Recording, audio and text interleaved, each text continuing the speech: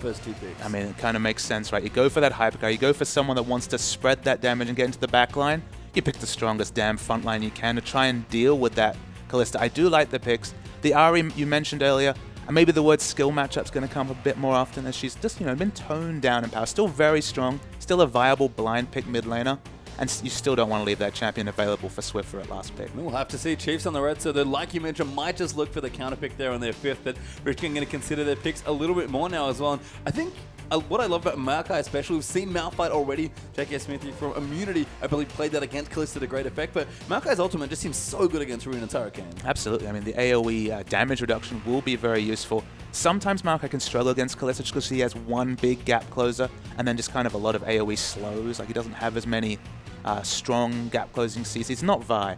It's not quite the same initiation flavor. It still works. It's still a very viable front line, but they're not going to pick up the Morgana. It is actually going to be the Janna lock here. So not going to go for the single target CC negation. Going to go for that Queen of Disengage. Yeah, a bit more of the appeal potential there as well. And actually, Huey going to pick up something aggressive there as well. So Lee in there from the jungle. And looks like Janna, they're down for Destiny. So you said it already. That's a lot of appeal already for this Kalista. And they've confirmed the Kalista Janna lane. I mean, Kalista Janna has interesting synergies. Obviously, you love Kalista and that Fate's Call for the Annie-Tibbers and for the Morgana, as we mentioned, Soul Shackles. Great as an initiation tool, but we've actually seen in some other scenes using that Kalista Janna. Okay, it's not the same power in lane, but in a team fight, Janna can get in there, use her disengage. You can use Fate's Call to get into the backline, then you can use that Monsoon just for healing in the backline. So there is a lot of flexible disengage options, but it's not the reliable engage we kind of expect with the Kalista. Yeah, it's almost the opposite, where you're just using it reliable to save, disengage. Exactly, using it to save your squishy support. Yeah. Janna's already so good at peeling, the only thing you don't want to have happen is her die. So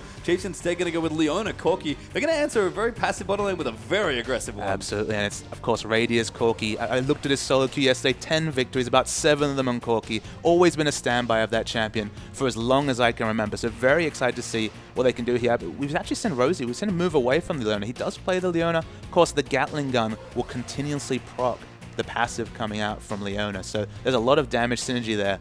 Probably going to need that Fate's Call to save that Janna, because a lot of burst damage coming out of this duo. Yeah, but good follow-up CC there as well. So Chiefs really looking for a lot of hard engage here to try and lock down the hypercarry. You need to throw a lot at Kalista to kind of kill her, because if you don't kill her, things go bad very swiftly. Yeah, and you can see that Janna's not going to be just peeling for the Kalista. You're going to see the Xerath come as well. It's going to be a big premium and disengage. You have to think both the Lee Sin and Janna.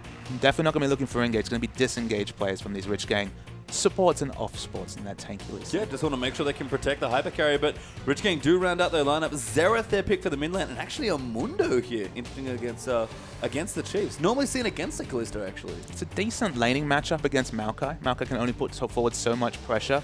1v2, maybe a little bit less safe than Maokai, but very competitive in a 1v2. Mundo could go big this game. There's not that many tools to deal with him in the champions that are picked so far, and Corki's not a tank buster. That's what we have to remember. Corki does a lot of damage, maybe underrated in terms of his late game damage. It's a bit limited to kind of say, all right, he's only a mid game champion, because he can do so much burst in the late game, especially if he hits that phosphorus bomb. But getting through a Mundo, not really Corki's forte. No, not at all. It's kind of funny. We talk about late game carries and kind of, look at 3.5 items. That's sort of the pie you want to get. So on your Tristanas, on your Caitlyn's. I almost feel like Mundo's the opposite for carries. This is sort of an anti-carry. He hits the big tank items and then gets to go. And the Chiefs, of course, going to look to counterpick now for Swiffer as well. And that would be quite the champion. In fact, it is locked in. Swiffer's Zed is back, boys and girls. It's a real gambit to pick Zed here, because whenever I see Zed, I think, all right, so late game, Zed wants to split push. Who's he going to split push against? If the answer is Dr. Mundo and Dr. Mundo gets like a Warmogs and a Randuin's, Swiffer's not going to be able to push that Dr. Mundo out of lane. So this is a gambit. This is basically saying we're going to win this game before Dr. Mundo hits that item threshold, before he hits, let's say reasonably, a Warmogs, a Randuin's, maybe a Spirit Visage thrown in. Is there maybe some offlane pressure there as well, where they kind of need someone to maybe deal with early game Kalista or early mid game Kalista pushing as well? I mean, maybe. It'd be interesting to see how it goes. I mean, Kalista is a potential split push threat. You can't expect Kalista to split push when there's a Zed in the game. He's going to hunt her down and take her down wherever possible. There's a lot of balanced team fight coming from the Chiefs, so to actually opt into the Zed is a bit curious to me here, just because if it was double AP or if it was a champion that Zed could deal with in an off lane, absolutely, just go straight in for that Zed. But in this situation, where Dr. Mundo realistically can basically counter their whole team if he gets big enough, it's risky. It's doubling down the mid game and suggesting to me that they think they can out-skirmish Rich Gang early and take it before Dr. Mundo becomes just the tanky menace we know he can be. Yeah, and against a very aggressive team like Rich King, a lot of early skirmishing might be the downfall here, but I guess maybe look back to a feature matchup. Now that we do have the team comps all locked in, how do we think of the jungle matchup? Because early on, that's two very big pressure junglers. I mean, Lee Sin and Jarvan, they've been synonymous with the new jungle since it was put in, so it's not a surprising matchup whatsoever. We've actually seen Lee Sin's kind of move away from early skirmishing and move into, say, level 6 ganking, Cow in the LPL, for example, and other people. They haven't been relying so much on early pressure. It's kind of always risky at level 4 if you're half health to go in there, try and get the big skirmish off.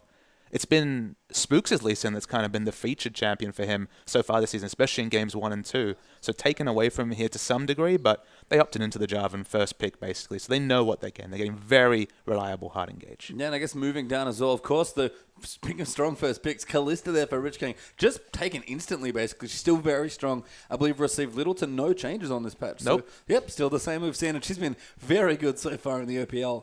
But moving in, it feels like Chiefs are really all in on trying to kill this hyper carry. I mean, Zed obviously is a fantastic champion to deal with Kalista. We'll try and get on her with the gap close, with the ultimate, try and kill her. But the issue to me is that they're kind of opting into team fight Zed. That's what you have to think. They have to be like, all right, who do we need to kill? All right, it's the immovable artillery in Xerath and this hyper carry of mobility in Kalista. So that you can definitely see team fights where Zed's able to do that, but opting into basically pigeonholing Zed into a teamfight role and not really having an option for split push, barring really controlling this Mundo in the early game, is a risk. Again, we've said risk a few times when we're talking about Chiefs comp here.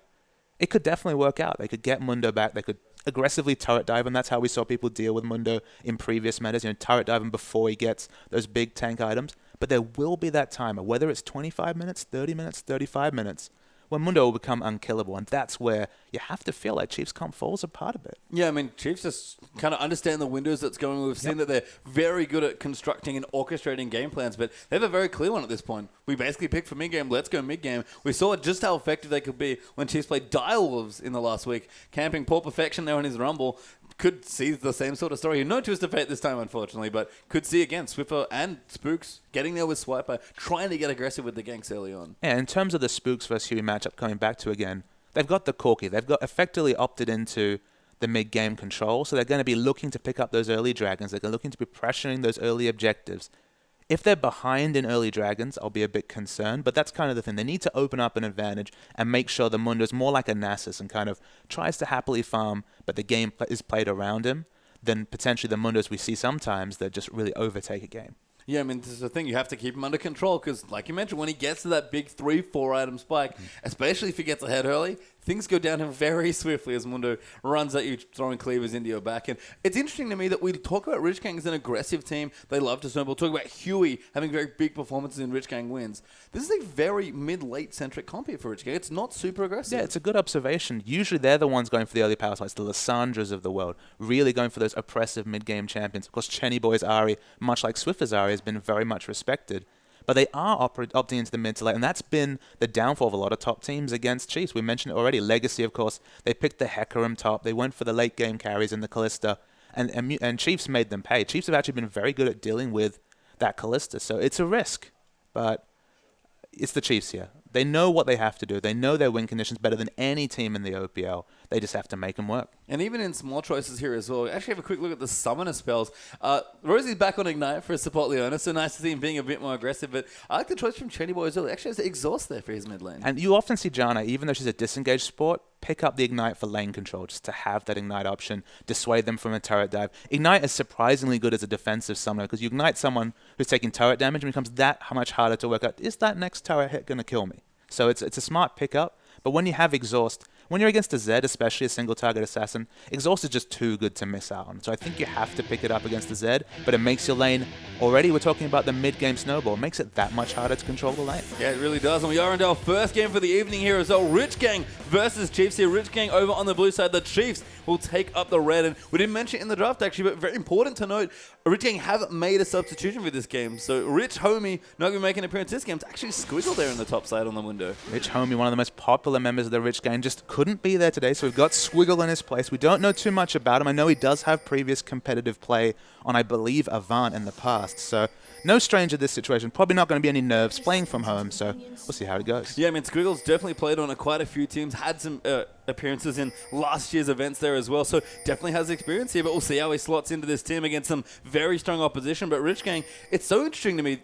Chiefs have the team that I almost thought Rich Gang were going to pull out for this game. Absolutely. They've definitely opted into more than mid to late, as you pointed out. Chiefs, they've been consistent in relying on the mid game. They've been consistent in trying to push them out. Even in Callista comps, they double down with mid game champions to ensure that games aren't kind of frozen away from them with too many objectives being taken. Rich Gang, like a few other teams, have opted into the mid to late, and that's not been a winning condition against the Chiefs. No, and I think that's maybe one of the interesting things to point out as well, is that the Chiefs have been off a soil and that we have a very good feel for what their style's like. And if we were to best describe the Chiefs as someone that had never seen them play before, we'd say that they like getting ahead early, getting deep vision down, and snowballing, usually through Spooks, actually, who can be very aggressive when he wants to be. So Chiefs are set up to do that now, but Squiggle actually going to take away some... no, never mind. They actually went to Maokai, so bit of experience there for Swiper. Yeah, whoever, I think, of the junglers gets a stranglehold in the mid game, and there's no guarantee it'll be one or the other, but I think that will give us a good idea of who's going to win this game. If Huey can kind of arrest the momentum that just the lane and mid game choices that Chiefs have picked up, get some early pressure, get this Mundo ahead especially.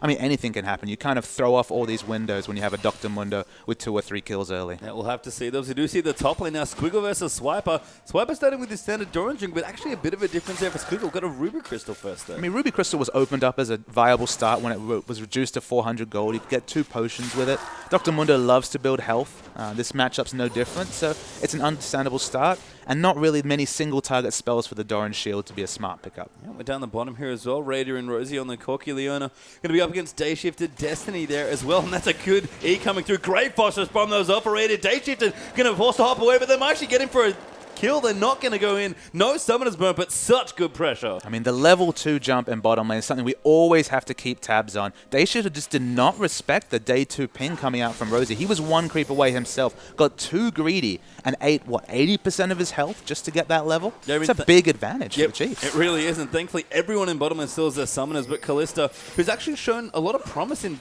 quite a few lane matchups in the bottom lane, probably going to struggle a bit against such an aggressive duo from the Chiefs. It's interesting because I've actually been monitoring this matchup. We see a lot of Corky, so Callista Corky was a matchup that interested me. Callista can actually get ahead in this matchup, even potentially open up an early CS lead. It's all about that level 2. It's all about getting control of the lane. And just too greedy to pick up the level 2. And now, I mean, sometimes you have to look at these laning matchups in terms of potions. No potion and half health against basically a full health Radier. It's a really big deficit for Day Shifted to bring back. Good thing to point out there as well. You do see the junglers moving through. Huey actually getting a tad aggressive. Took out the Scuttle Crab, I believe, on the Dragon side of the map. So kind of taking that away from Chiefs. I guess depends where Spook's path. He did start on the top side, but Trailblazers picked up for both of them, and we might have a bit of a farm game here for the junglers early on. Even though his positioning was aggressive, it's definitely gone for the more farming-orientated Rangers Trailblazers, you point out. Not going to be the Chilling Smite, not even the Skirmishes Saber that we've actually seen a few times in both the OPL and across other scenes. Just looking for a bit more balanced farming to start this game. Yeah, kind of moving down as well. Mid lane looking very even to start things off. Swiffer up against Chenny Boy there. Kind of an interesting matchup here. It's sort of melee versus range, but Xerath kind of feels, I guess, to give some respect to Zed. So we see maybe the more common assassin matchup against the Xerath is like the LeBlanc, for example. But LeBlanc can do some range to harass, whereas Swiffer's on the Zed. It's a very all-in champion. So I guess the issue here is that, when LeBlanc hits level 6, you're like, all right, you could get the Mimic Distortion, you could get the double Q in and do some burst damage. Xerath's going to position so defensively from level 6 onwards, that's not really an option to turret diving him unless there's a lot of help coming from Spooks. Yeah, well, I have to see if Swiffer maybe even going to look to other lanes, especially with the exhaust. Like you mentioned, probably not going to get too much work done, but Swiffer, is opening up a bit of a CS lead, but Chenny Boy, plenty of experience there in the mid lane, so we'll see how he navigates the early stages of that matchup back in the top. Swiper with a very small lead here, but Squiggle, kind of mentioned, does just want to farm here, and Huey actually is going to pop in towards the top. Swiper going to go in, just dodges the slow, and he'll get away from that one, but forced a flash. Yeah, commits to the ward jump there, does use his Trinket ward, but it gets a flash. It's a great trade of Trinket for Summoner there. Yeah, so we talked about Huey needing to get going early for his team, needing to look aggressive, and a good bit of pressure onto Swiper. He's going to keep pushing in here, and Huey won't revisit. He's actually in the mid lane now, just going to say hello. Gonna say hello. He sees that Chenny Boy has no mana, so he's gonna need help with controlling the wave.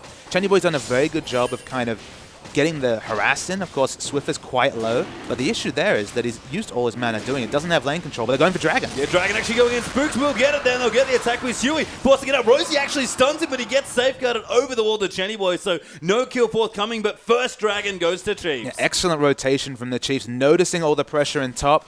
There you can kind of extend the metaphor and say that a Flash is traded for Dragon to some degree. All that top pressure really bought for the Rich Gang was a Summoner. The early Dragon, we said Chiefs need to double down on objectives. They've at least started very well. And the thing there as well, all of the aggression that Chiefs were able to get in their bottom lane at level 2 just forced Day Shift and Destiny out of the lane early, so no defense forthcoming from the Rich Gang duo. He's committed to a very defensive first pickup here with the Vamp Scepter. This is something that Sneaky was known to do for, especially when he was starting to pick up Kalista, was to opt into the Vamp Scepter, then move on to the Runaan's Hurricane. Of course, could still be the Blade of the Ruin King, could be other item pickups. That's kind of been the standby of a Kalista build, is the Hurricane. So delaying that power spike, potentially delaying lane control, because of course you don't have the AoE pushing option of the Hurricane and the Ren procs. It's definitely going to be playing on the back foot, you'd have to think, this Kalista. Yeah, looks like it. And if Day Shift is the first item is defensive, Radio is probably gone for the most aggressive option there.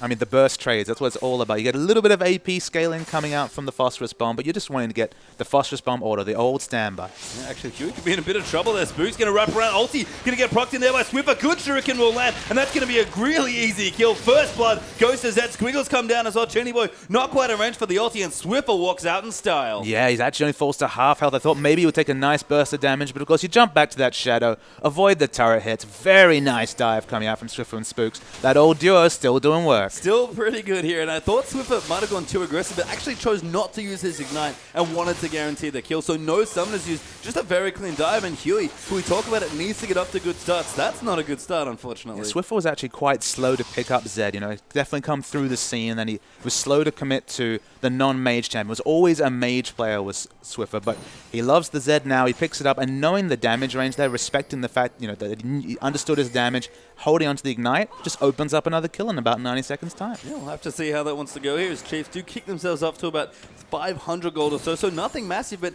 opening up some leads here in other lanes as well as Radio and Rosie. Going to continue CSing now. Day Shifted is actually very even in CS, so fairly good start there apart from the early pressure. So things going about the way Rich Gang won at this point. But you can say, though, if Zed can get on top of mid, you're expecting Maokai with more AoE wave to be able to push out top. And although it's kind of changed at the moment bottom, eventually this lane is going to be played with Corki pushed up. That gives Spook so much space to influence both the enemy jungle and the lanes. If you're playing defensively in 3 lanes against Spooks and the Chiefs in general, you're really allowing the Chiefs to play their own game, and that's really risky. Yeah, goodie there from Rosie. So Day Shift are going to eat another Phosphorus Bomb, just taking so much damage. Rosie actually going to chase in there. Doesn't have too much left, but just going to eat a bunch of red stacks, and Day Shift maybe forced to move now. Yeah, I expect a repeat of that trade the moment Rosie gets 1 creep away from 6. I thought he might have been there in this situation. He was only about 25 to 30% in terms of experience. So not going to be the Soul Fair available just yet. But if you get overextended against this Corki Leona lane, you're going to eat a lot of damage. And credit to Rosie as well. He's been nailing all of his skill shots on the very mobile Kalista. So Day Shifted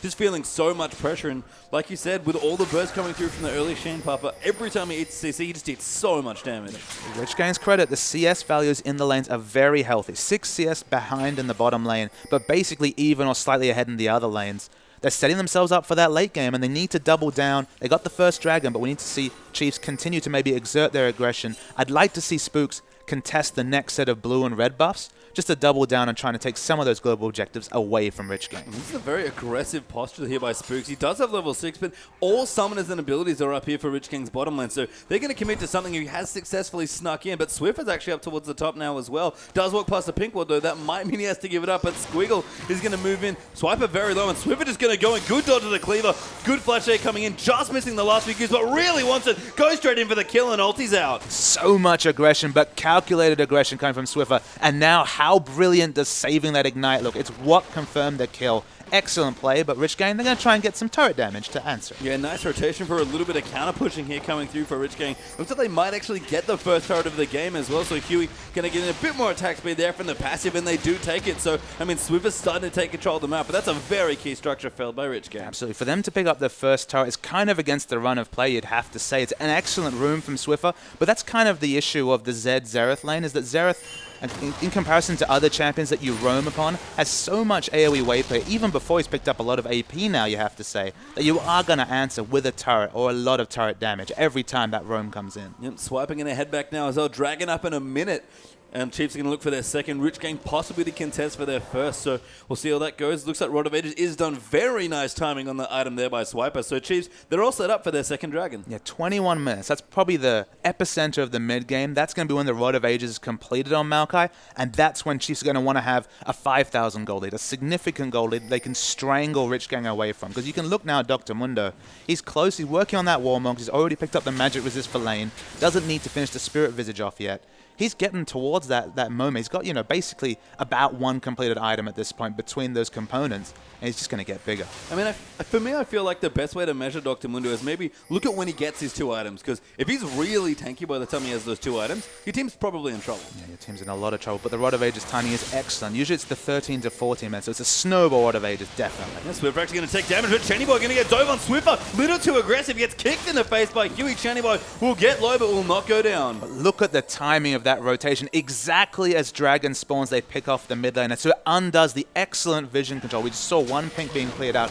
Another one's actually up, but it'd be massive for Rich Gang to arrest the Dragon momentum and pick this one up. Yeah, looks like they are going to get as well. Don't even need the Kalista to confirm it. Swiper instead will trade a turret, but Rich Gang, we talk about Huey getting aggressive. That was a brilliant gank. And it's kind of the issue here is we talk a lot about what a Dragon's worth. It is the first Dragon, so it gives you those stats in the late game. What I can say is that a lot of the Chiefs' pressure comes from forcing their way towards the 4th, the 5th Dragon. So just adding 6 minutes to the clock, theoretically, is 6 minutes more for Mundo to farm. So I think losing the global gold, but kind of stopping that objective snowball, in a lot of games wouldn't be correct. But if it gets Dr. Mundo bigger, he goes back, picks up that Kindle gem. Has it finished now?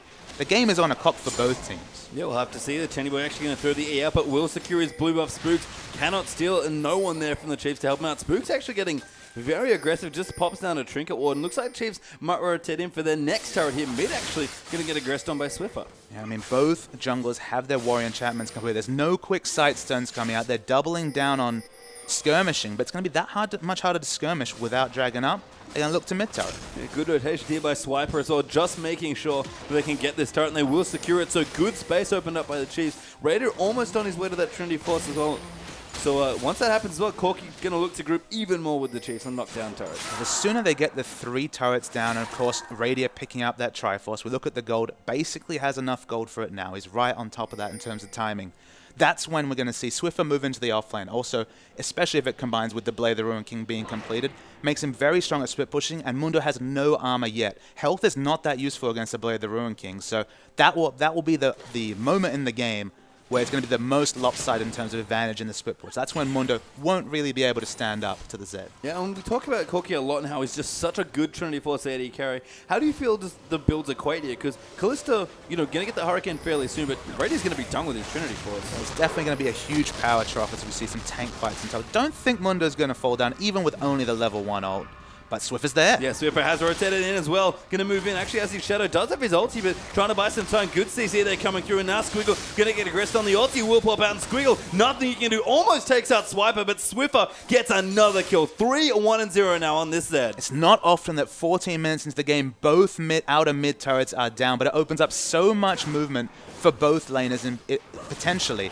But of course, Swiffer on that Zed, so much more gank pressure compared to Channy Boy. Channy Boy picks up some farm in the downtime, but they lose out on a big objective. Yeah, and Raider actually 1v3 right now, although Channy Boy is rotating down as well. Raider has done the Trinity Force, and you saw Huey didn't want anything to do with it, despite outnumbering Raider at that turret 3-1. Yeah, and the standard for picking up a Trinity Force is to try and burst down the last of the outer turrets at the top. It happens to be the bot lane turret, so I expect to see Swiffer and the rest of Chiefs really commit to this bottom lane. It's smart that Channy Boy's rotated there.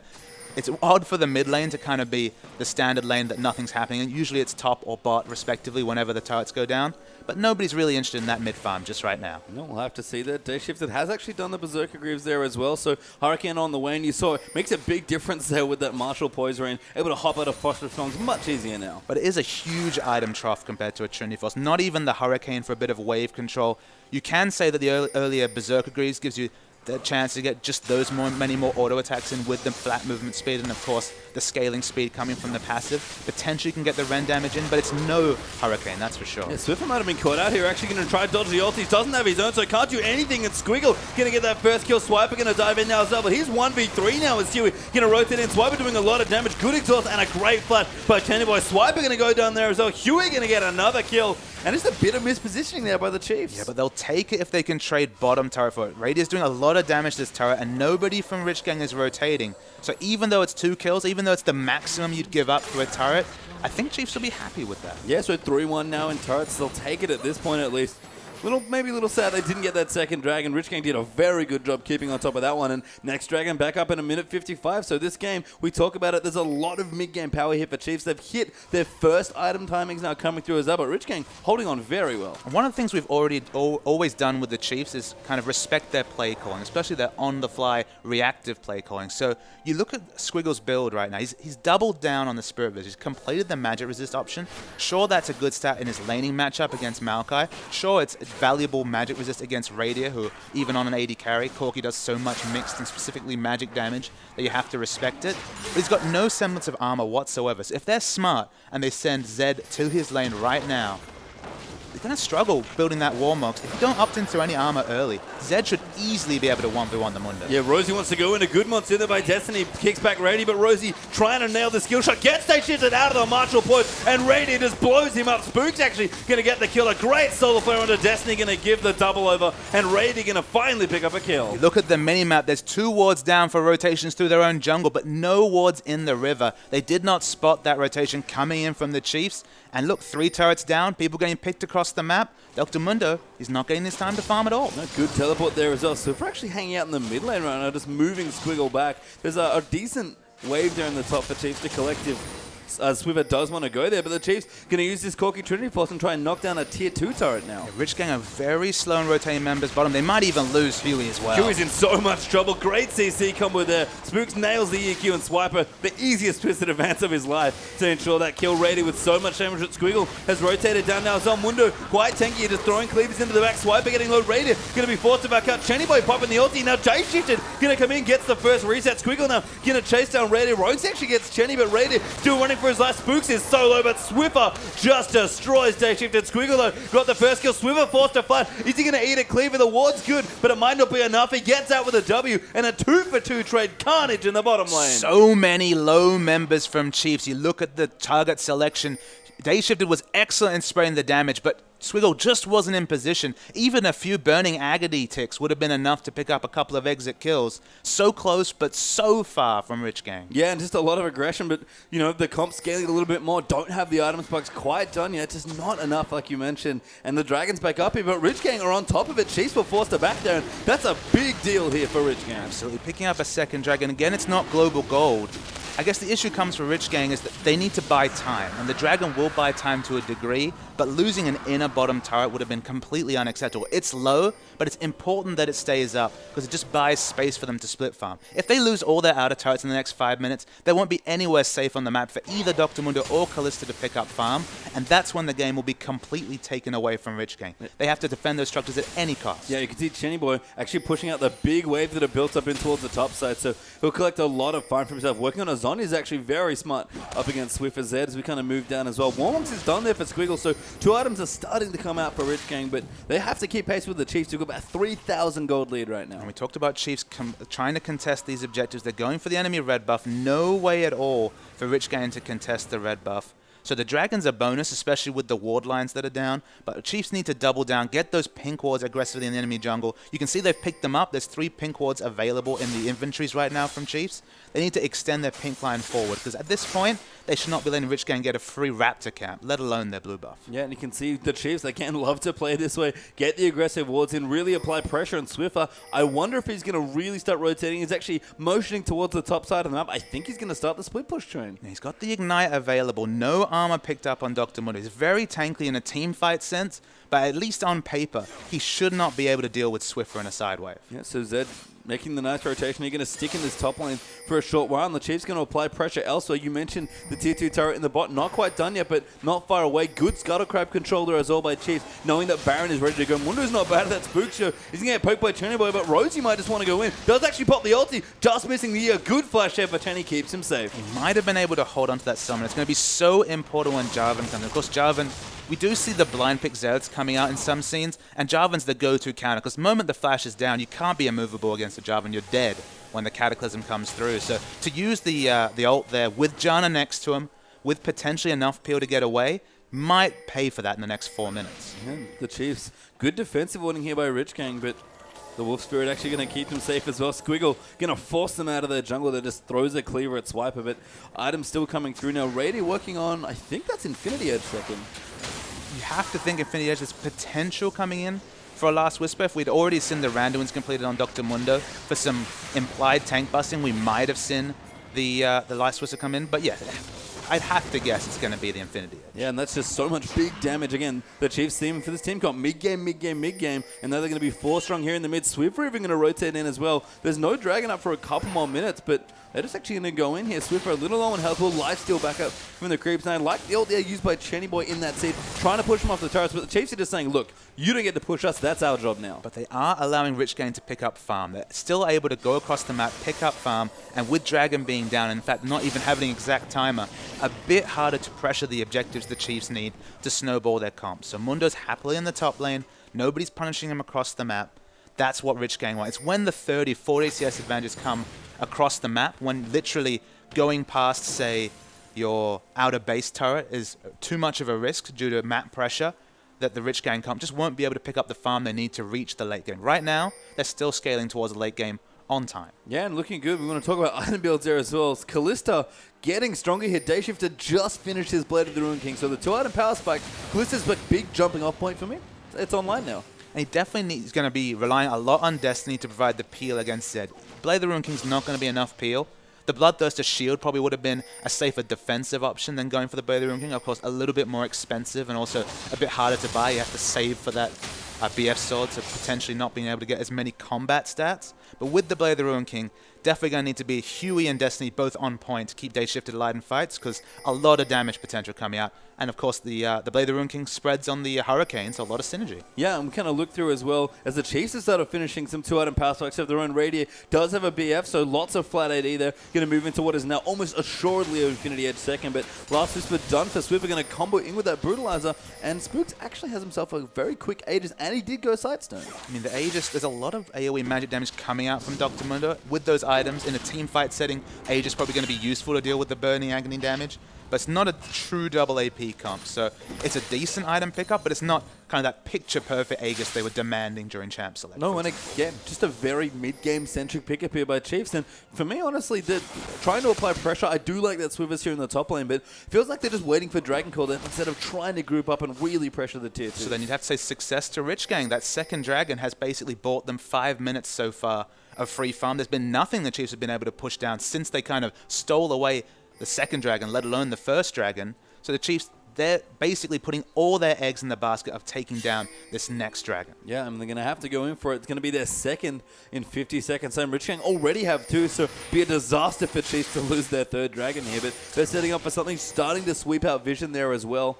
And Swiffer going to move in towards the Dragon now, 40 seconds up. Almost level 16 for this set, so very strong, but not quite there yet. Raider actually, though, going to get aggressive with the Valkyrie. Looks like they tried to catch, I think, Destiny out there in the jungle, but he'll stay safe for now. Yeah, but Destiny had to use his flash. The Fate's Call came in after the flash went down, so again, kind of awkward that both Xerath's flash and Janna's flash are available when theoretically they could have kept them up. Not sure if the Chiefs will be able to take advantage of that in the next fight, but it might be significant. Yeah, it's kind of looked through as well. We look at objectives, talk about getting Vision. We actually forgot to mention, the trinkets have been changed a little here on this patch as well. And no cannons, but a lot of change in the trinkets. Speaking of changes, Swift is in trouble. Yeah, he's actually taking a lot of damage. Swipe it already teleported in, and Squiggle just getting so aggressive. Radiant going to go in now as well. Huey tries to kick him back, but Spooks does go back in there with the Cataclysm. Swiper taking up so much damage, and Radiant gets the first kill onto Chenny. That is going to go now, but Rosie is in amongst it here, and Radiant has got exhausted. Dayshifter getting so many resets. Gets a double already. I think that's going to be a quadra. I got the last one as well. That is the triple there at least. carries coming out for Kalista, and Rich Gang turn that fight around. We said Day Shifted was there in terms of items, but it was such an awkward fight because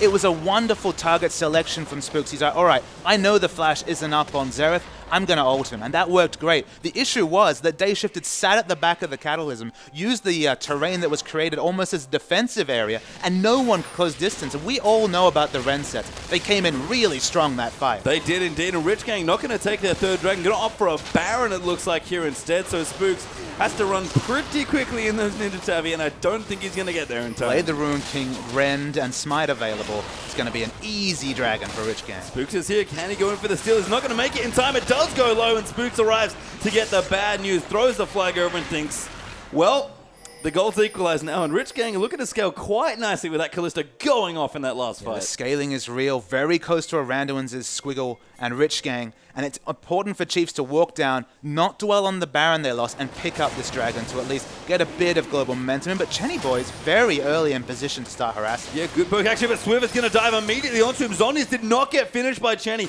in his last back, so he'll get forced off. The teleport's going to come through now as well. Second dragon does go to Chiefs, but Squiggle is so tanky, he might just run in. Yeah, Squiggle's basically 1v5 at this point, but there's no point turning on the Mundo. They've chunked out Chenny Boy, doesn't have flash or ultimate. You can see they want to turn, but probably not a smart move. I mean, just all of the cleavers here, and Chiefs are just going to have to take whatever poke they can get, and maybe even lose a tier 2 turret here. Chiefs are going to get low. Chenny's got decent poke here as well in this Xerath, and Chiefs just can't really afford to go in. Squiggle has almost hit the 3-item point now. That influx of gold he just got was a godsend. And he had that minion wave up top pushing this whole time. They finally take out an outer turret. They're ahead in turrets. This is very surprising page time, but in terms of the item timings and the game flow we expected, Rich Gang are on top. Yeah, I mean, they first picked Kalista, had a very confident plan. We said that they did have to let things kind of scale up a little bit, kind of get themselves through what would be quite a tough mid-game, and at this point, they have. They're almost 2,000 gold ahead of the Chiefs, get a turret, stealing away blue buffs. They're equal on Dragon's Ore, which is probably the ridiculous thing. And that window on the Zed split push is fast closing. It's the Randuin's basically the death knell to the split push with all the flat health that Squiggle's already built up. Only now, 27 minutes in, do they really seem to be committing to the split push, and that's against a Baron buff Dr. Mundo. It's not going to work. So they're losing out on one of the core tenets of Zed. If you don't get the split push going, you cannot rely on his team fight play, especially against an exhaust Janna. Yeah, and Swift are even going a bit more aggressive with his build. Yomu seems to be lined up there for his next item with the Avarice Blade in his inventory, and Chiefs, the window that they have to really make an impact on this game is swiftly closing, if not shut. And it's going to be the case of just having to use superior teamfight mechanics and experience to get the fights they want. But with the comp they're against and the tools they have to deal with Kalista, it's basically, does Swiffer delete Day Shifted, or do Rich Gang win a teamfight? And part of the reason I like Raidier's build is that it is a little bit of late game insurance, I guess. It's not much for the Corki, but Infinity Edge second does give you maximum damage output for this point in the game. So Raidier is very strong. If Chiefs can find the right fights, they look good. But Zoni has just got done for Chenny, and QSS is done now for Day Shifted. I mean, the issue with Corki's build is that this is, of course, after 5% crit was moved from Infinity Edge, and of course, not a lot of crit coming out of Trinity Force. Huey. Yeah, good. Engagement actually going to come in, but Rosie doesn't follow in on the ulti. A quick safeguard keeps Lee Sin okay, and Rich Gang just going to force Chiefs out of their own jungle now. I mean, the thing about Trinity Force Corki is that Corki is about burst trades, so if you do get the critical strike off with the Sheen proc, okay, it's amazing, huge damage, but it has been targeted with that Infinity Edge nerf, and it's a bit more RNG required to get exactly the purchase out of that item. Yeah, Raider actually going to go in, but Squiggle just going to pop his ultimate, and nothing the Chiefs can do in that situation to actually kill the Mundo, who we mentioned to Papa, he needed the 3 items, and he's basically there with the Randy. It's just needing the recipe to complete. Basing now to go pick it up. It's going to be a big pickup, probably going to pick up a pink ward along with it. Doesn't have ultimate available, of course, on a very, very short cooldown. They needed that pick. They almost took out Huey. They need a pick and try to answer with some map movement because they're behind in turrets, which is a massive thing to say given they had 3 down at, what, 18 minutes? And for me, kind of looking through, Chiefs maybe even missed a window to get aggressive with their vision, because I looked down at the Rich Gang trinkets. They have so many upgraded sweepers in particular. I mean, I love the upgraded yellow trinket from both the top laners. Makes a lot of sense to me, but you know, there's the standard orbs on both sides. Radio's upgraded his, but the Chiefs just never could get vision in and take away Rich Gang's vision to really push them back towards their tier 2 turrets. Rich Gang are definitely on top of the 5.3 changes. They have 4 upgraded trinkets compared to just the 3 getting down from Chiefs. So I agree. With 250 gold being that upgrade price, so much easier to fit it in with your buy. So often you have that spare 300 gold, and you could maybe pick up a cloth armor, but you can now pick up the trinket, double down on vision, basically overward the map. But between all the trinket upgrades, the pink ward line they've picked up, and these Callista Sentinels roaming the map, there should be no way this is the case, but Rich Gang actually have the map vision advantage as well. Yeah, and the Chiefs just getting stifled at this point in the game. It is equal on Dragons. Dragon will be back up for the either team's third in a minute 50, but Chiefs looking a little, I don't know, just a little scared almost. They're not really looking to move through their base. Swiffer's not quite level 16 yet, even though he's been inside those for a while. We didn't expect that teamfight Zeg was going to be the answer there for Chiefs, but they're kind of priced into teamfighting now. We mentioned that it was a reality if Dr. Mundo got big enough. There was a window when Dr. Mundo wasn't big, when he was sitting on a Spirit Visage and a Giant's Belt, when I said, all right, split push time, let's go do this. He doesn't have the armor to deal with all the percentage health coming out from the Blade of the Ruin King. But that time's over, and you have to also talk about the other item timings. A Mikhail's Crucible, Janna with all her summoners up, and now a QSS also available on Day Shifted. I mean, Swiffer kind of has to look to other targets, but who else is going to deal with him? I mean, Swiffer going to dive in onto Huey. He's going to try and get it. Actually misses his flash there, and Rosie not going to land the Xander plate either. So Huey will get quite a few cooldowns out of that, and the Chiefs just can't get Rich Gang out of their own jungle. Yeah, I mean, Day Shifted when he has all the summoners up and so many options, he's just not realistic person to be killed. Speaking of realistic people to be killed, Radiant needs to run away from this Dr. Mundo, even with backup. Squiggle fairly unrealistic at this point. Just regenerating so much. He does get spotted out by the Scrying Orb. Squiggle won't quite whack away that little ward. Actually walks in, does slap it in the face. There we go. And I mean, Squiggle, he's just such a threat now. You mentioned that Swiffer can't deal with him. Mighty can raid here. We gave a lot of praise to Chiefs for being proactive, and they delivered on that with the first 3 turrets. But ever since they chunked down that inner turret and had the dragon stolen away, they've kind of been out of ideas. It's been about 15 minutes of passive play from them against a team comp anyone can see they'll be outscaled by. Yeah, Mundo is just so massive right now. He's got a decent lead up against Swiper as well, just quickly checking the gold. They're 1,200 gold ahead, so not massive, but you think about, you know, Mundo with 10,000 gold versus Maokai with 10,000 gold. Pretty sure most teams would take the Mundo at this point. And able to go the BF sword into potentially the Bloodthirster for the double lifesteal, because not much armor completed on Chief's side either. They've got plenty of magic resist. They're going to negate a lot of Chenny's damage. But once the Void Staff comes through, it's still going to be sticking. And Day Shifted, he's going to be hard to kill, and he's going to be pumping out plenty of teamfight damage. Yeah, now Chief's actually going to move in, clear out some vision around the Dragon, but Rich Gang are so strong right now. Swiffer is level 16. He does have the blue buff there as well, freshly picked up, but Baron is back as well. Rich Gang just have so much control over this map. Swiffer is going to absolutely have to do his best Dade impression with amazing teamfight Z mechanics. Well, I just don't see how Chiefs can push it for a win. Well, Rich Gang going to move in for their third Dragon. It will go down very quickly with Callista here, especially. Chiefs might just wait for it goes down and then look to commit with some exit kills. Spooks going to get aggressive. Does find Day Shifted there. The Xenoblade just missing there as well. Day Shifted off again. A great Monsoon knocks Rosie out, and Spooks is so low there, and Swiper is diving in, but there's so many resets. Day Shifted though does get low. Shut down there by Corky. Swiffer as well is going to go down. A Squiggle picks him up, and now they're going to try and peel away. It's just 1-for-1, but they trade him in for AD carry. Rady though can't do anything against the Mundo, and Destiny of all people going to get the kill. Squiggle gets the next one there into Jarvan, and Rosie, he can't quite run from all these cleavers. Does flash out. Huey picks up Swipe around the back of the fight as well, and Rosie looked to be the last one here for the Rich Gang ace. Yeah, they tried so hard to kill Dayshift. They waited for his QSS to be down. They waited for Mikhail's to be down. They finally killed him, but at what cost? Everyone else on the team was chunked out, and Squiggle looked like he was doing massive damage just because everyone was so squishy to his constant cleavers coming and all the Burning Agony damage.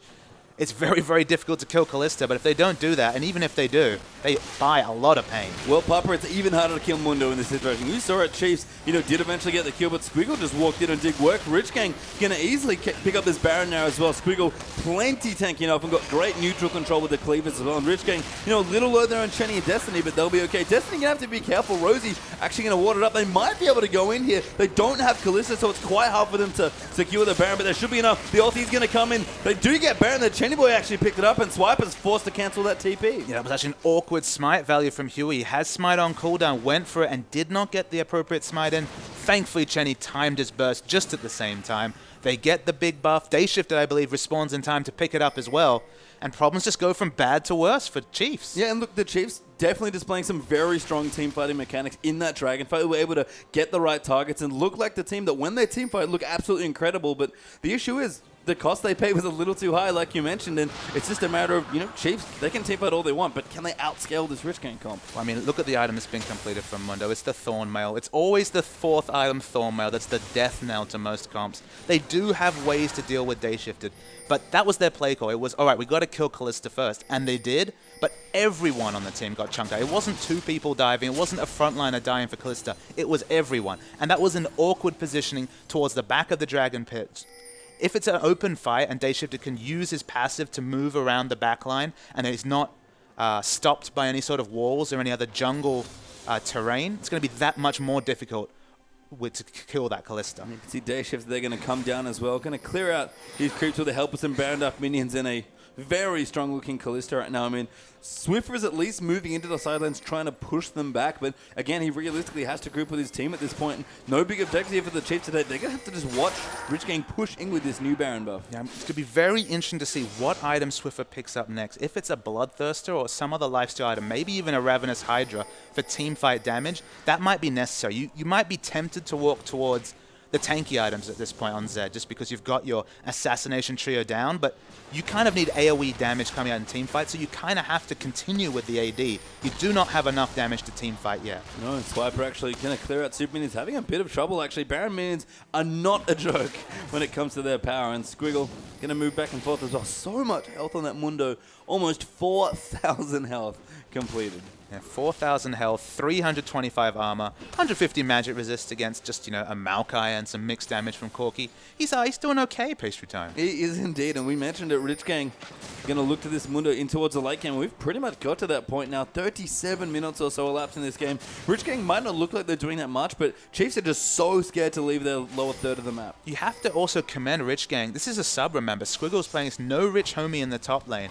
So it's surprising to see them lean so heavily on a sub, give him a champion that kind of needs to be babied. We saw this already from Avant with Bad Game LoL and the big Jax game he played, comping a team around the Jax. You're not necessarily comping a team around some Mundo, but Mundo games tend to go one way. You eventually win or you quickly lose.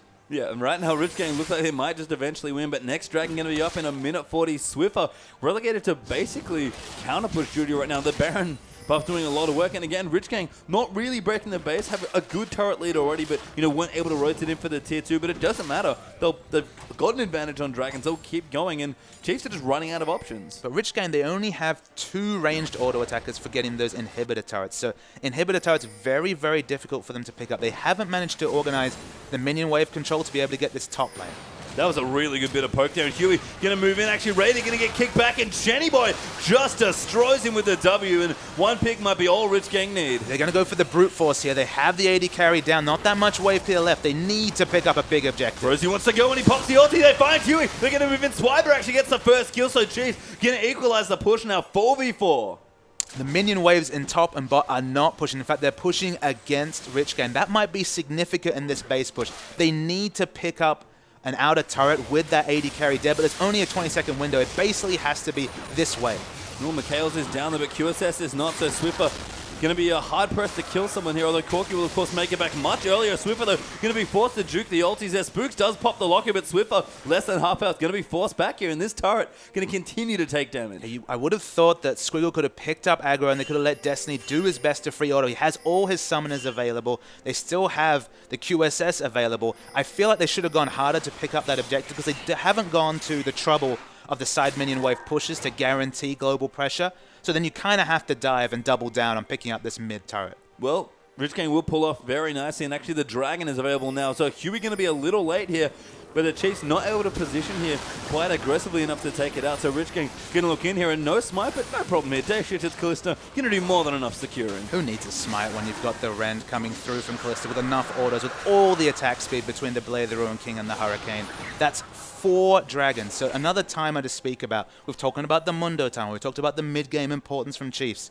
4 dragons, moving on to the 5th one. Another thing for the Chiefs to think about in 6 minutes' time. Well, Swiffer is here in the top side, though. Might be able to get a turret for himself. That's an extra pickaxe. No, Squiggle will deny the tower dream there. And Swiffer, sorry, just has to walk away. Nothing he can do against this Mundo right now. So he's got another giant spell here, Squiggle. Will it be the Sunfire Cape to give him a bit more A wave clear, or will it even be the Frozen Mallet? We actually seen over in NA Zion Spartan rushing the Frozen Mallet on Na to great effect. You already have quite persistent slow on Mundo, but why not double down and get it 100%? Swiffer, good job. That actually steals away the blue buff, so Huey not able to secure that for himself, and that's going to be denied away from Chenny Boy, so not too bad there. Swiffer will take it, but Chiefs need a lot of work here in this fight. I mean, they're down 5,000 gold, but against the Mundo and this Kalista, that must feel like so much more. Chenny Boy had been sitting on a blasting one for a long time. We were talking about his Void Staff completion rate about 10 minutes ago. He's actually saved all his gold, picked up a death cap here. It gives him a lot of wave clear, but that's not really an issue for Rich Gang at this present point. It's doing damage to the front line. You have to think a death cap, while it does decent AP scaling, ramping up that AP with the passive, it's not really going to help them kill this front line. Oh, and Swiffer actually does get exhausted there. Going to be forced to dodge the ulti. Dodge going on to Chenny Boy. That's good aggression there. Swiffer pops out. Is he able to go get the kill? Raider actually gets killed on the day shift in the back. Swiffer still alive somehow, but Squiggle gets that first kill. But now Spook's going to get aggressed on Swiper here as well. Looks like Chenny is very low, but there's just nothing they can do. They're going to keep moving in. Rosie now going to come back as well. Raider and Rosie were so far away. Chenny still alive there, and now Raider is going to be forced to move around. Actually gets in, gets the next kill there, but Rich Gang are so tanky. Chiefs are going to try and turn around. Destiny going to go down there, so Huey going to move down on Squiggle. He might be tanky, but the rest of the Chiefs will turn on him, and they should eventually be able to take the Mundo 4-for-1. Some of the positioning coming out of Rich Gang as we finally see Squiggle die was really off in that fight. First, in the bottom lane, they shifted Court 1v2 against the Corki Leona duo. That should never happen. They should have the defensive vision up. But you look at the minimap, it's been mostly cleared by the Chiefs, so that's a vision error coming out from Rich Gang. And then Chenny Boy basically walked into melee range of Zed, invited him to come in, and they lost both fights and potentially going to lose the Baron here, basically of all of their own volition. I mean, that's the big thing here is Chiefs are onto the Baron and look to take it. Huey's not even going to walk into the vicinity and trying to humor them with a smite. Instead, it will go down to Chiefs, and this game is flipping back and forth. We felt like Rich Gang had so much control, but let's see that again. So basically, Zed gets an initiation onto Chenny Boy. Even though he has the Zhonya's available, Chenny Boy's basically out of this fight. They kill Swiffer, but the big issue is that all at the same time, Day Shift is dead, and Leona Corki are going to rotate. So much synergy between those two. Very tanky members on Rich Gang, but with Chenny Boy chunked out, it's a 2 damage comp basically. Mundo does a lot of damage. If he's got another threat to kind of bluff intent, there's no other threats, and Radio will clean up this fight. And Rich Gang, it's kind of a rookie mistake. It's one of those issues. If you're against an experienced team, you come in, you pick for late game, and then you just make these positional mistakes. You let your wards lapse. You don't have the correct pink ward lineup matchup. Even if you've got all the momentum in the world and the compositional advantage, you can still lose a competitive game of League of Legends. Oh, absolutely. And we talk about, Rich Gang having such a good comp 5v5 versus the Chiefs. The Chiefs just were able to find basically two different skirmishes. You're going to obviously win the 2v1 against Kalista, but that 3v3 looked fine for Chiefs as well. If they can split up Rich Gang, and Rich Gang should not have been separated, then that's a very easy fight for Chiefs to win. Absolutely. It's a mistake by Rich Gang. They need to double down their wards. They still haven't. You can see their side of the jungle still fairly underward. They're getting a couple of wards in, a very defensive pink ward around the Raptors, but they cannot let that repeat because with long death timers, with 43 minutes in, we're getting closer and closer to the late game. One small mistake, doesn't matter what comp you have, you'll be punished for it. Yeah, and looks like Raider as well, trying to bust through Squiggle. I mean, Corki's tank busting, not great here, but he's doing pretty much everything he can, I feel like, to try and kill the Mundo. Yeah, he's got the burst from the Infinity Edge, now kind of the consistent damage, kind of the Blade of the Ruin King. So much armor that, of course, that 3, 4, 5% damage coming out of the Blade of the Ruin King, only going to be tickling Dr. Mundo, but it's the thought that counts. He's working towards doing damage to this tanky Mundo. Yeah, has the last burst before there as well. Swiffer actually might fancy his chance. He's got a pickaxe in his inventory. I wonder what item Swiffer's looking to pick up. Maybe a more of Malmortius? Maybe the Tiamat into Hydra. I guess more AoE damage, more lifesteal coming out, I think will be the way to go. I think he realizes he has to team fight. There's no hope of split pushing against this Dr. Mundo. Yeah, we'll have to see. Swiffer actually banking quite a lot of gold, but Rosie has already gone in. The rest of Rich Gang going to go in, and Swiffer going to ult in onto Huey, actually. They might just try and take him out. The good Monsoon that puts Swiper in a very awkward spot, but he's going to keep tanking now. Squiggle going to take so much damage. It's a tank battle hit. Chenny Boy almost going to go down, but Squiggle will follow, and Chiefs are going to fight 4v4. Squiggle takes so long to die, but Swiffer going to try and dodge the last few bolts of the ulti. A good ob there, but Radio immediately kills it, and and Swiffer, he'll take it. It's 4v4 now. And credit to the Chiefs. We keep talking about these 5v fights in the open. They're never happening because Chiefs are forcing skirmishes in the jungle, in awkward terrain. Even though Squiggle lasted longer, it didn't matter. Both super tanks were out of position. Both of them died. And then the resulting 4v4, basically anything can happen. So credit to Chiefs understanding where they need to fight. But again, it was a face check from Chenny Boy this time, catching the Leona when he was going for a ward. He doesn't need to be warding. There's someone tankier with enough disengage to be warding instead of him. And looks like it is warded there. Huey will spot a ward there with Raptor Sense, and Chiefs, unfortunately, despite the Dragon spawning in 10 seconds, was sitting on top of ward. Swiffer, the only one with his sweeper off cooldown at the time, he's gone back. He actually is going to go for the more, it seems like. And Dragon is up in 3 seconds. We're going to have a bloodbath. But at the same time, a massive minion wave has already pushed down the inner turret in top. It is going to get significant damage on the inhibitor turret. If they do not show up from this with the Dragon or back away now, they're going to lose massive global objectives here, Rich Gang. Yeah, remember, this is the 5th Dragon for Rich Gang as well, so they have to be very careful. Huey is positioning himself for a steal, doesn't quite get the fadeaway, and Chiefs get a key. Third Dragon Swiper is actually teleported in there, trying to cancel some backs, but Chiefs can't quite get enough done, and they'll just take the Dragon and leave. Yeah, thankfully for Rich Gang, they did not eat a lot of damage on the inner turret in the top lane. Mundo was able to get there. They went for the steal. They weren't willing to commit to a fight, so Huey went for the steal. Chiefs had pulled it out enough. 3 Dragons to 4. So much to talk about, but still one kind of big fight, one tipping point until this match is resolved. Yeah, I mean, the death times are getting so late here. It's almost 46 minutes into this game. Most of the carriers have 4 items complete there. You can see Kalista, BT, Blade, Last Whisper, and the QSS done, plus the Hurricane there. So pretty much 6 slotted there on that Kalista. Rady there as well. We talked about his 4 items. And Swiffer just done with his more. There are lots of big damage carriers and lots of big tanks on this team. And at this point, despite the good comp there for Rich Gang, if those engages keep happening the way they are, Chiefs are going to have a field day. It's just small mistakes. It's Chenny Boy being the one to ward the nearest brush to the base and finding a Leona. That doesn't need to happen. Of course, you should be warding with every champion, but you need to choose the safest options for your artillery, your long-range, high-damage people. There are other people to be checking vision, and they're getting preyed upon in these small situations. Day Shifter being caught out in bot, Chenny Boy being too far up in the mid lane, and then again at the very close to the inner turret. It's just Rich Gang making small mistakes, but you can't make small mistakes against this practiced, settled lineup of the Chiefs. They've been around, they've been in long games, they've done this all before, and their experience might be enough to pull them up from what was a really wonky mid-game from the Chiefs. Yeah, I mean, the Chiefs might have to be careful here as well. Swiffer's actually down the bottom lane, split pushing. Couldn't do anything to Squiggle, basically. The Sunfire kept being done. Means that Mundo's split push pressure is actually quite strong here, but Chiefs instead will get some vision around the Baron now. It's back in a minute 30, and that's a lot of ward vision that's going to be battled by both teams. Yeah, but Squiggle can answer the split push. It basically ends split push duties for Swiffer. He's gone back. He's finished the more Mammodius, as you mentioned, so hasn't gone towards a Tiamat or another super high lifesteal or AoE damage item for team fights. It makes him more survivable, but not as many aggressive options in a team fight.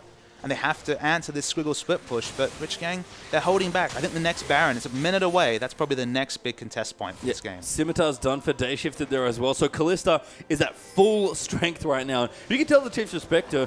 Both the top laner and the support have picked up Frozen Hearts this game. In fact, Swiper now is a Thornmail as well. Yeah, Swiper is very, very tanky. Tank busting is not Day Shifted's best ability. He hasn't got an Infinity Edge to even hope to do that.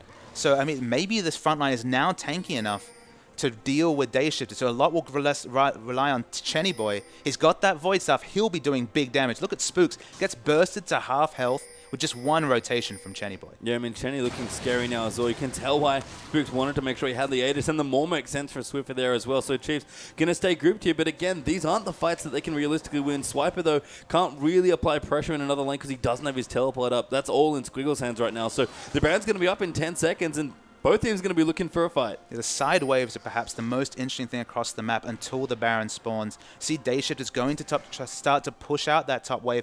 Gives Chiefs a chance to engage, but probably not going to see Jarvan go too far in with a Cataclysm right now. Yeah, pretty aggressive posturing here for Chiefs to clear out some wards. Going to get both of them here as well. The Sentinel's actually going to provide a bit of extra vision, but Rich Gang will repay in kind there and sweep out wards alone. Replace the ones that they put down. Remember, this is double Sightstone here as well for both junglers, so There's a lot of wards that they can kind of burn through to make sure they have vision. Chenny Boy, importantly, does not have blue buff. It's been well denied by the Chiefs previously, but we might see a fight. They are going to go into the swipe. They're going to dive straight in on top of Chenny Boy. He's getting so low. The Locket's going to be forced above, but Spooks jumps in onto Day Shift, and Rosie dives in there as well. Chenny pops his own, and Swivers in the back. Swiper gets the first kill. Destiny going to get low. Day Shifted going to go down there as well, and the Chiefs just massacring through the rest of Rich Gang. Spooks and Swiffer will get knocked up here, but they won't chase. Squiggle again, caught out 1v4, just can't do anything. I mean, it's going to take him a while to die if he dies, but with the rest of the Chiefs falling, they'll get the kill. 3-0. Wonderful target selection from the Chiefs. They take down Chenny Boy and Day Shifted instantly.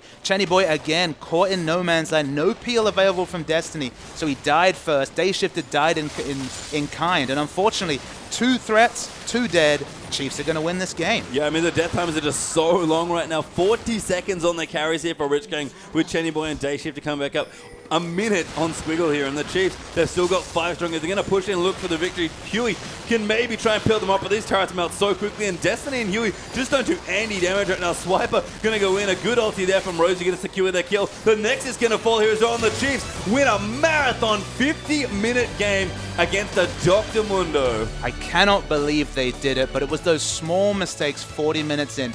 We were kind of looking in on Chiefs play at 28 minutes and saying they've missed their timing windows. But you'd have to say, to some degree, Rich Gang did as well. They were so far ahead. They were setting up for the 5th Dragon. They got 2 Barons. They just never managed to take down that mid turret that could have kind of changed the game. Picking up an inhibitor would have done so much work for them. But the Chiefs' credit and their target selection in fights was wonderful. And that's almost twice now where we've kind of seen the Chiefs have a good early game, falter a little bit in the mid game, and then use that experience in team fighting to really back up and finally take the game. So we'll watch a replay to get another one of these key team fights. I imagine this is going to be right at the end. Yeah, we'll roll the tape.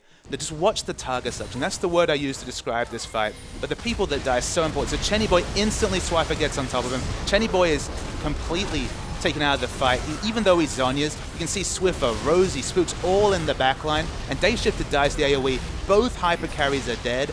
And there's just no damage left on this lineup. We talked about Mundo in the late game. He's so tanky. He lasts about another 30 seconds. Just walking around, slowly dying. But both his carries are dead. It's a 2-threat comp. And Chiefs win off this fight. Yeah, I mean, it took a lot there. Again, the Mundo took so long to die, but we talk about it. Mundo, great in a 5v5, great when you were grouped. Not very good 1v4. Again, it takes a while, but you'll eventually kill him. It just didn't feel like they got the purchase out of the peel. They had Janna and Lee Sin. You'd think there'd be enough disengage there, but they managed to engage onto Chenny Boy, change target onto Day Shifted, kill both of the hyper carries. It's easy to win the game from there. And you know what? A good performance there by Rich Gang. I feel that's a very strong showing. They picking the Callista comp into a team like Chiefs, who are clearly going for you in the mid game with their draft. Admirable stuff, but just a couple tweaks here and there on Chiefs. Experience really showing through there. I think you have to give them a lot of credit because they picked for the late game. We've seen a few teams do that. They did it successfully. They got to the late game. They got to their item timings. They just couldn't translate all that excellent work, that first 35 minutes. They just kind of let it all go away at the end. Well, the Chiefs going to have to grab the water waters and recover after that marathon because they're going to play Avant right after this quick break.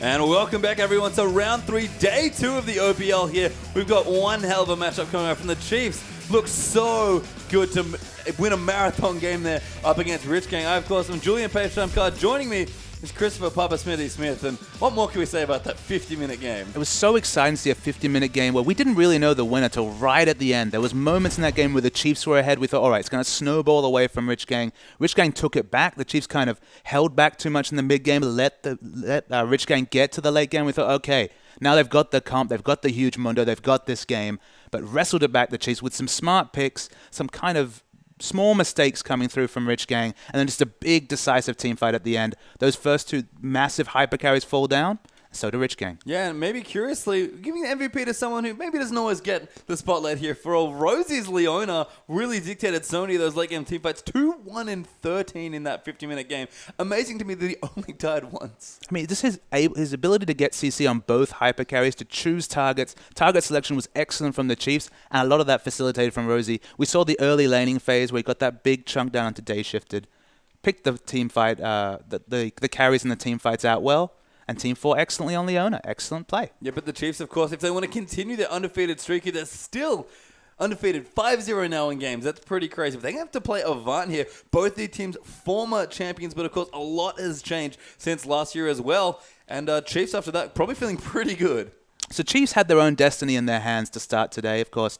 Direwolves are 5-1 going into today, so they have to win this game to take top place, but it's excellent to have completely your fates in your own hands. They know if they pick up the 2 wins, they should do it. This is an Avant lineup that finally picked up their first win last time around, so there's still some momentum coming from Avant. And also, we're finally seeing the return of a long and favored and popular top laner to the Avant lineup. Yeah, Porky is actually back here. He's, wasn't able to play for the first few weeks, but finally back now for these games here in week 3 for Avant. And they're going to be very happy to have that consistent, often tank player just back where he belongs in the top lane. You have to say Bad Game LoL asserted himself really well on the top lane. I mean, the last time we saw Avant out, it was Bad Game LoL and the Jax that really overtook again. We were complimenting Avant for comping around their top lane, their sub-top lane, and they did excellently in that game. But much like Rich Gang and Squiggle, they couldn't get the victory. They got the victory, but they made it really hard for themselves. So they're going for the settled choice. They're taking back Porky. We know what he'll provide, and that's a tank. Probably even a Maokai coming in that top lane. Yeah, just lots of consistency there for Porky in the top side as well. And Avant definitely struggling since the win last year and gone through a lot of changes. And we'll see how the draft does shake out here. Chiefs must be feeling great after that win. They're on our blue side here for this best of one. Avant over on the red, though, and Nidalee actually is the first ban there. And Avantgarde immediately banned Kalista. Yeah, Chelby did pick up the Nidalee. Didn't get them a victory, I don't think, in their game, but it is a champion that I could see him really wanting to default to. He loves carry potential out of the jungle, and Nidalee, if she can get ahead, of course, this is 5.3. She's been toned down a little bit. She's not able to power jungle the camps as fast as she could before, but has that potential. I'm so excited to see Chelby's play this series just because he's now got a very expected and kind of a known quantity in the top lane. He knows exactly what to expect out of Porky. They have great synergy. So it's going to be a case of Chelby. He doesn't have to worry about a sub. He doesn't have to worry about play calling not going through because there's a lot more known quantities about top lane. So maybe that can open him up to some of the plays that catapulted them towards that championship last year. Yeah, and they might want to just look towards the other side of the map here as Xerath will get banned there by Chiefs. Kind of an interesting third ban there, actually, sort of targeting out Kenzie a little bit there with Cassidon being banned, also and Lissandra, so a lot of mages getting taken up. But you're right, if Porky is just the same very consistent player that we see from him in the top lane, Sion actually the last ban, again, respect there to Swiper, but maybe Chelby goes down the bottom because Mizui has been struggling a little to get into this new team that he's playing. I mean, the tank play from Swiper's definitely been his standby as well. We've seen the Sion bans twice, maybe even 3 times in a row now, respecting that unkillable top laner. That's been the flavor of his plays, so probably can expect very comparable team fighting and play out of Porky and Swiper, and it's going to be on the carries actually to get through those walls as Swiper shows off one of his favorites, that King Tryndamere. Yeah, he's just flashing the Tryndamere for now, but instead we'll pick the Jarvan over probably for Spooks there in the jungle. So a solid first pick there for Chiefs and Avant. We've seen some hit or miss drafting, I think I would say, from the team, but they're back again, consistent roster. Let's see what they can get done. One thing that I like about Spooks, he's very streaky. First week, he loved that Lee Sin, locked it in every opportunity. Second week, mixed it up a little bit. Third week, with his amazing Rek'Sai performance, I thought, all right, it must be the Rek'Sai that he's really doubling in on. Rek'Sai's gone through the picks and bans. It was banned in Game 1, isn't banned in Game 2. he's back on Jarvan duty again. Yeah, that's interesting because that is a Shelby champion as well. We've seen him play that champion quite well, actually, and I believe their last outing. So Avant looking good here, potentially got 2 picks to go through now as well. 20 seconds left, and I'll see what they want to go for. Nothing super, painfully obviously sticking out here. So Avant got plenty of options. Yeah, the Callista's banned away, so you don't necessarily have to be that worried about the Vi. Of course, opens up a bit of hyper carry potential if you take the Morgana. Interesting to take the Morgana and Sivir at the same time. It doubles down on the shields for sure, but it's not the Sivir Annie that we might expect from the bottom lane. No, and it is going to be those lock-ins there. I mean, not necessarily a completed bottom lane as well. Worth saying, yes. Yeah, the flex pick Morgana is now a reality. So Morgana, Sivir there for Avant-Garde, and Chief's going to pick away their next 2. See what they want to go with as well. Wouldn't be too surprised. Actually, no, I would be surprised. See Ready return to Corki was what I was going to say. I don't think the Corki's the one you want to opt into. He can do fine in the lane against Sivir, but Sivir just has a kit that naturally deals with Corki very well in lane. Of course, you pick Corki for strong laning and then just a massive power spike with Trinity Force. So if you cancel out one of those, might want to go somewhere else. Might even be the Jinx. He doesn't always want to pull it out, but his Jinx is very good. Yeah, it's funny. Reddy almost always seems to want to play proactive champions. He likes getting ahead in his lane. Really, playing consistently in the early game, getting ahead if he can with his aggressive support Rosie and sort of carrying through there. But we've definitely seen him play some different champions here. And those are some lock-ins there for the Chiefs. They are going to give the John over to Rosie, but LeBlanc just gets snapped up by Swiffer. So does Kensti take the Morgana mid? We've seen Swiffer deal so well with the Morgana. I mean, in fact, the OPL has not been a happy place for lane Morganas. First, we've seen Swiffer pull out the Twisted Fate and really dominate a Morgana in mid lane. And then last week, actually, in the first game of round 3, we saw the Hecarim against Morgana in top lane. Perfection outscaling that Morgana. So lane Morgana hasn't gone that well. It's a decent matchup against LeBlanc. You're basically eating a lot of harass and just counter pushing. There is some potential there, but I don't know if they want to go for that. We'll have to see here as well. Avant-Garde got plenty of time now as well. And actually going to flush the Mundo there for Avant. Would make sense with Corki's tank top lane tendencies, but plenty of time for Avant to try and pick their 3rd and 4th picks. Yeah, blind pick Mundo would also be an element of risk if you pick that up. And look, they've gone for the Vi. It makes sense why they picked the Morgana earlier. Now you just don't have an excellent option to deal with the Assault and Battery. Not necessarily the hyper carry to synergize it with, but they've still potentially got the mid to choose. Maybe they can go for someone that positions very aggressively and take advantage of that Black Shield away from the AD carry. Yeah, Porky going to go back to the old stand that we thought he might do. It is Maokai there in the top lane for Porky and Vi going there through for Shelby. So, as you mentioned, lots of cards already shown. Actually going to last pick Kensti's champion, it seems like here, unless he does want to go in for the Morgana matchup. So the Chiefs have a lot of information. We'll see what they want to do to round up their draft. So I've been consulting Kensti's solo queue, and there's some interesting picks he has specifically against LeBlanc. There's no guarantee that'll come out in competitive, but I'm going to be super excited to see what he goes to deal with this LeBlanc. He's got so many aggressive options with the Black Shield available here, because of course Sivir doesn't need it as much with the Spell Shield. She does have defensive options already, so I want to see them go for a real hyper carry mid laner. No guarantee they will, but Chiefs, they're definitely taking their time to consider these last 2 picks. Yeah, we'll see here. Chiefs got plenty of time, and oh my god, they do it. It is the Jinx for Radiant, but the cannon is back in the top lane. I got everything I wanted, Pastry Time. I wanted to see that Jinx come back. It was an excellent pick in this comp, but the cannon, so exciting. Kensti going for a Swiffer champion. Champion's already played. He's considering the TF. This is what I want to see. He's played twice in his match history Vladimir as a counter pick to that LeBlanc. I want to see him break it out. It's be super exciting to me to see how that matchup works. Well, we'll have to see here, of course. Kensti at least going to consider it here, or at least make us and the Chiefs think that he's considering it. The Chiefs, though, all hands on the table here, and swipe at Cannon here up against the Malco. Almost feels like a classic matchup in the top lane. It definitely is. It's the Cannon versus Maokai. So Cannon's going to be doing all that free hitting. Theoretically, Maokai will get to a position where he'll be able to shrug off that Cannon damage, but Cannon will have a lot of lane control early, even with all the wave clear that Maokai has. And you get your wish, Papa Smithy. It is the Vladimir. Picked up last there, Avant-Garde. Kensti, mid-lane Vladimir. Is the LeBlanc counter I'm pick. so excited, because I just thought, oh, I'm doing my research. I'll see what Kensti's up to. 2 Vladimir games. What's he doing? Both games against that LeBlanc. Both games doing so well. It's a risk to bring it into competitive, but he's going to go for it. And, maybe break down the matchup a little. What can we expect here in the Vladimir LeBlanc mid lane, Papa Smithy? I mean, there's a lot of sustain coming out from Vladimir. It's an awkward matchup, just because if you hit the chains, I don't know if you can negate them with the pull. I don't think you can. I think it still goes through a bit like Fiddle's Drain, so It'll be interesting to see how, but he's obviously confident on it. He's picked it in competitive. He's had success in solo queue at the top of solo queue, so he knows something we don't. And you know what? After this draft, I couldn't be more happier to ask you this question. We would love to know on Twitter, who do you think's going to win this game after some crazy 5.3 drafting? Use the hashtag CHF win for the Chiefs or AV win for Avant. And curious to see what the results are going to be, because that's a very hard one to call. Yeah, it's definitely not the meta picks that we're seeing across. Seeing the Vladimir come in. Cannon's seeing a bit of a resurgence, specifically Freddy on SK, very known for that champion. Often we see it against Na just because they're almost the same champion in laning phase, and both of them have their power play and space control in team fights with that ultimate, does the Kennen. Kennen's buff in 5.3 is pretty significant. The big change is that when he's using that ultimate, everyone inside the AoE takes the W damage as well, so it does confirm on everyone. You don't have to get bolts down. So very early, I believe at levels 1 and 2, the ult doesn't have enough bolts to apply to everyone, so you don't always get that W damage. We don't always proc that ultimate on everyone. But at that first team fight, Cannon's just moving higher and higher tier in terms of early dragon fights. Because the moment you have 6, now you have a team fight ult that's almost as powerful as, for example, the Equalizer from Rumble. So another no mana, strong top laner with dragon control.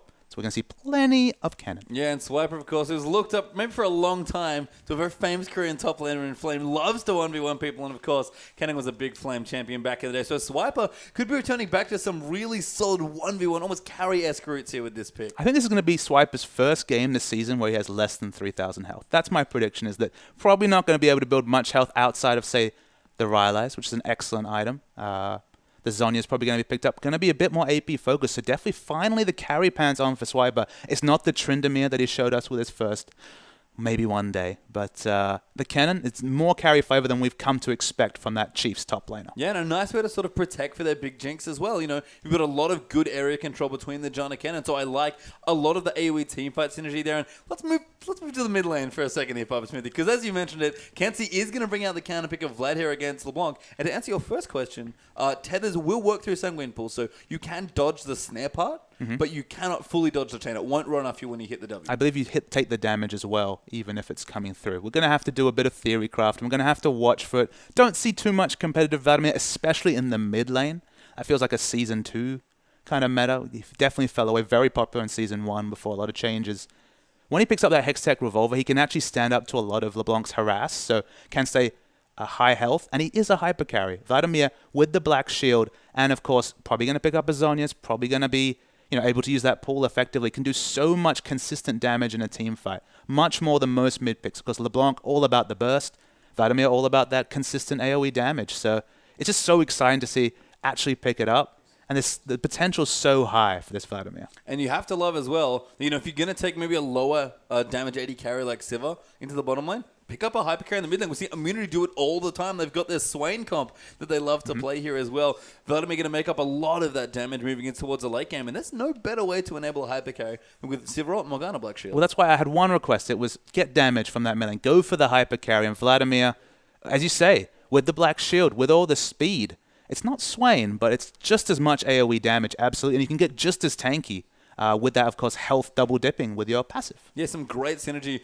overall there on the advanced side comp as well. But Chiefs, again, have a very good looking comp here as well. Very radius-centric, I want to say. I mean, we talk about Swiper. He's definitely going to look to put the early and mid-game pressure on here. But as far as, winning big team fights and once they get ahead, staying ahead, that's kind of on Radius' late-game jinx here. One of the reasons why Cannon was so popular is that in the mid to late, in the early to mid game, you do have carry potential. You can burst down people. You can get the doubles and the triples with that slicing maelstrom.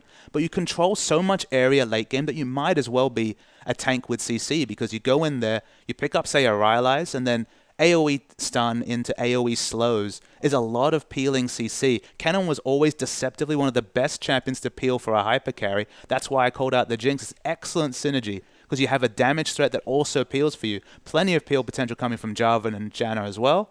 And LeBlanc and Radia sitting at the back or in the middle of the fight, trading on all the stuns and consistent CCs, and hopefully getting picks. I mean, that sounds like two very well drafted comps by this team. So credit there to both Avant and Chiefs for some strong drafting. But I mean, if you look at these comps, is there a particular power points that we should be looking at? I mean, whenever you talk about a LeBlanc, specifically LeBlanc Jarvan in this case, you talk about can they take over the mid game? Can they roam and really get the assassinations and take over the other lanes. We saw some success for Chiefs in the last game. It was a Zed, so it wasn't a LeBlanc as much not as much CC in the transitions, but they moved between lanes very well, and that's what we want to see from LeBlanc again.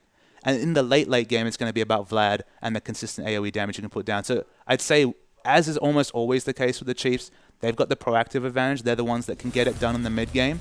But they kind of faltered with that last game, so they're going to have to double down and really be proactive, because Vlad's late game, it's almost uncharted here on patch 5.3. Well, we'll have to see if the Chiefs going to look to go 6-0, a perfect record they can try and complete here for 3 straight weeks of the OPL and Avant. Off to a rough start there to begin their OPL journey, but looking good so far. Last game was a win. They're going to see if they can pick up a big one here against the currently still undefeated Chiefs. And the big curveball with the Vladimir pickup, returning to a very old item build as well with the boot start. It gives him extra potions. You can go boots, 4 potions, but it's not the Doran shield I might have expected. Of course, Vladimir double dips with the health scan, so we've got a bit of AP from the Doran shield. The single target spells will be a lot of the harass coming out of the LeBlanc, so you would also negate some damage coming out of that Q. But just going for that more utility-focused build and hoping that he can avoid the AoE damage coming out from the distortion, just with that extra early move speed. Yeah, very cute stuff there by Swiffer as well. Taking the early distortion level 1, gets a very good ward on the Gromp, actually, just in time for that distortion timer to keep him back over to safety. So did spot Juni out, and good bit of extra vision there from Chiefs. Very cute stuff there by Swiffer. You're just going to have extra information than will be expected from Avant. When we see these 5-man roams, you kind of know everywhere in the jungle they're going to be dropping a ward. The lane ward, the 3 aggressive wards. Using the distortion to get that early ward down, it's just an unexpected ward, so it should give them a surprising amount of information on Shelby's movements. Yeah, and Shelby is going to start, it looks like, Gromp into blue, so they'll get good vision here. The Chiefs actually going to move in early onto the lane, and of course, Maz and Juni going to help out with the Gromp here. So Shelby going to start that one off, and Chiefs are actually going to get a bit of an early head start in that lane. A head start with vision as well, so that's very, very significant. Kennen versus Maokai is going to be a tank fight up top. But it's the mid lane I really want to talk about. I really want to see the early trading. You think Vladimir's going to play pretty safe in the early levels, but as we watch bottom, there's some fights going on across the road. As Kensti, he's hanging back. He knows that level 1's definitely not as forte as Vladimir. No, not at all. And the health potion's going to be quite handy. I think that's actually 4 health pods that he might have there as well. So has a lot of sustain for Swiffer to kind of get through. Of course, Crystal and Flask fairly common against these poke-heavy champions, but Vladimir doesn't need the mana, so going to take straight health pods instead. It's interesting to see him go for the Doran ring start against Vladimir. I feel like this matchup's similar to the Kassadin LeBlanc matchup, where if you opt for the Doran ring, you can actually lose out in trades. You don't have that extra sustain coming out from the Flask, so it's a very aggressive option. I don't know how much practice Swiffer would have in this matchup. Even as LeBlanc's his most played champion in solo queue, I would expect we don't see too much mid lane Vladimir, so there's going to be some unknowns from Swiffer's perspective at least. And Kensti is going for something different. I can see the potential, but getting it against Chief Swiffer, one of the most respected mid laners in Oceania, it's going to be difficult. Well, we'll have to see how that does work out as top lane now as well. You had no Dorans actually for Porky. Opted in for Crystal and Flask instead as well. And Swiper does have the Doran's Blade, so going to go back to some of that early game pressure that Kennen can exert over especially melee top laners. But Porky right now, very even in CS. Yeah, almost always the Doran ring is the start for Maokai. I do like moving towards the Flask just because, again, you know how many auto attacks he's going to eat from that Chipmunk. He's going to confirm his W, get it on you, get some harass. So he's just respecting, probably remembering some bad old days of when he had to play against Kennen tops and just opting for the sustain. Yeah, I like the pick from Swiper as well. We talk about Porky being a fairly consistent tank player, I mean. Swiper, you know, he's got a very deep champion pool. He's always got his finger on the pulse when it comes to which champions are sort of coming up in the top side. And Kennen's a great pick here against the Porky Malco, which they probably expected. Yeah, he's definitely the sort of player that the moment the patch notes come in, he's asking, hey, can I now play this top? And Kennen's definitely one that jumps straight to the forefront of many players. Might even see the mid Kennen, but in the top lane, he still has that excellent laning phase he's always had. Still so escapable with the Lightning Rush. And yep, Kennen coming into the meta, you best believe the first person to pick him up in competitive, at least in the OPL, will be Swiper. It is indeed here. Swiffer going to get aggressive. Good dodge of the E there by Kensti using that Sanguine pull, but Swiffer able to get some good aggression down. Kensti, to his credit, keeping very competitive in CS, but Swiffer is really just trying to keep Vladimir down as long as he possibly can. Because once Vlad does get those levels in, things start to really tip in his favor. Vlad is actually going very interesting rune page. I haven't really put my finger on it, but he's running no armor or magic resist against a LeBlanc in lane. That would have been the death now a few patches ago, but I think he's confident on this matchup. We know he's practiced on it. And he's trying to do his best. Yeah, Spooks does get spotted there as well. It's actually on top of a Trinket Ward there by Porky, so we'll back off from his pressure in towards the top side and go back to farming. So Chelby actually has a decent experience lead right now on that Vi, and that's very important. Vi really wants that level 6. And level 6 opens up so many options for Chelby. Of course, is a decent damage ganker in early levels if you hit that Vault Breaker, but you really need to hit that ability to have any pressure pre-6. And Rosie has to be careful. Actually wandering off to ward here could be very dangerous here. So Kenzie getting low against LeBlanc as well, but Shelby's really going to commit to this gank in towards the bottom side of the map. No, actually gives up instead. Rosie was so far out of position, but Avant just had no vision near the dragon. Yeah, worth knowing the CS advantage is already growing for Radio in the bottom lane. Very interesting lane matchup is the Jinx versus Sivir matchup. The mechanics and the zoning in that lane is very interesting, just because when you rocket auto a Sivir, she has to stand in the minion wave to get in within 500 range, so she actually eats a lot of extra harass. Jinx doesn't win a lot of lane matchups, but is actually very favorable in trades against the Sivir. Yeah, and Swiffer here returning to the mid now as well. I love what he's been doing with the wave. He's actually been freezing in the mid lane, which is no easy task, but keeping Kenzie down on CS, because he knows the longer he spends denying Kenzie, the harder the lane gets for Vladimir. Kenzie's doing something a little cute with the boots pickup. He's actually walking over to the wolf camp, using one Q to get a bit of sustain, then walking back to mid when he's being denied. So he's actually keeping his sustain up surprisingly high. Of course, he's eaten a lot of harass as expected with the rune setup he's got. No defensive runes whatsoever. Already blown through the 4 potions. But just little things like that. Just using the boots to pick up some sustain in other lanes is very smart. Yeah, bottom side could be problems here as well. Dive there coming in for Spooks, and Jinx gets first blood. Porky TP's in, but it's way too late, and Spooks might go down here. The sapling going to go in. Spooks going to get slowed. No, the sapling going to chase after him. Good slow just missing there for Rady, but he EQ's out, and Porky cannot chase. Porky did a very cute thing. He actually used the Twisted Advance over the Chompers. He couldn't walk all the way around. It would have taken too much time, but because you're untargetable during that, using the Twisted Advantage to a minion was smart, but could not pick up the kill despite using both summoners. A lot committed for no result. Yeah, and Spooks just bought enough time, able to EQ out on the Jarvan, and a great dive for that kill as well. Kenzie going to get aggressed on now as well. Shelby goes in, but Swiffer goes back in, flashes forward, the Ignite is down, and Vladimir will go down. Swiffer gets a kill 1v2. Amazing outplay from Swiffer. It's one thing to beat a solo Q LeBlanc, it's another thing to use the top LeBlanc in OCE. Wonderful play on that trade. Chelby had to walk away. There was nothing he could do. Yeah, not even level 6, which is actually quite good against LeBlanc. Now Junie could be in trouble here. Spook's going to look to chase him, but little low on mana and health there is Swiffer, so he's going to clean out his wave, and that'll be enough. In fact, down the bottom, Junie might get caught out here. The bottom lane getting caught out. Maz will use the spell shield. Good moves there, but Junie now going to go in trouble there. Good knock-up. Just missing, actually. I think wanted both, but couldn't get either. But Junie is going to get chasing with the rockets, and Rosie going to get that kill. He has Ignite on his John, and now Mazui going to get slowed down here, and Radiant just going to go in. Yeah, Junie gave up his life to keep Mazui alive, but actually had to use his flash, went too aggressive, used both summoners. In the mid lane, though, Swiffer gets super low, but it looks like the Chiefs will get an unanswered dragon. Yeah, Swiffer very greedy, staying for maximum CS, but he's going to go back with a mountain of gold to spend. The first dragon will go to Chiefs as well, and things looking very good so far in the first 8 minutes. You have to say the Vladimir counter pick not working out. Just too aggressive, I think, in the runes. We can see Spooks being chased down,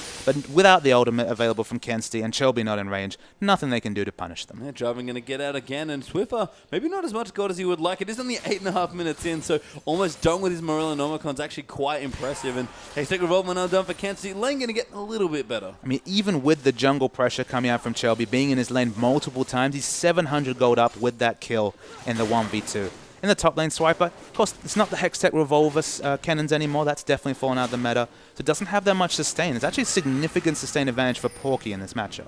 Yeah, and I mean, Swiper just kind of has to use the early aggression, poke him out with the Doran's play. Got an arm guard now as well, so going to look for maybe a quick Zhonya's here. But, Swiper, this pick doesn't really bully around people in the top lane like it used to. More for team fights at this point. I mean, especially when you've doubled down on sustain with the Catalyst as well. Going to have that proc every level. Realistically, not going to be able to harass Porky out of lane anymore, at least. Yeah, and Swiper actually a little down on CS, so he's able to get a massive lead, but just fine with what's happening now. Going to EW away the minions Q. The last one's there as well. And Swiper, very competitive down the top side, but they're both going to scale a bit of their first major item. It looks like the Rotovators for Porky, and presumably the Zon is up for Swiper. Kenzie's already farming the walls, so he's going to start moving into the other camps, a bit like a Mordekaiser might once they finish their spell vamp item. You can see very smart in holding the wave mid. Only now when blue buff comes up does Swiffer push out the mid wave. We can see it on the minimap.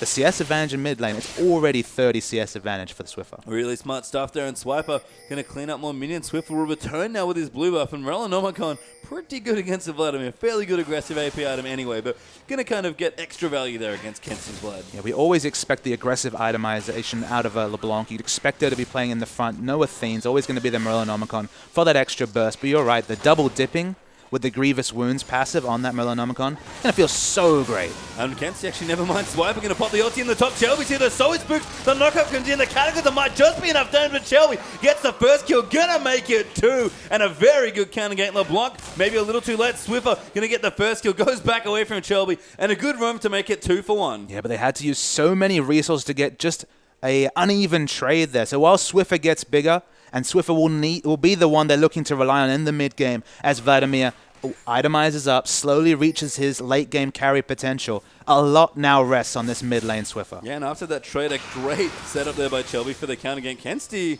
has to be careful, gets locked up there and can't pull after that. Swiffer will take some tides, but Kenzie is ramping up towards the magic level 9, but let's see that again. So we'll see the replay. Swiper just goes for the solo kill. He knows that he has the reinforcements coming from Spooks, but Spooks is actually already fairly low health to begin with, and the sustain comes through from Porky. Gets, I believe, 2 healing procs out, manages to live, and then Swiffer comes in and gracefully accepts the 1 kill. Yeah, I mean, he'll take it here, but Chiefs, off to a good start. About 1,000, 1,500 gold or so up, and things are starting to look good for them in the bottom lane. The insurance policy, I guess, of Radia's late game Jinx is off to a good start. BF sword now actually done, and just a flat pickaxe there from Mizui. So Spooks was actually highlighted in the previous series. We look at the item. Spooks is actually significantly behind this. Though he has the 3 assists, he has just the parts of a warrior against a completed warrior and a 10 CS advantage for Shelby. Vi does scale excellently with farm. She can balance damage and tankiness. She does so many things in a team fight so well. So it's a worry if Shelby can hold this advantage over Spooks. Yeah, I mean, the Brutalizer actually for Spooks is very aggressive. So going to be great if he can hit a good spike there on the basically double Brutalizer once he gets the warrior done. But that's a different tune there for Spooks. Not going for a quick sidestone, it seems like. Well, it is worth knowing that it doesn't have the first warrior. So that Brutalizer is probably going to build into the warrior. So it's probably the more natural item. But he's just behind in timings. Chelby's doing very well, but look at this. 3 men reacting to Chelby's aggression. We'll have to see here as well. Spooks actually moving in. Looks like blue buff did actually get stolen away there. I think, no, not quite. Not up yet. I guess just some wards getting put down there by the Chiefs, wanting to try and take it away. And Spooks going to get aggressive in towards the Vladimir. And Swiffer, a slight level advantage here as well. Looking very strong. 100 CS to 76 there by Kenzie. LeBlanc will always have a significant rotational advantage to Vladimir. It's not just the distortions, the fact that she has CC, that she scales so much faster in terms of damage. Kenzie's just looking to farm. That's all he's really interested in. So he's just going to stay back, farm. He's a bit like a Nivea. He just wants to wave clear till he hits a certain item threshold. So in aggressive skirmishes, you're going to give it to LeBlanc and Jarvan any day of the week. Yeah, and I mean, Swiffer has again been freezing the lane, able to apply good pressure. Remember, distortion coming in. Swiffer again ignites him down, another outplay, and gets a solo kill now, 1v1. Yeah, solo kill. First 1v2, then 1v1. The counter pick is not working for Kenzie. The rune set, I have to say, just seems too aggressive. The health per level yellows, yep, I understand those. Excellent on Vladimir with all the scaling, but no magic resist against LeBlanc. He's paying the price. 2 solo kills. He is there, and he does have his Will of the Ancients with Rellenomicon and the Sork Shoes done there, and the Chiefs continue to pick up wins across the rift. They're going to get the bottom turret now as well for their first of the game. In fact, the first of any team here. So the Jinx working out, the LeBlanc working out. Swiper maybe a bit behind in the top lane, but he's happy. He's almost got his on done, actually. Yeah, 1,400 gold is the advantage for Radius, 1,600 gold for Swiffer. So even without the solo kills, opening up a massive advantage in CS in the bottom lane. After they got those early kills, they passed one on to Jinx. They got the pressure. I think even Rosie picked up one with his Ignite. Sivers had to put on the back foot all laning phase. And the moment the BF sword comes in for a Jinx, the laning phase, it's really a struggle for the Sivir. Yeah, and it seems like the Chiefs are just committing to a lot of good aggression. They've got the first dragon, going to rotate in for the second. That's up in 5 seconds or so now, and Chiefs going to try and get aggressive here. Junie kind of forced out. Spooks is pretty scary. He's got a very initiation-heavy build, I want to say. I mean, they're comfortably winning in mid and bot. You can tell that from the gold lead. But if you look at top, Swiper's spending all the gold he has, even though he's behind. He's spending it all on teamfight items. He's almost got a straight Zhonya's. Not worried about any laning items whatsoever. No magic resist against Maokai, who does quite high base damages. So to have 2 lanes that are winning and then a person building for team fights, you cannot opt into any sort of mid-game skirmishes against the Chiefs. Yeah, Avant, though, do trade that dragon for the turret. So the second dragon there for Chiefs going to be the first turret there for Avant. And Swiper very intelligently had the wards down, did just back away and didn't want to commit too hard. Can push back this wave that's pushed into his turret and try and get towards that rank 2 ulti. Level 10 there for Swiper, and actually a blue buff still going to come through for Avant, so winning a little bit more on the top side. It's smart for Chiefs to not try to contest this objective. A, they have no wards, and B, this is the only area of pressure that Avant have so far. The bottom and the mid have gone completely landslide in Chiefs' advantage, so it makes sense to try and get advantages towards Swiper.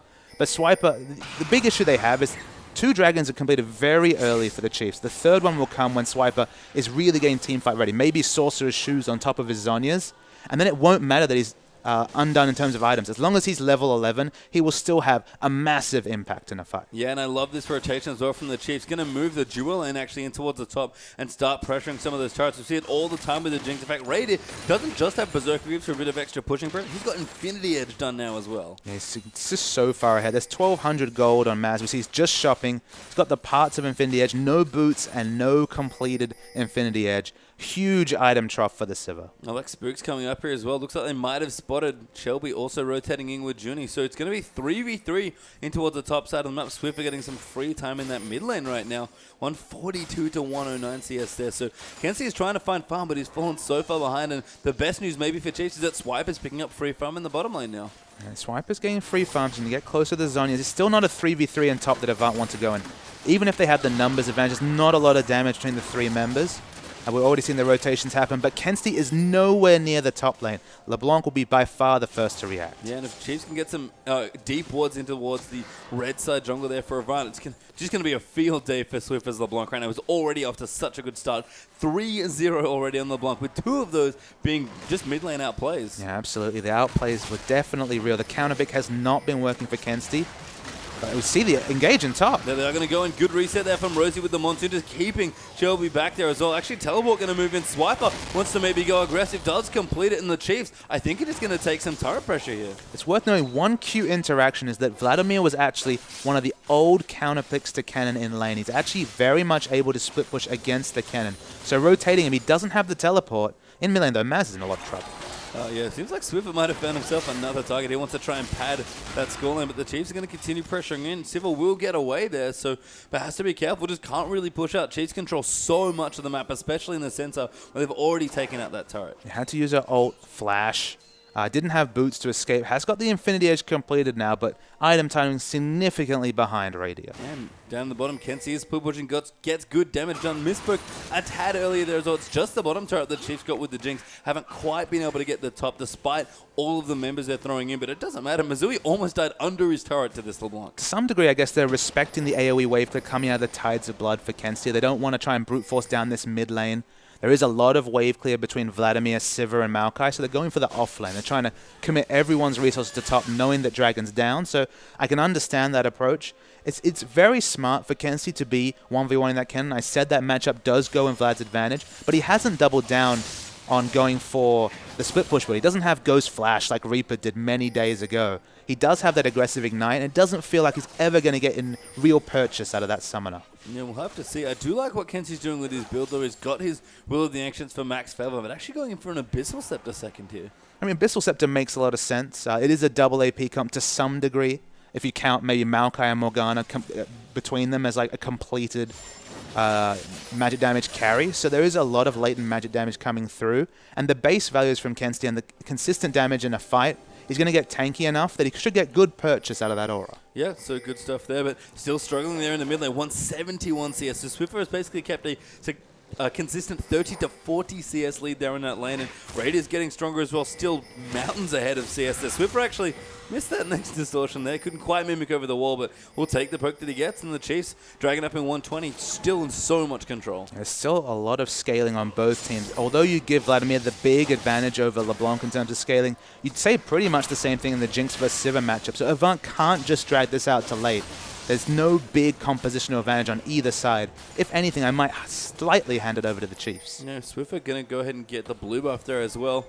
Looks the Dragon's not up, so Spook's going to have the Smite Charge ready to go for when it does come back, and Swiffer does actually get caught by a Dark Binding, so we'll stop any aggression he was thinking about, but the Chiefs are starting to group together now. Swiper's got the Zhonya's, Jinx is looking happy, LeBlanc's happy there as well. The Chiefs can just start overpowering Avant now at this stage, despite only being 1,000 gold ahead. Well, the Chiefs grouping with level 11 Cannon and they're grouping against a split pusher who, A, does clear waves very fast, but has no teleport. There's no way for Kenzie to group. Kenzie realistically doesn't want to group, so grouping and trying to force out an objective is actually very smart adaptive play from the other Chiefs. Yeah, so Swiper going to return to the top side. Doesn't quite have his teleport up, but should have enough time to get this minion wave pushing and then rotate in towards that dragon. 20 seconds now, the Chiefs are going to move in for their third dragon of the game, and despite only having one turret up, the Chiefs going to start opening up more of the map. Yeah, I mean, you can give away the first two dragons quite happily, especially if you're trading it for objectives. They haven't really been trading for objectives here, Avant. They are monopolizing the enemy blue buff, which is something, but they're going to have to focus on structures. Giving up the third one, though, that's when it starts to push a little bit too far. Yeah, just all that movement speed. It's such a good stat here. I mean, pretty much everyone on Chiefs going to benefit for it. We see that Avant have a Sivir in the comp, basically for just a lot of team-wide movement speed, and Dragon, that gives you a little mini passive Sivir ult. Yeah, it's not, it's definitely not Sivir ult in terms of sheer amount of movement speed, but it's relative. It is something that will negate kind of the reason you pick up Sivir, which of course is that huge power spike from the Omni Hunt. Swiver going in there. Shelby actually might have found him. Ultimate going to go in, but he's going to carry him all the way under the tower. Shelby goes for a ride, and Radius says, thanks very much, I'll take the kill. Now Rosie going to get aggressive, splits them into 3 with the Monsoon after the flash. Rosie going to take a lot of damage. Swiper though, going to dive straight in onto Avant. Porky does get that kill. Junior going to get locked up on Radius, just having a field day. Swiper gets that next kill. Kenzie diving in, getting aggressive. The Hemoplague not quite going to pop. Actually, the Zonies will save him. Swiver gets Missouri for the rampage. The ace gets completed by Radio as Kenzie goes down, and a 5-for-1 whitewash by the Chiefs. Whether it's the assault and battery or the Maokai W, both of those can get you in really awkward positions against people with the gap closes. That was the case with Swiffer. Straight under the turret and instantly dies. We watched this interaction. Assault and battery looks good to Swiffer at one moment, suddenly confirms death the next. And then you watch Swiper in the back lane. If we had seen the rest of that replay, using the ult very defensively at the start, and then once Jinx got every kill, moved forward, got the CCM more members. Wonderful team fighting from the Chiefs. Yeah, and Swiffer again, another 1v4 outplay, I think the one was. He's racking up the highlight reels at this point. See Spooks, they're going to back off now as well. Got his Sightstone done. He's again moving in towards what looks like an Aegis next. So still that same, big supportive jungle. You mentioned that Spooks kind of streaky, likes to, keep his play consistent. Is going to do so on the Jarvan here as well. But we want to talk about item timings right now. Phantom Dance are done for Radio, but Swiffer's just completed his death cap. Yeah, with the death cap, the Sorcerer issue's been finished for a long time. It's all going to be on Chiefs doubling down on vision and getting the pinks up. We see they already have aggressive pinks. They're starting to be cancelled out by Avant. So credit on them for trying to get a bit of vision back, wrestle back as much vision as possible. But they're just going to be zones of this map where they're going to have to completely shy away from without, say, blue trinkets coming in from Missouri, because the instant kill potential coming out of Swiffer is massive. Yeah, Junie getting chunked out there as well. So Missouri will just try and clear waves where he can. But Sivir, when you're behind, just feels not good, unfortunately. I mean, you can get the rest of your team in, that's fine, but even if you're, not getting in, helping your team in, you need to do some consistent damage. And when you're behind a carry like a Jinx, and especially when LeBlanc is always threatening to blow you up, the Chiefs, again, they just have so much control. Avant have basically been stuck in their lower third of the map for the last 5 to 10 minutes. Yeah, I mean, we can see the vision moving more and more forward from the Chiefs. They've got complete monopolization of Dragon Vision with 3 already in the pocket. And I completely agree with you. When you're Sivir and you're behind, all you can really do is hope that your ult sets up one of your carries that's ahead. But you look down this Avant lineup, the only person with really a semblance of being ahead is Chelby. And he's going to die instantly with the very aggressive Black Cleaver build. It sets up Sivir damage, but Sivir just doesn't have the items to really trade upon that very aggressive pickup from Chelby. No, and the Chiefs do get a tier 2 turret in the bottom side there as well. So the Jinx is being so good here. Porky actually going to get locked in by a chain. Doesn't really have anywhere to go. Twisted Advance not quite early enough. He actually is going to get locked up. Shelby going to dive in there as well to Rady. The Black Shield on him as well. And Rady taking a big chunk of damage. Rosie's low as well. Shelby actually does get the solo kill, but Swiper in the back cleaning house with that ultimate. Swiffer going to dive back in there as well. And it's actually 2v3 right now, but Swiffer wants to go back in. Junie's still alive. It's 2v4. Just Swiffer left alive with no mana. And Avada going to turn it around. That's a big turnaround, but Chiefs were very poorly positioned. You saw that Chelby was able to engage onto Radia, did more burst than they expected. Swiffer gets the answering kill. He's still alive. And Kenzie thinks, maybe I should back away. Yeah, Swiffer actually has enough, a bit of mana back there as well. Going to dive in onto Kenzie, just do some damage. Kenzie, respectable damage of his own, though, does have the cooler moves and the Abyssal nestled on, so Swiffer is going to force his way back. And I thought Swiper had it with that massive cannon ulti. It was massive, but Radier was dead at the point that he came to. That's the big issue, is that Radier's the one that's overtuned. His Phantom Dance Infinity Edge was finished at, what, 18, 19 minutes? Very, very overfarmed. And Kensty's finally getting to the point where he can be a bit of a teamfight general. He's not quite Swain. He doesn't quite have the same flavor in teamfights, but the ultimate onto Radier in combination with all the damage that Chelby's built surprisingly chunked out that Jinx. Yeah, I mean, Shelby just melted that poor Jinx there. So we talk about Vi being good against hyper carries, but Shelby is really committing to his plan. He knows he has to kill the Radier. And that's why Chiefs need to commit to the peel. It wasn't present there, and the damage build from Shelby paid off big that fight. It looks like Radier going to clear out some more. So he's back to life. He got a Vamp Scepter now, so going to make his life a little bit easier in longer team fights, but can't afford to get jumped on like that by the Vi. Swiper as well got a need to see large rod for himself, so good damage coming out now as well from that cannon. And Rosie does actually have the talisman, so a little bit more aggression and initiation potential, but no Mikhails to try and keep the Jinx alive. The second needless large rod, I don't like as much on the cannon just because you've got a Jinx, you've got a Fed LeBlanc, you don't really wanting for damage. The Rylai's for a bit of extra peel seems that much more important to me than doubling down on damage. We already saw that if Swiper's out of position and Jinx dies, doesn't really matter how many needless large rods he has. They're still going to lose a fight. So the extra peeling option, a bit more tankiness from the Rylai's, a bit more important. As Junie, 100 to 99. Ulti comes in, Radier gets it, and you called it there. Radier gets the last 1%. Swiffer just so smooth on this champion. Now, Swiffer's LeBlanc, it's his most played champion. He's wonderful on that champion. You can see that at least in laning phase, the Vladimir picks had nothing to answer Swiffer's LeBlanc, and they're basically letting Swiffer set the tone of this game, much like Faker might in another league. And they're paying for it. Set he has 5-0-3 there on this champion. Void stuff on the way there as well. Then fourth turret's going to fall there as Chiefs will take the tier 2 in mid out. They've still got a turret in the top lane for Avant. Porky actually trapped in the top lane, but does have his teleport, so able to get to that next dragon in a moment's notice. But Chiefs going to take, I believe, their fourth straight dragon in a row now. But you can see Avant's play call. You have to think they're considering the Baron answer. There's a lot of movement speed on the Chiefs. They're not quite the Sivir ultimate. I mean, Avant, they think about Baron. They give away the dragon for free. It's 4 dragons now. It's 6 minutes until really the pain starts for Avant. I mean, there's already ridiculous damage coming out of Radier, Swiffer, and Swipe is doing respectable damage. That fifth dragon is going to create some pretty insane situations here as well. And, I like the gesture from Avant to look over at the Baron, but that's one of the nice things about the movement speed of the dragon. It feels like underrated. You feel winning because you're taking control of the map and rotating. That buff just lets you rotate more and more. I mean, it's that case. If you have that 5% move speed, even with Sivir to disengage, there's just no realistic window for Avant to pick up a fast Baron. Chelby building damage, of course, does very good damage to the Baron, but I mean, Mezui's just picked up the answering Phantom Dance. He's very undertuned compared to Radier. Yeah, almost a bloodthirster behind at this point. Radier actually does have his BF sword now. Still building up some gold. Got about 400 in the bank right now. So a little bit off, about 450, 500 gold off that BT. But looking strong, and the Jinx going to go for a big 3-item power spike. So Avant actually have teleport advantage, and Kennen is split pushing. But Kensty, you can see that he's playing for the late game. He's continuing to commit to the split push. He doesn't have teleport available.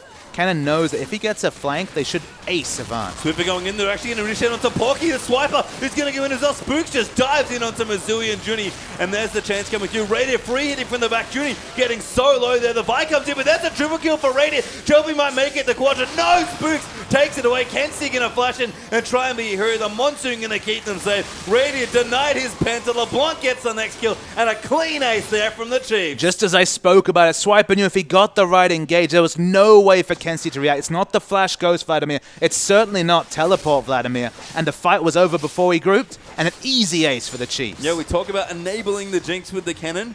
That might have been a picture-perfect example of just that. It's just a beautiful team fight. Use the ult very early to try and get the first reset. It was delayed a bit, but definitely not enough time for Kenzie to group.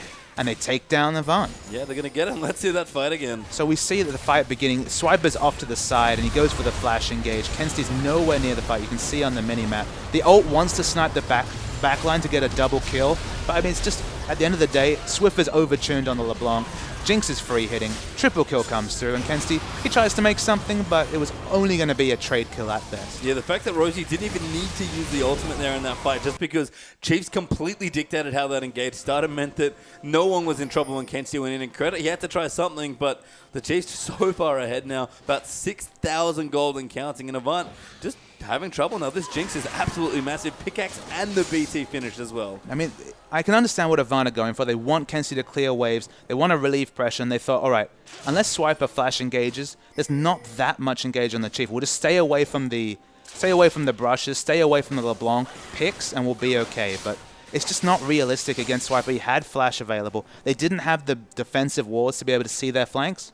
And credit to Chiefs, they took advantage of a power spike and did it very well. I mean, that fight started basically because Swiffer decided to chain Porky, of all people, the super tanky Maokai. He's got his Spirit Visage, he's kind of moving in towards Orandu and zooming with the Warden's Mail, plus the Ruby Crystal. His Rod of Ages is fully stacked up, and Swiffer just didn't care. He went in on LeBlanc knowing that, you know what, if we can catch you, I can't kill you maybe, but the rest of my team can. And with item timings like he's hitting, you know, Death Cap, Morellonomicon, Void Staff, he's going to commit to the Blasting one to get even more AP. Porky's tanky, but with a bit of help, they can take down that tree, and then Avant's team kind of opens up and falls apart. Yeah, 5-3 in turrets now as well there for Chiefs, just taking over the top side of the jungle now as well. Missouri has to be so careful. Poor Siva behind the 8-1-4 Radio. Gold lead pretty insane. It's about 4,000 gold ahead for Radio there. And Swimmer's actually going to go back in. Just gets a good chunk of burst and almost kills the support player. Radio again moves in the ulti for an attempted snipe. Doesn't get it that time, but Chiefs now going to pressure the last tier 2 left for Avant.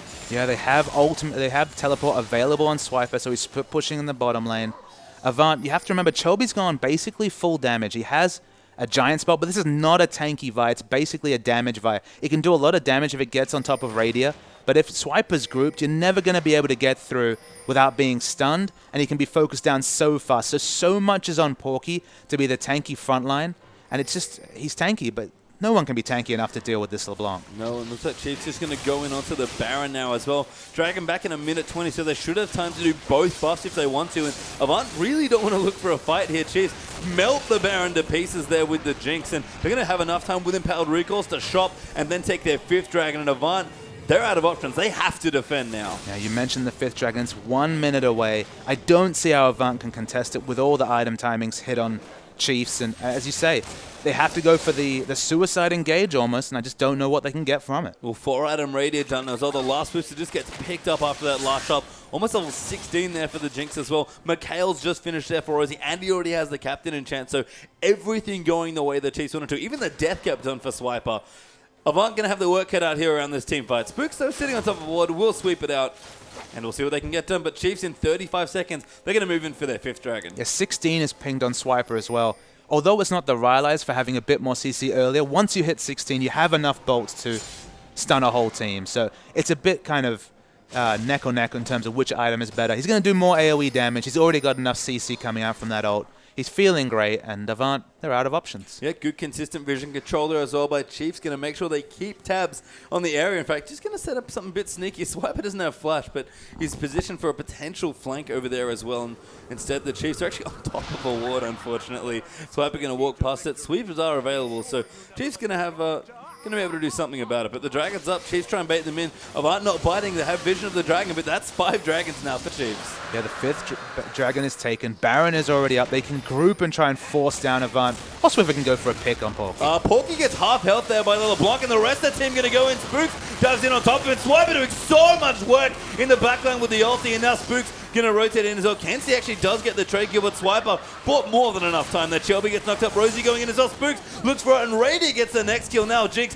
going to chase him. Mazui gets 3 shot there by the Jinx. That's another ace there by the Chiefs, and that's going to be game. And you bait Swiffer into taking a LeBlanc with a counter pick at your own peril. 7-0-6 is Swiffer. Radiant 10-1-6. Both carries very, very happy to accept the matchups they got. And the Chiefs, very convincing winners. Yeah, keep the dream alive as well. 6-0 in the first 3 weeks of the OPL. And that was in quite some style there as well by the Chiefs. I think you said it. Give Swiffer LeBlanc. And pay for it. That's just a reality that he had the pocket pick. He'd practiced on it, but coming in with no resists against one of the best LeBlanc players in Oceania, it didn't work out. Yeah, and maybe the bottom lane struggle is kind of continuing for AV as well. It's just not been the same. It is a very new bottom lane for them, pretty much completely changing from the team that won the regional final last year. Missouri still finding his feet against Reindeer, no less, who's still a very strong player. I mean, Jinx versus Sivir, they let Jinx be picked up as a counter pick to the Sivir. They got the engage they wanted earlier. They got the snowball. It was, I believe, BF sword pickaxe against just a pickaxe. And there's not really much way back into that fight. And not really much way for Avant to get back into the game. We're going to jump to a replay just to see some of the struggles that Avant were having. You can see here already a little bit of a gold lead at 27 minutes, but this fight really started to cap things off for the Chiefs. So we'll roll the tape. And Porky's tanky, but no one's really tanky against the overtuned Swiffer. And at this point, Swiper gets in. They get the AoE CC down. Vladimir hasn't grouped at any point, and everyone on his team will be dead by the time he hits mid lane. He only commits to the fight, ironically, when all 4 members are dead. Goes for the answering kill, but it was going to be 1 kill at maximum as an answer. And the Chiefs, they never looked back.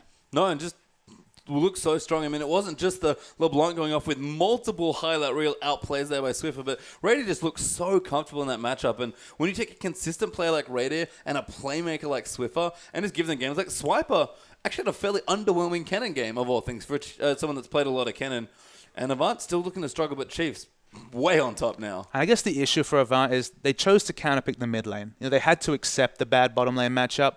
It probably went a little bit worse than they expected, but that was just because Chiefs were able to really assert dominance in that lane. But they opted into the Vladimir versus LeBlanc. That was the counterpick they got, and it looked like a counterpick the other way.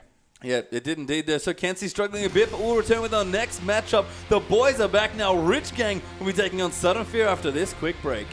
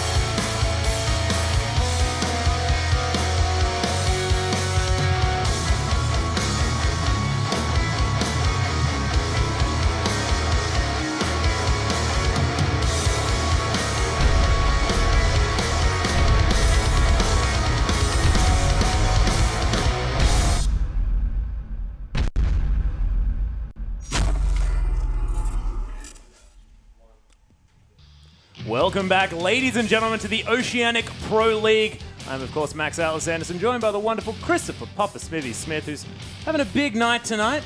But let's just look back for one moment at that last game. What brilliant play coming through from the Chiefs. And they looked like they had something to prove after a difficult match against Rich Gang. And who else could we give MVP to but Chief Swiffer in the mid lane? He got counterpicked by the Vladimir, but you wouldn't have known it from his score. 7-0-6. You give someone LeBlanc who's practiced on, I mean, Faker's the one. He's 11-0 in the OGN. Swiffer doesn't have quite that record, but, you know, you opt into that matchup. You say, all right, I can deal with the LeBlanc. Kensti could not deal with that LeBlanc. Oh, heck no. And he was managing to pick up all of the kills around the map that he needed to as well, roaming up to that top lane. I mean, sure, Shelby got a double kill there early on, but, of course, Swiffer there to clean up as well, so showing that he can be the janitor for his team when they need him. But let's look at our matchup that we've got coming through right now. Of course, Rich Gang, after a decent showing against the Chiefs before, of course, falling down in the late stages of that 50-minute plus game. But now against Sudden Fear, a little bit of a rematch of the OCS match that got Rich Gang here into the OPL. And even with that point you make, these are probably the two teams, surprisingly maybe with Sudden Fear, but definitely with Rich Gang, who really took it to the Chiefs, that undefeated 6-0 team, and pushed them all the way. Sudden Fear in early laning, especially in the mid lane, Apaps was all over Swiffer in their earlier matchup. And Rich Gang, it looked for at least 10 or 15 minutes there like they would have unseeded the now undefeated Chiefs. So both these teams have looked very good in isolated situations, but haven't been able to get a winning record in the OPL just yet. Yeah, not quite able to do it. And of course, Rich Gang, a little bit notorious on social media. If you want to do the same, ladies and gentlemen, make sure that you add to your tweets the hashtag #IamOPL, and then we can have a look at those and see whether you guys can be quite as notorious as our friends, the Rich Gang, as they go up now against Sudden Fear, who we thought were a little bit notorious on the old social media, but not quite so much. Yeah, they definitely we definitely pulled the trigger too fast on their notoriety, but the Rich Gang have more than made up for it with plenty of interesting videos. And M for Moon, I mean, we've got to talk about this guy because he has had a gigantic amount of kill participation and sort of kills going on to this guy. In their games. Of course, 46% of his team's kills are on M for Moon when, for example, Day Shift at only 25% and Radiant 29%, maybe a little bit more after their last game. And you just have to take it back. 46% of team kills across 4 games is a huge statistic, and it's 25 to 29% on average for every other AD carry in the league. So it's a big thing, and it's obvious they're going to look to M for Moon to maybe recreate some of the big carry games he's already had. I believe it was the Blue Ezreal that he really got off in the first week. So if he can really recreate those games, you know that they're going to group around him, they're going to try and group early, and just trade upon that fact that their AD carry can potentially be huge in a fight. Yeah, and he was actually fairly big in their last performance here against the Rich Gang in the OCS when they were coming through. Of course, doing very, very well. Had a game in the second match there. Of course, they did fall 0-2 actually to Rich Gang, but he was a huge Tristana by the end of that last game. And M for Moon, if he had have managed to pull that trigger, could have been a very different story. Absolutely. And it's the one game where he really went off that Sudden Fear picked up their first victory. So he does have the potential to carry games. We're on 5.3. It'll be interesting to see if he's picked up any new champions. We're always wondering when we're going to see the first OPL Tristana. That's the big burning question, but the bans have started to come through. Yeah, of course. Ari going to be taken away from Chenny Boy. Has seen a little bit of a hit, as we've been mentioning, but Chenny Boy was playing Ari, actually had 2 games on Ari before 5.2 even hit, so before that movement speed from the Orb of Deception, and was still managing to win, so need to be banning that one away. Lee Sin going to be aimed at a pink Bomi, of course, is going to be his comfort champion, but it's an interesting ban here as Sion gets banned away as well. Sion is seeing so many bans on this patch. Many bans. They're respecting how reliable he is in the top lane. Whenever you can have a tank that will do his job every game. The one thing you can say about Sion is, okay, he's never going to really do any damage, apart from if you stand in his queue in very early levels. There are some funny highlight videos of Sion damage. Okay, well, but it's I'm going to say the AD Sion probably going to stay away from competitive for now, but he's always going to get tanky. Whether it's the natural scaling he has from his W, whether it's, you know, he finishes that Frozen Heart on Warmogs, he's so reliable in fights and he has such a safe laning phase that if you can just take away that unkillable tank, it opens up a few more hyper carry AD carry choices. Yeah, it's true. And actually, Huey getting a respect ban of the Vi here as well. And I really like to see that coming through. Of course, only played Rek'Sai and Vi so far in the OPL, but Rek'Sai, she's still available and he could pick that one up if he wants to. Lissandra, of course, going to be banned away, but not really needing too much of a mention. She's very strong at the moment. It's been interesting to see Rek'Sai fall through picks and bans. It fell through the last pick and ban. It's available. I'd expect one of these teams to snap it up just because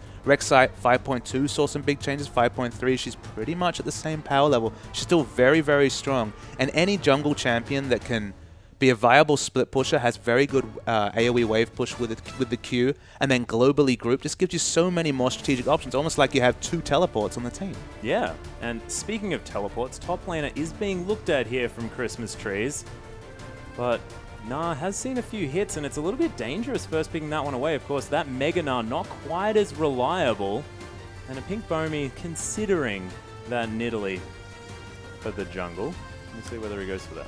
And we'll see if they go with the Nah. I really like what they've done with the changes, just because Nah, they first targeted the laning phase, which was very strong, so I understood why they went for that Q harass, just to tone him down in laning phase. Now, the moment that he jumps out of Mega Nah form, the Mega Nah is 15 seconds, so that's the shorter duration of Mega Nah, but importantly, also 15 seconds is the cooldown period before he can build up that rage again. So the big thing there is that the moment it comes down, you can now time it. You know it's that 15 seconds. It's much easier to communicate the timing window of the downtime, and you can really build around those huge Mega Nah engages that much more. There's that much more counterplay with the clarity of the 15 seconds duration than 15 seconds downtime.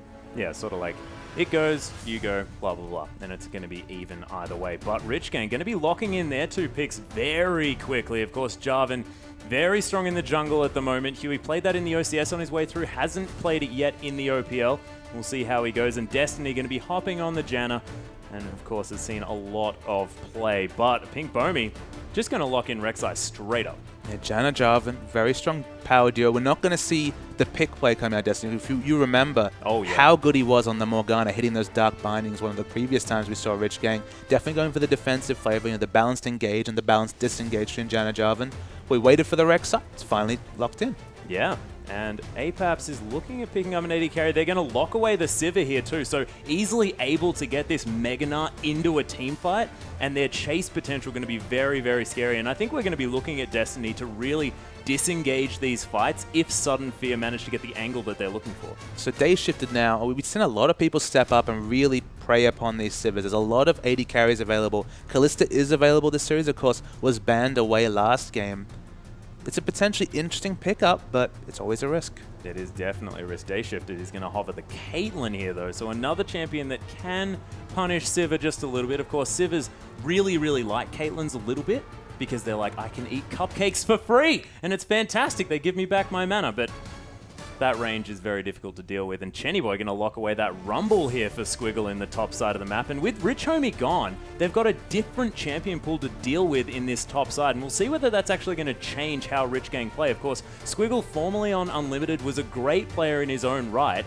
And now we'll just see what he can do. Of course, his Mundo was gigantic, a very different champion from what Rich Homie was playing. And so far, they've managed to pull out a very different team comp than what they've been going for. But pretty mid-game focused still. Yeah, Rumble Jarvan's definitely the big pickup. Of course, in the last series, they actually played for the late game and hit it against Chiefs, which hasn't been their MO at all. They've all been about doubling down that mid-game. It's always been the early skirmish game with Rich Gang, so it's so surprising to see them opt into the late, hit it, and then just not be able to quite execute against the all-powerful Chiefs. So they're going for more of the mid-game focus. I mean, Rumble Jarvan, that's absolutely the guarantee to pick up those dragons in the mid-game. And I see you smiling because we do see the Blitzcrank. Yeah, T-Gun going to be very, very happy over at Team Immunity, but Energizer's here as well. So Sudden Fear bringing in their sub-AD carry. Energizer played a lot of games throughout the OCS, and he was looking very, very strong, actually, in that AD carry position. So Enfamoon not going to be here. We'll see whether he can... He can't actually steal all the kills now. Yeah, so we highlighted him, we put him up on that pedestal, and then he couldn't even rock up today. But, I mean, again, it's dynamics on both sides that are changing. We talked about Squiggle. He obviously put a lot of power from the top lane. He did very, very well on that Dr. Mundo. And now we're going to have to talk about how that Energizer will change. You have to think the kill distribution probably won't stay the same. Yeah, it might be very different. And with the fact that he's playing Sivir too, a very utility-heavy AD carry that just wants to get a lot of movement speed onto their carries. And Apaps, he's got LeBlanc now in this mid lane. And if last game is anything to talk about, LeBlanc pretty good at getting kills. LeBlanc is good against getting kills, but with Kassadin coming through, Kassadin's one of the best champions to lane against LeBlanc. So often we talk about Cassidy in his weak laning phase. Against LeBlanc, you max the Q, you pick up a bit of regen, and you actually can force the LeBlanc out of lane. So it's a very strong laning choice. And we all know about the carry potential of Cassidy in later games. There's talk about some massive nerfs coming towards Cassidy, but on 5.3, just a little bit of nerfs towards that Q damage. Still very, very strong. Oh yeah, still very powerful. And that shield hasn't taken much of a hit here as well, so he is going to be able to weather the storm of that poke damage to come through from LeBlanc. But again, I mean, Rich Gang, they've got that mid-game insurance of the Rumble Jarvan combo, but Kassadin, Janna, Caitlyn, that screams late game. Yeah, there is a bit of a misidentity there in terms of there's not really a cohesive mid to late, early to late game focus. They do have a bit of a split focus. So if Sudden Fear can double down on the mid game, they've got the picks of LeBlanc, they've got the speed from Sivir. Rek'Sai can get so big so quickly, even just with the Warrior enchantment. You have to respect her damage. So I feel like Sudden Fear have definitely picked for the early to mid game. They still have threats in the late game, but they've got the cohesive comp. They want to get that dragon control and really to start to snowball the game away from Rich Gang. But if Rich Gang, they get some of those trademark early skirmishes, if they get the early kills, so they can steal away a dragon or two, the late game's going to come early. Oh, yeah. And the fact that if Day Shifted gets rolling here on this Caitlyn as well, I mean, her laning phase is so obnoxious. Using that range, just poking you out, getting those headshots every 7 hits. And, you know, you can't spell shield a headshot. So you're just going to be taking those. But Blitzcrank might be able to take advantage of the overextended Caitlyn. Caitlyn wants to be with Sivir under a turret and just auto-attacking between Sivir, the turret, the minions, and just completely harassing out Caitlyn. It's one thing to eat the mana sustain from the traps, but it's another thing to just have no health because of all the auto-attacks coming in from Caitlyn. It's not a fun laning phase at all from Sivir, so much of a range differential there. But if they can prey upon the natural tendency for Caitlyn to be overextended, both Janna and Caitlyn are excellent targets for Blitzcrank to hook. So if Rek'Sai's on form, there is potential for counterplay in this bottom lane. Yeah, and a Pink Bomi is on a jungler that can have a lot of pressure early. That Umbaro with that knockup going to be fantastic as far as getting those early ganks off. You can get that at level 2. Yeah, it's true. Double knockup potential for Blitzcranks in the situation. So I wouldn't be surprised to see a bit more attention to bottom lane than we've come to expect. Bottom lane has been largely untouched in a lot of our series today, but there is the potential for some interesting things when you got a Blitzcrank involved. Yeah, and you think about Blitzcrank, you think about pairing him with the likes of Corki, of Graves, you know, champions that can burst down anyone that gets grabbed. But Sivir, she's pretty good at that too. I mean, if you get that knockup, you get 2 hits on that Boomerang Blade. That's a lot of upfront damage. I wouldn't be surprised to Sivir actually go for the really early game focus build. With the Infinity Edge nerfs that have come through, it's not as big of as a one-item power spike as it used to be because you got that 5% less crit. Yep. You're less guaranteed in that burst damage. So a BF sword into a Brutalizer actually would be massive damage potential coming through from the Boomerang Blade, from the first auto-attack reset with the Ricochet.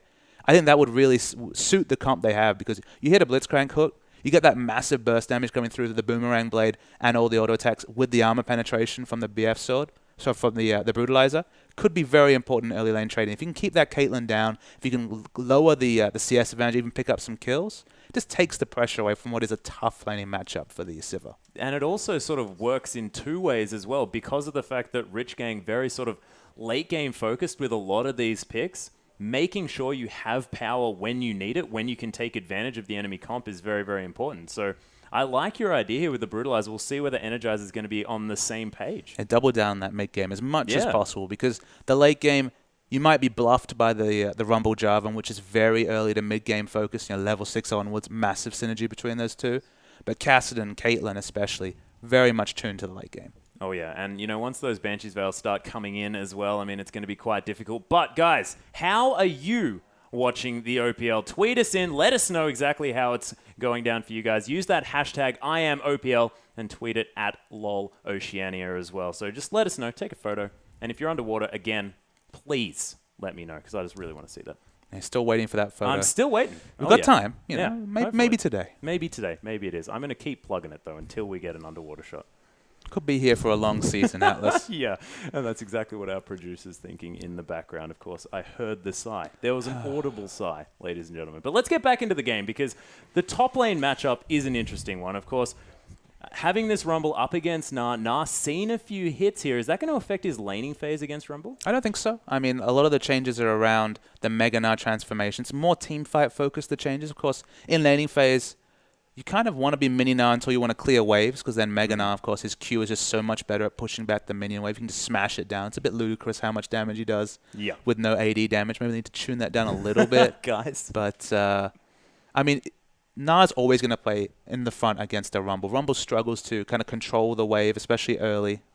So Na should be aggressive in that lane. If they can get both Na and Sivir ahead and getting Rumble and Caitlyn, for example, under their turrets, they might actually be able to open up enough pressure to really negate the early game focus that Rich Gang have. If they can double down the mid game, that's what they want to do. So any sort of pushing they can do to get Rich Gang on the back foot and try and open up a mid game objective and dragon advantage, that's what Sudden Fear are looking to do. Yeah, and are they going to use maybe a lane swap to do this as well early on? What do you think that the go is there? Because, of course, getting Sivir out of this lane against Caitlyn could be a good idea, and, of course, Squiggle might suffer a little bit as Rumble in this lane. I mean, you can definitely 1v2 as Rumble. It's not what it was many patches ago, but it's doable. You do have a bit of wave clear, but I'm sure we're going to find out the answer to your question very, very soon. Yeah, as we hop onto the Rift, ladies and gentlemen, with Sudden Fear taking on Rich Gang. Rich Gang for their second match of the night, of course, falling to the Chiefs in that 50-minute slugfest.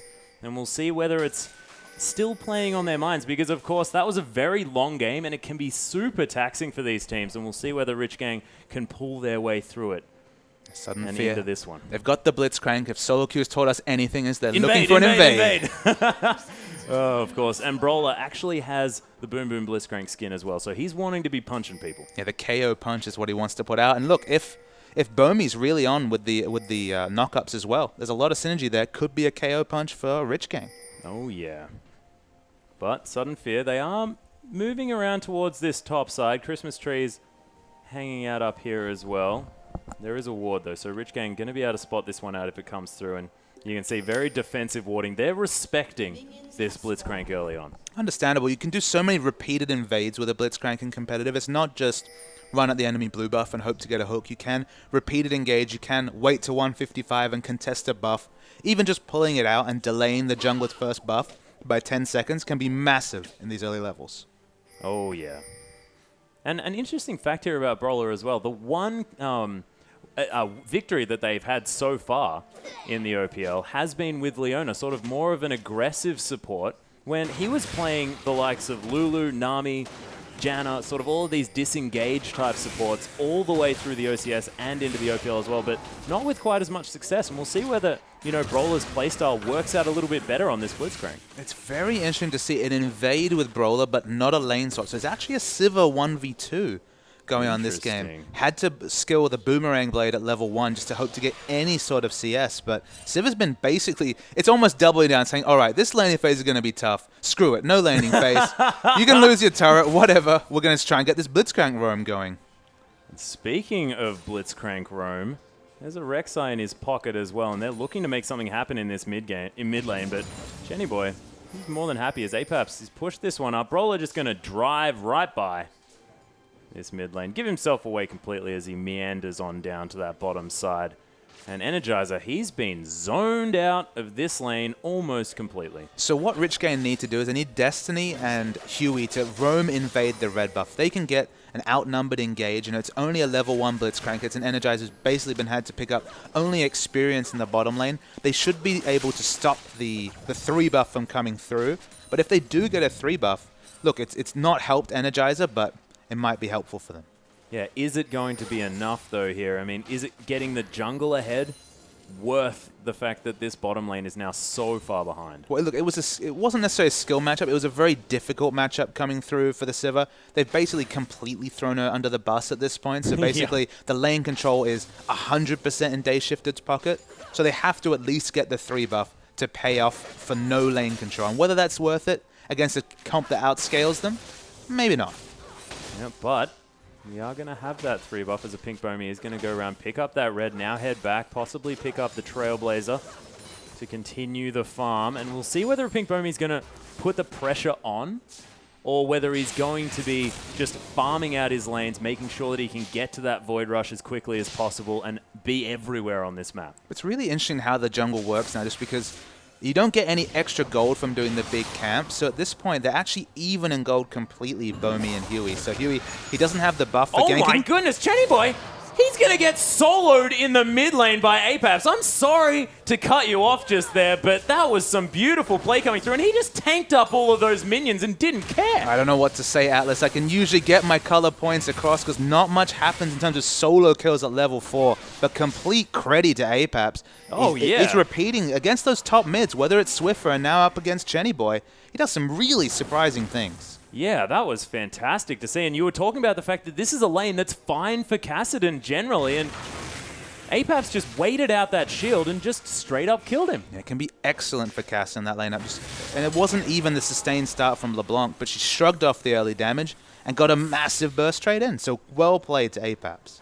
Oh yeah, Pink Bomby's going to think that he's okay, but he's going to go straight into that trap.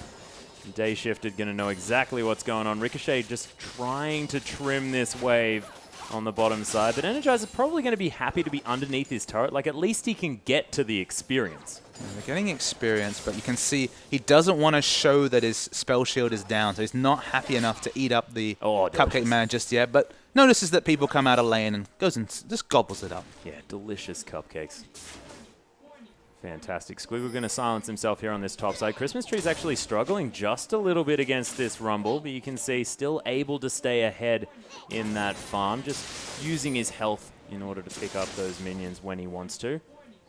It's also forced Squiggle onto a cloth armor start, so the magic penetration definitely going to be delayed, but maybe even going to opt into the very early arm guard. Yeah, of course, very efficient item there, so he's not going to be too upset, but Christmas Trees has to be careful. These auto attacks from an overheated Rumble are doing a lot of damage. And the Flame Spitter as well, now that it's got a few points into it. It's quite scary. As, man, Christmas Trees is going to have to go back, potentially. Oh my goodness, level 6 gets hit!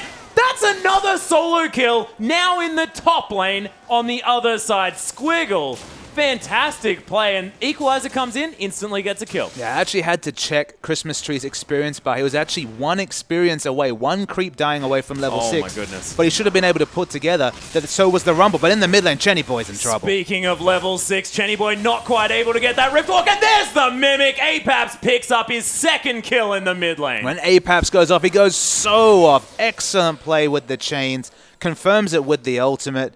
Man, power spikes across the map are causing seismic changes in this game. Yeah, the timings coming through from both teams are so perfectly executed here from both the Rich Gang in the top side and Sudden Fear here in the mid lane as well. And man, so far very explosive, but so even in this game. So let's talk about Rumble's item pickup. Goes back, had just over 1,600 gold, so opts into a straight needlessly large rod. You might be thinking, there's no magic penetration there, and you'd be right. It definitely doesn't help so much in terms of sheer equalizer damage. What it does give Rumble, and what he lacks early game, is wave clear. It gives him so much wave clear. As Huey, man, he doesn't want to face check Apaps. No, but he's going to go back in there. Of course, Chenny Boy was coming around. Riftwalk not quite available just yet. Needs a little bit more experience.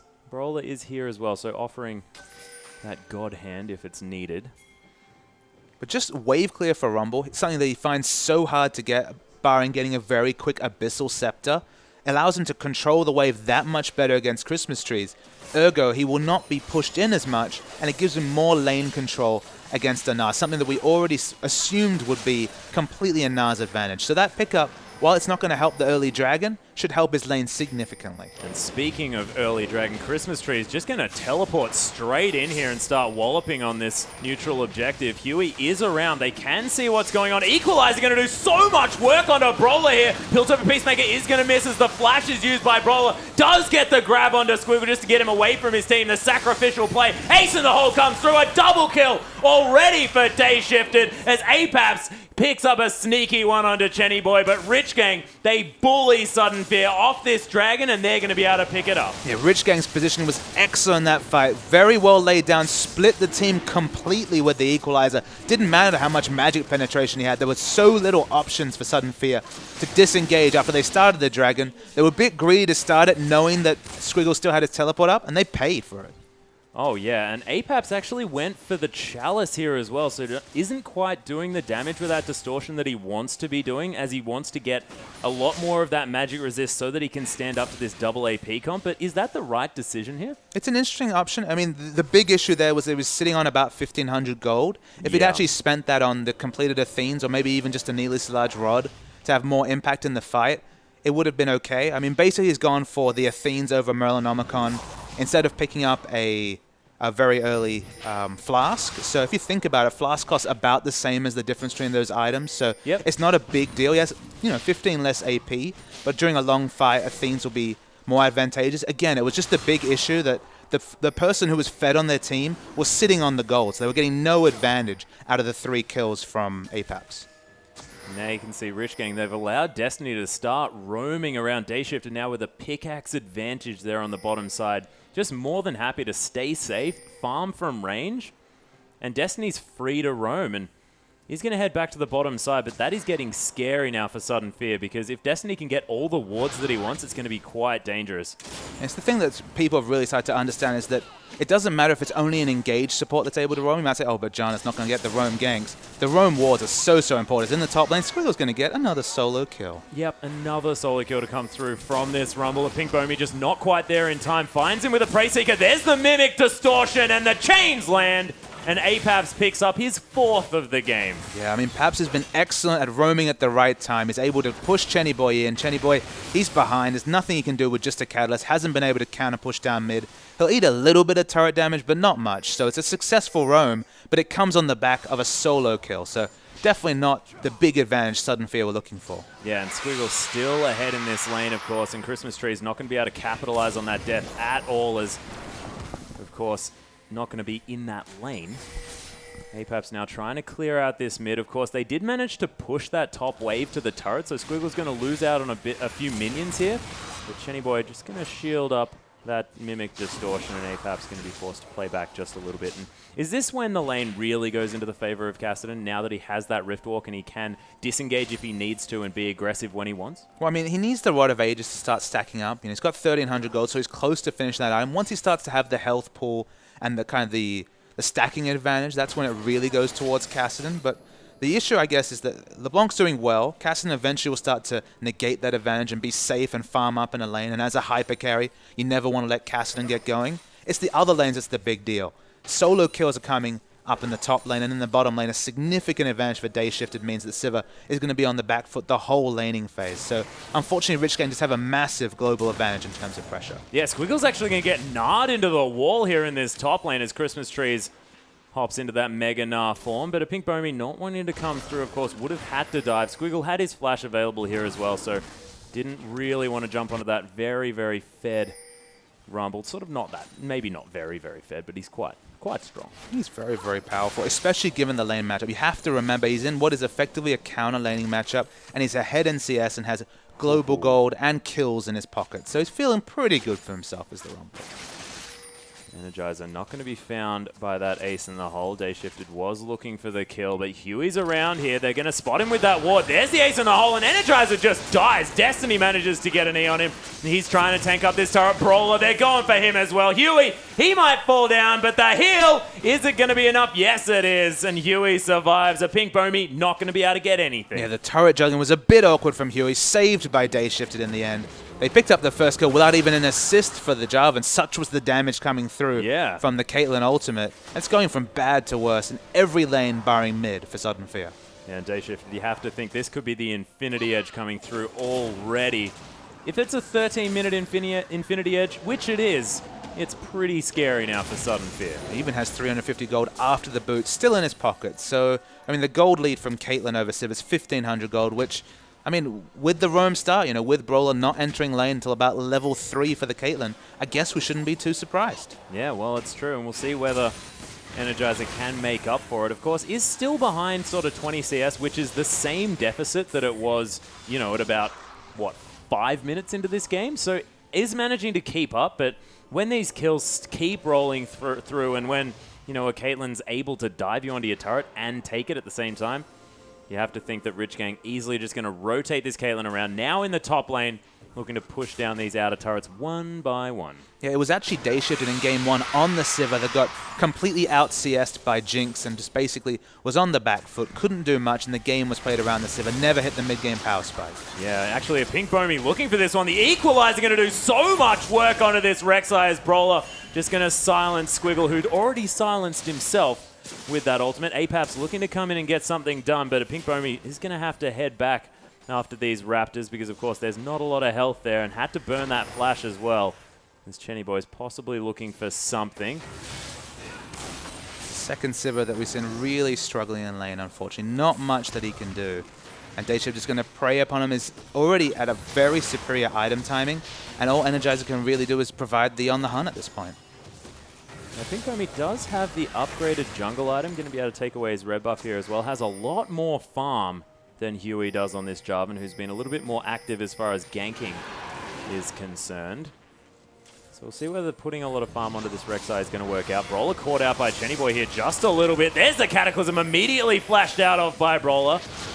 And the Boomerang to come through here as well. Christmas Trees has to be careful. Those Harpoons starting to do some work, but Huey gets melted already. There's the rocket grab, and Energizer picks up a kill. Christmas Trees about to evolve into that Mega Gnar. There's the Flash Gnar into the wall as well. The Wallop not going to quite land, but Destiny, he's going to fall down. Squiggle tries to be a golden flamethrower, but doesn't quite make it. The double kill for Christmas Trees, and that is a clean ace for Sudden Fear. The turnaround ace out of nowhere for Sudden Fear, but so much credit to Christmas Trees. I cannot believe he got the double Gnar against the wall on both the Kassadin and the other target. We're going to see the replay. So Huey, he's only level 7. You were going to ask, is there going to be a big disadvantage from the CS? Just wait to see how fast he explodes during this fight. The normally frontline tank Jarvan dies instantly, but just wait for Christmas Trees. He finally builds up to Gnar, and it's a picture-perfect double Gnar. I didn't even know the hitbox was that big. Just scoop both of them into the turret.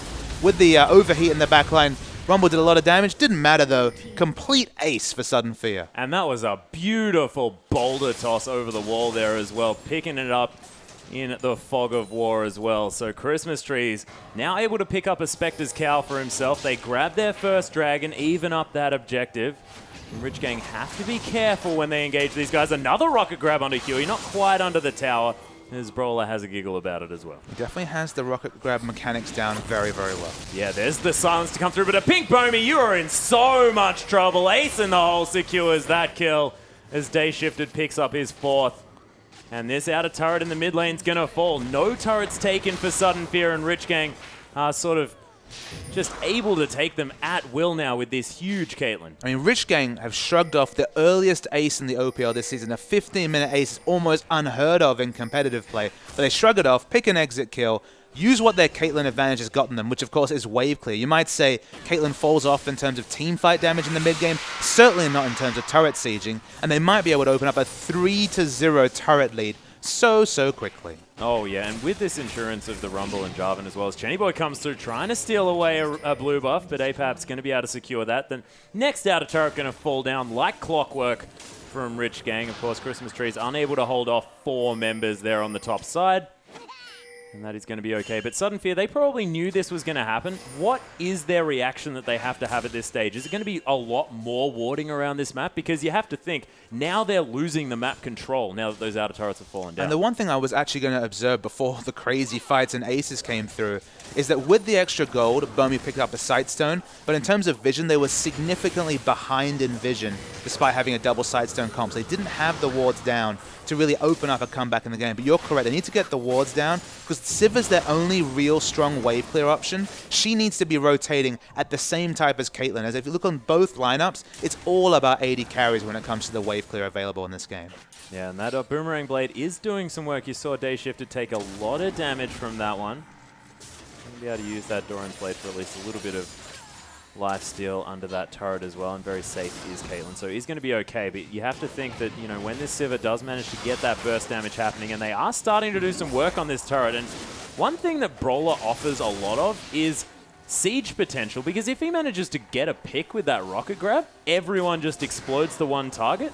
Rich Gang might have to just concede that turret. Yeah, the moment that the Blitzcrank came through in the competitive scene, people started to understand that you max the rocket grab, and it's not whether you hit them, it's the amount of zoning potential you create by just walking up. So just walking up Brawler is opening up so much space for Energizer on 500 range Sivir to get auto attacks on a turret. Any other champion would not command the same respect that Blitzcrank does. Yeah, but there's the equalizer coming through. The exhaust onto Chenny Boy here immediately. Huey gets blown up yet again. Energizer getting the first kill, and the Mega Gnar Christmas trees gets Chenny Boy. Squiggle, you are definitely dead in the middle of that fight, and Sudden Fear are team fighting like gods this game. Yeah, the dive coming through from Rich Gang is strong, but the focus fire from Sudden Fear just completely taking down every diver one by one. There was no synchronous engage coming through from Rich Gang. They were seconds away from each diver, and they were just being picked apart one by one. And Energizer as well, just always able to get these first kills. The on the hunt's always there as well, and they just follow it up. Squiggle manages to use that Zhonya's fantastically with the Flame Splitter as well, but it's just not enough. Let's see it again. Just watch how fast this fight becomes a 5v4 when they take down Huey. It's the second fight in a row. Huey instantly dies. Lovely Gnar from Christmas Trees, but the moment that Huey dies, they're trading upon a frontline tank that has no tank items. He's actually building towards, I believe it has to be, he finishes the Hex Drinker. Huey is not tanky enough to go for these 1v3, 1v4 engages. And Rich Gang, they've lost 2 fights from the same engage. And he hasn't even got that Warrior Enchantment on that jungle item yet either. He is so far behind. And that Cataclysm not going to be doing much damage, even though he has this offensive item choice. Yeah, realistically, he's not looking for damage from the Cataclysm, but his team is looking for him to set up the engage. The Rumble-Jarvan combo is so well known. But if he just dies instantly to focus fire, even from a Sivir who's been traditionally behind in items this whole game, finally now starting to work towards Dayshifter's big advantage on Caitlyn. I mean, unfortunately, if you're going to go for a solo tank lineup and just really overextend for your Cataclysms, you're going to pay for it.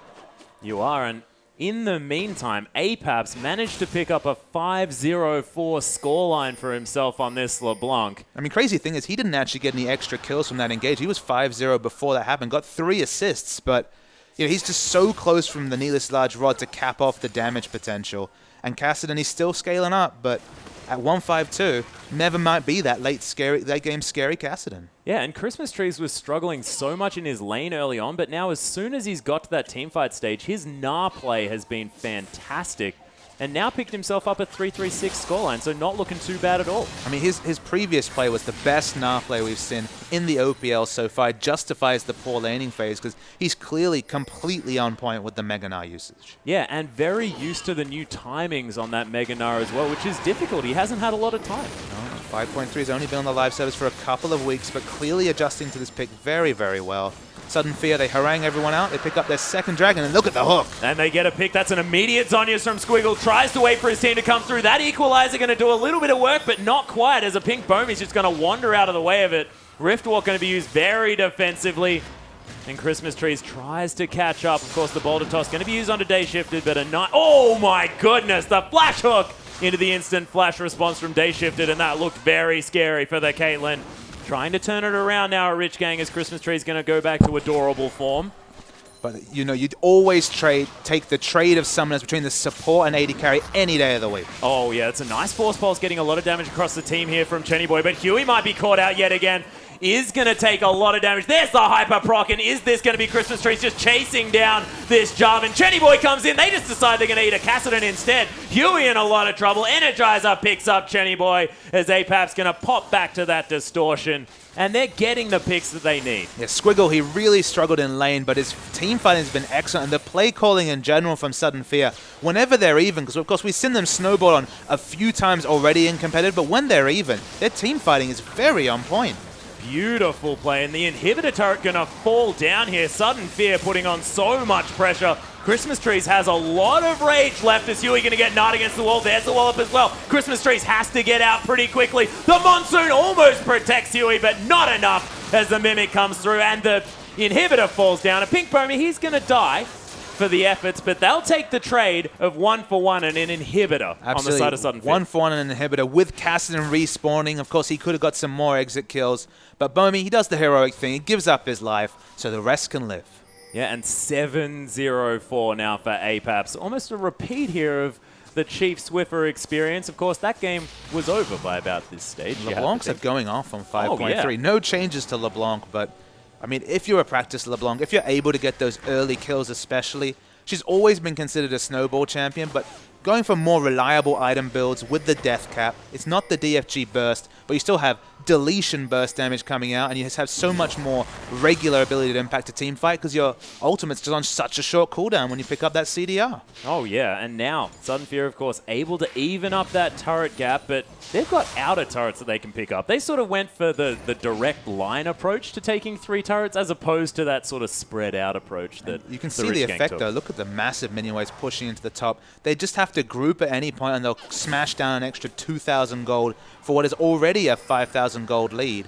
And all they need is a bit of outer turret damage. We see one of them falling already without even someone around to get that last hit. We see Nara in the bottom lane is going to get even more global gold, going to open up to about 6,000-7,000 gold lead. And you have to think Baron Pressure's coming soon. It certainly is. And, you know, with that teleport available, I mean, Christmas Trees can be in for that huge team fight potential that he has at a moment's notice here for Sudden Fear. And they now have control of this Rich Gang jungle as well, taking everything away. The Raptor's going to fall to Energizer here, who's managed to, you know, keep that gold deficit at exactly the same point. Still, of course, props to Day Shifted for continuing to stay in the lead on that front. Does have a pickaxe in his inventory over Energizer as well, but Sudden Fear, I mean, they don't really need this Sivir to get farmed and fed because she's still got on the hunt no matter what items she has. The other kind of interesting thing I'd like to see them do is to have a Pink Bomi actually be the split pusher, not the Gnar. Gnar actually does more neutral damage than Rek'Sai does. So if they do a 4-man Baron without Rek'Sai grouped, of course Rek'Sai can split push faster with all the AoE clear with the Q. She can just teleport happily into the Baron when she needs to secure it with Smite. They have so many different flexible options because they have realistically 2 global ultimates available with all the map pressure. No tunnels are going to be removed, even the really aggressive ones towards the enemy red buff. There's so many options for Sudden Fear. It's an embarrassment of riches for them. Oh, most definitely. And, I mean, you're talking about the fact that they have sort of 2 teleports, but Void Rush is on such a low cooldown as well. It's like they've got 4. It does feel like that. I mean, the Baron is completely uncontested. It falls down. Didn't even need to show it on the mini-map because there was just nothing they could do to contest it, Rich Gang, with all the sidewave pressure and all the super minions pushing in the mid. Yeah, we're watching Squiggle sort of struggle to clear out this wave. Void Rush going to be used just to get a Pink Bomi back into this top side. Now has that Locket of the Eye and Solari available as well. Use that at Baron just to keep everyone healthy. And these Baroned up minions, they're going to take this inner turret in the top side. And are Rich Gang going to be able to stop them from taking even more? It's such a struggle. They need to get the picture-perfect Rumble Jarvan ultimate, but they failed it twice. They're going to be just that much finger off the pulse when it comes to going for that big engage because it's failed them a few times. And Rich Gang and Chenny Boy especially struggling this game. They most certainly are. And now, sort of, this is the first time we've seen Huey on Jarvan and not looking nearly as comfortable as that Rek'Sai or, of course, that Vi as well as Sudden Fear. They're going to use that Locket of the Iron Solari just to give themselves a little bit of the shields in order to keep them okay. This Siege minion doing some work, continuing to power down on this turret. Perhaps got the huge chunk onto Chenny Boy. He has to go back. So again, even though they have the short range, look at this. It's actually the Siege minion still doing a lot of damage to this inhibitor turret. He's the real MVP at this point. They don't need, it doesn't matter they got 500 range and they're 80 carry. Plenty of range on that Siege minion. Oh yeah. The 6th man doing some work here as Energizer is able to pop through and get some auto attacks, but there's the inhibitor turret falling down. Christmas Trees, a 2-man Gnar, decent there on the Day Shifter who has to flash and heal to get out of it, and Rich Gang are melting at the hands of Sudden Fear. Huey now, he's going to get knocked up. Day Shifted in the backline is able to get a little bit of damage down. Ace in the hole comes through, a Pink Bomi, he's going to take that one up, and Sudden Fear, they're not done, they're looking to end. Yeah, they've got so many members available, they're not going to get the engage they want. They're falling very low, they need to back away. Energizer going to use that spell shield, not actually necessarily here, as Apex just looking to get some auto attacks off, does pick up the Nexus turret, but Day Shifted is going to be able to clear out these minions, but 2 inhibitors down, a Nexus turret down, and Apex 8, 0, and 5 picks up just another needlessly large rod. Who needs a Void Stuff? Absolutely, he's just getting such high AP values. The LeBlancs today have been off the chains. Sudden Fear, they don't have the... I'm sorry. I'm sorry, stream. I did it. It wasn't on purpose, but they do take the dragon. That was beautiful. So 3 dragons to 1 now in favor of Sudden Fear. They get that 5% movement speed that's going to help out so well here with Energizer as well. Chenny Boy getting caught out just a little bit. Chains are going to land. There's the rocket grab as well. Chenny Boy, see you later as legendary Apaps continues to be legendary this game. Scuttle Crab's going to fall down. And Rich Gang, they can't leave their base. And so much validation to Energizer. A horror laning phase, no support. If this was Solo Cube, like, where's my support, man? What's happening? He's actually the first to get to the last Whisper, is ahead in items against Caitlyn. So it took 28 minutes of pain, but finally, validation for the Sivir. Yeah, and currently 75% kill participation as well on this Sivir. Looking fantastic thus far. They're going to be able to take down this open inhibitor. You have to think, although there's only 3 members of Sudden Fear. Sivir's actually back away. Yeah, Sivir's actually pushing up the side. They're going to struggle to take objectives just because, again, they're very, very short range with their auto attacks. So smart to back away, but they can easily push down bottom. And Rich Game, they're kind of just relegated to their base. Yeah, Brawler can sort of make everyone in melee range, though, you have to think. Atlas, Chenny Boy's level 11. To give you an idea, so's Destiny. That's how far behind this Kassadin is. His lane opponent is 14. In fact, everybody's 14 bar Brawler on Sudden Fear. He doesn't even have the base stats. The Rod of Ages is completed, but he just needs the base stats at this point, does Chenny Boy. Oh, Destiny gets picked out here. The Nas straight into the wall. The Cataclysm over there as well, but Huey, he's just melting. Chenny Boy gets exhausted as well, doing no damage in this one, but it is going to be the follow-up kill. Day Shifted able to get something done as Apaps. Day Shifted's going to fall down. Squiggle now tries to get some work done, but he's stuck between a rock and a hard place as the legendary Apaps continues to get kills. Christmas trees in the backside gonna pick up Chenny Boy. The ace comes through for Sudden Fear. 10-0-8 on this LeBlanc. Just huge performances coming through from this Sudden Fear lineup, and they've come to play now. Of course, 1 and 3, now looking fantastic at 2 and 3. They actually get the hook onto Destiny, makes him play with the Monsoon. Won't live to this another day, but Christmas Trees, he's not having any fun. He wants to finish this game. Yeah, the Howling Gale not going to find Apaps, and the Nexus is going to fall down, and Sudden Fear come back with a brilliant first game on the Rift. I mean, Sudden Fear, the most unfashionable of the challenger teams by far, but their second win impressively over Rich Gang, so it is the comeback story. It is the revenge victory. Very easily and quickly 2-0'd in the OCS, but they came to play today. Yeah, looked fantastic here, and let's just not even talk about that OCS matchup, but we've got a replay. Let's have a look at how Sudden Fear did this. I mean, the whole game made me speechless, Atlas. Yeah. It felt like Rich Game were going to get there traditionally. They rotated the Caitlyn. They were going around the lanes. He's like, all right, I know how this game's going to go. They're going to just take the game away from them. But one false engage just changed it completely. But right at the end here, we're going to roll the tape. This is with completely in the ascendancy. I love the hook onto Destiny. Instantly dead. Yep. They finally managed to take out Energizer. Energizer free hitting at the back, even though she was under-tuned in items, the Sivir. Changed a lot of those earlier fights. So Squiggle does his job. They get the assassination. But Apaps in the backline is doing so much damage. He's making it easy for Na to clean up kills. Goes legendary. Ends the game 10-0-7.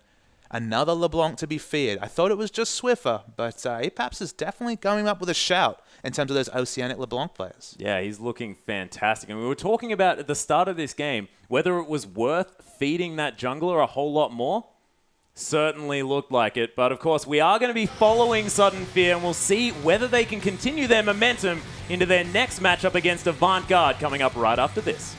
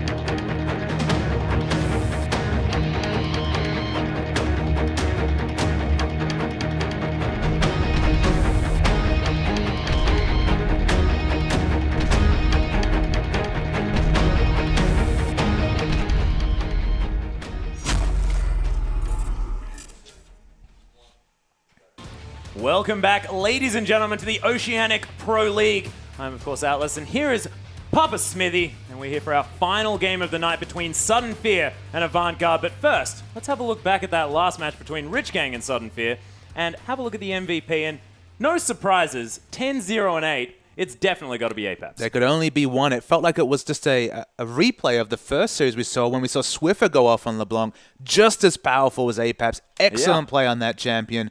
And Sudden Fear, how much momentum must they be coming in on this game after what you have to say is a shock result, beating Rich Gang? Yeah, and their team fights just looked so immaculate in that last game. And if they can get a similar comp that can utilize their shot calling, man, I don't really see much of a chance here for Avant-Garde because they were looking brilliant on the Rift. But now with Porky back, you have to think that Avant-Garde looking a little bit stronger. I mean, Avant-Garde, yeah, they have that really reliable tank player in the top lane. That will give them something to kind of hold their hat on. They've got Chelby might be able to play just a bit more aggressively because he knows what to expect from that top laner. But we have to remember, they got their first victory with Bad Game Low playing the Jax. We casted it together.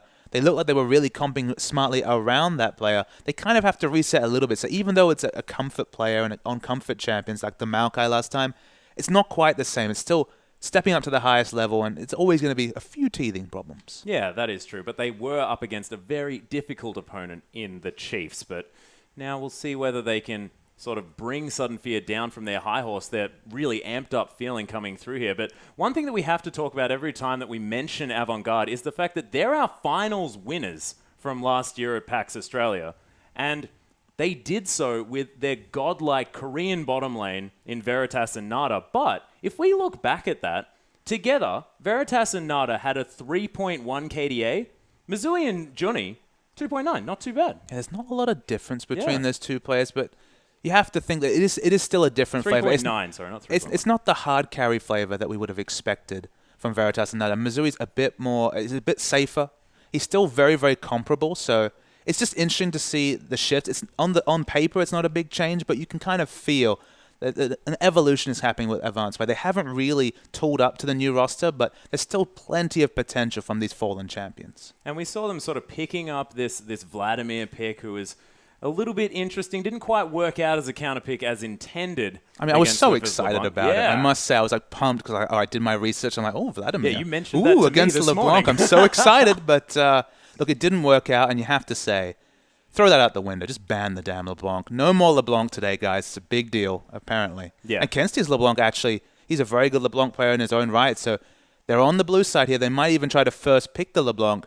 As far as we can tell, no one's got an answer for that champion today, at least. Yeah, you may as well just pick it away. And, of course, Swiffer's had a decent game on LeBlanc. Oh, yeah, just okay. Just a decent game. Both of our LeBlancs have been MVP so far, so getting that out of the hands of Apaps is exactly what Avant-Garde are going to do. I was thinking that Kensty could have a shot, see whether he could get an MVP on the champion, but not going to be happening this time as they're just going to put it straight on the bench. You just have to think, that they would have prepped for this game. They would have prepped for Sudden Fear. Sudden Fear only had one win going into this.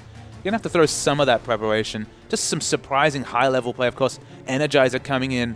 They left him out to the Wolves in laning phase. Still came in with massive team fight play on that Sivir. Just did excellently on that champion. So throw out some of your prep. Ban away the LeBlanc. You may even consider banning away the Sivir, depending on what you know about Energizer's champion pool. Well, Energizer actually picked up 2 wins in the OCS when he was taking Sudden Fear through there. Of course, Infamoon only came in the start of the OPL, but 2-0 on Ezreal. Ezreal, okay, another Ezreal, man. It feels like there's a lot of them. CNJ and other players around the OPL saying love their Ezreal. The Ezreal flex picks is something we see a lot in Korea, but we haven't seen so much in the OPL. Ezreal mid is still a very formidable force as well, but it's not been the Ezreals, at least in the OPL. Yeah, and a very similar champion select coming through as Sion going to continue his reign of the bench. It's interesting. No Sion changes. People have seen the Sion performances in the OPL, and they've decided, well, we don't know how to kill that guy, so ban him.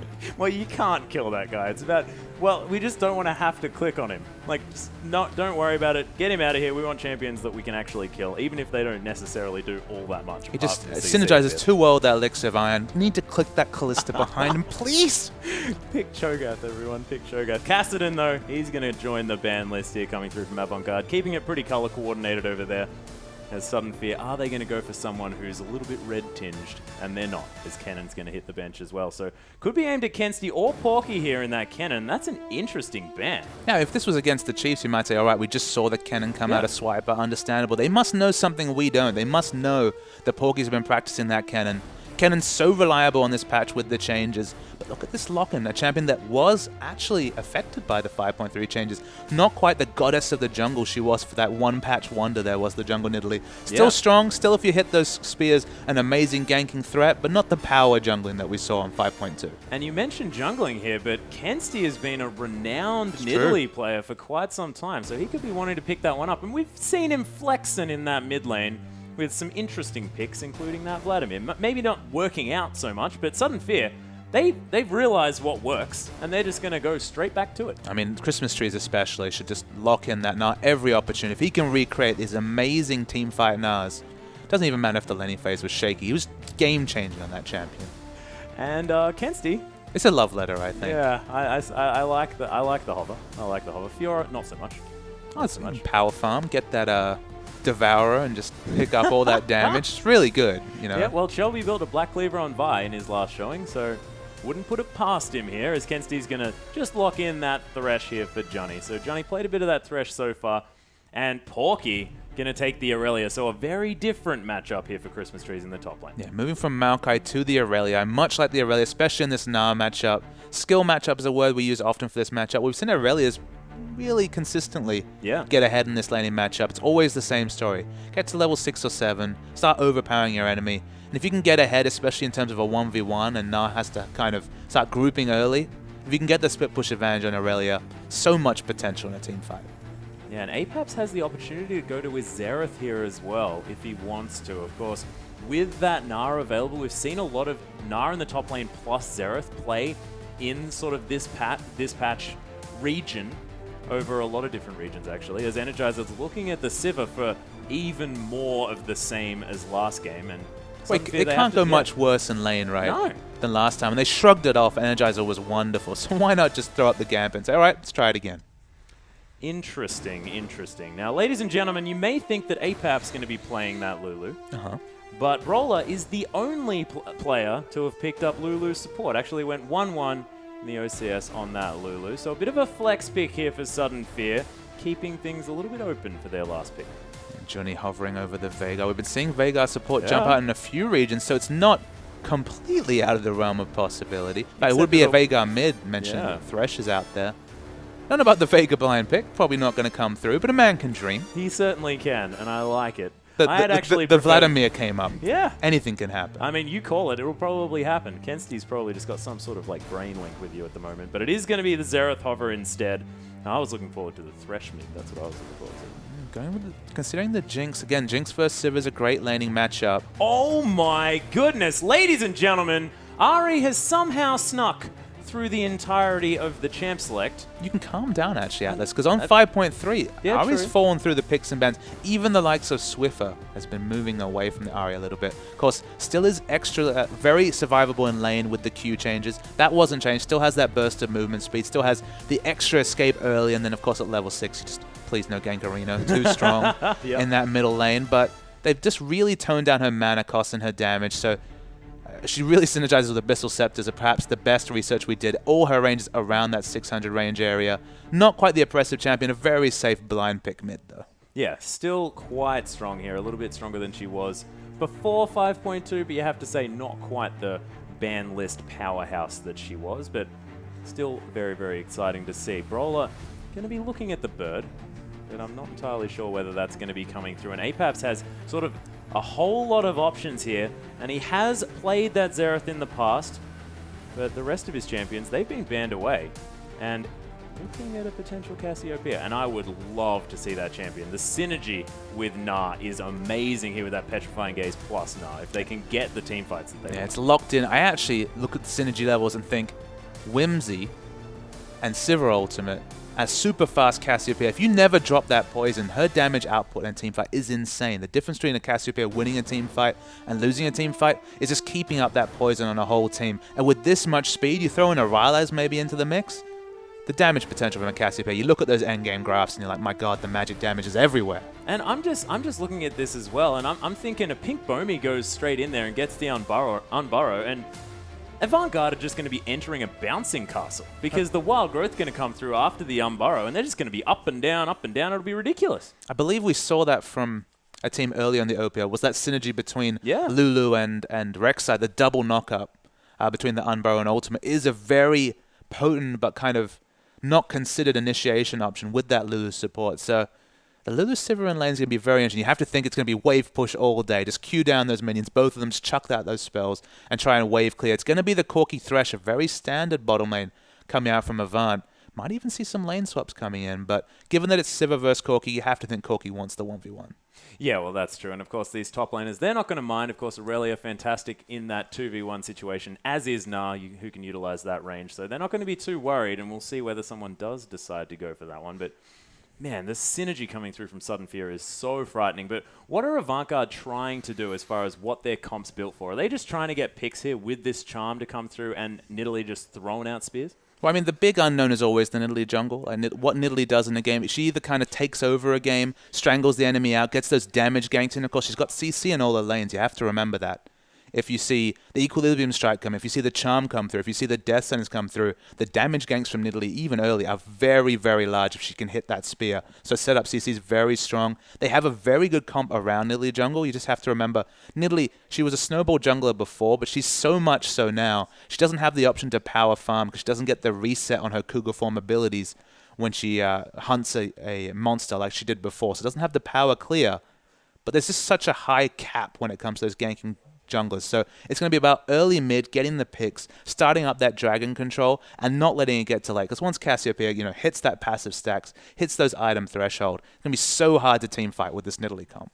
Oh, yeah, and Sudden Fear wants sort of all of their champions working together in order to make these team fights work, and if they lose a member, things could get a lot more difficult, but with the Lulu insurance, it's sort of like Avant-Garde. What they want to do is get a pick, delete someone, and then take that 5v4 fight and win it, but with Wild Growth and the shields are going to be coming through here from Brawler, especially in sort of the mid to late game, it's going to be really difficult for Avant-Garde. Well, let's cast our mind back to the previous series against Rich Gang, where the laning phase wasn't doing great for Sudden Fear at all. But the moment the grouping started, they were on the same page. They had synergy in their comp, and they overran Rich Gang. They got exactly the same potential here. They have decently strong lanes, but their team fight synergy is just absurd. It's so strong. Oh, yeah. So I worry for Avant if they can't get that snowball in the mid game, because I don't think team fight phase is going to really suit them at all. Yeah, but let's leave that phase for a moment, ladies and gentlemen. And who do you think will be picking up first blood in this game? Do you think it'll be Sudden Fear, or do you think it's going to be Avant-Garde? Of course, include that hashtag #IamOPL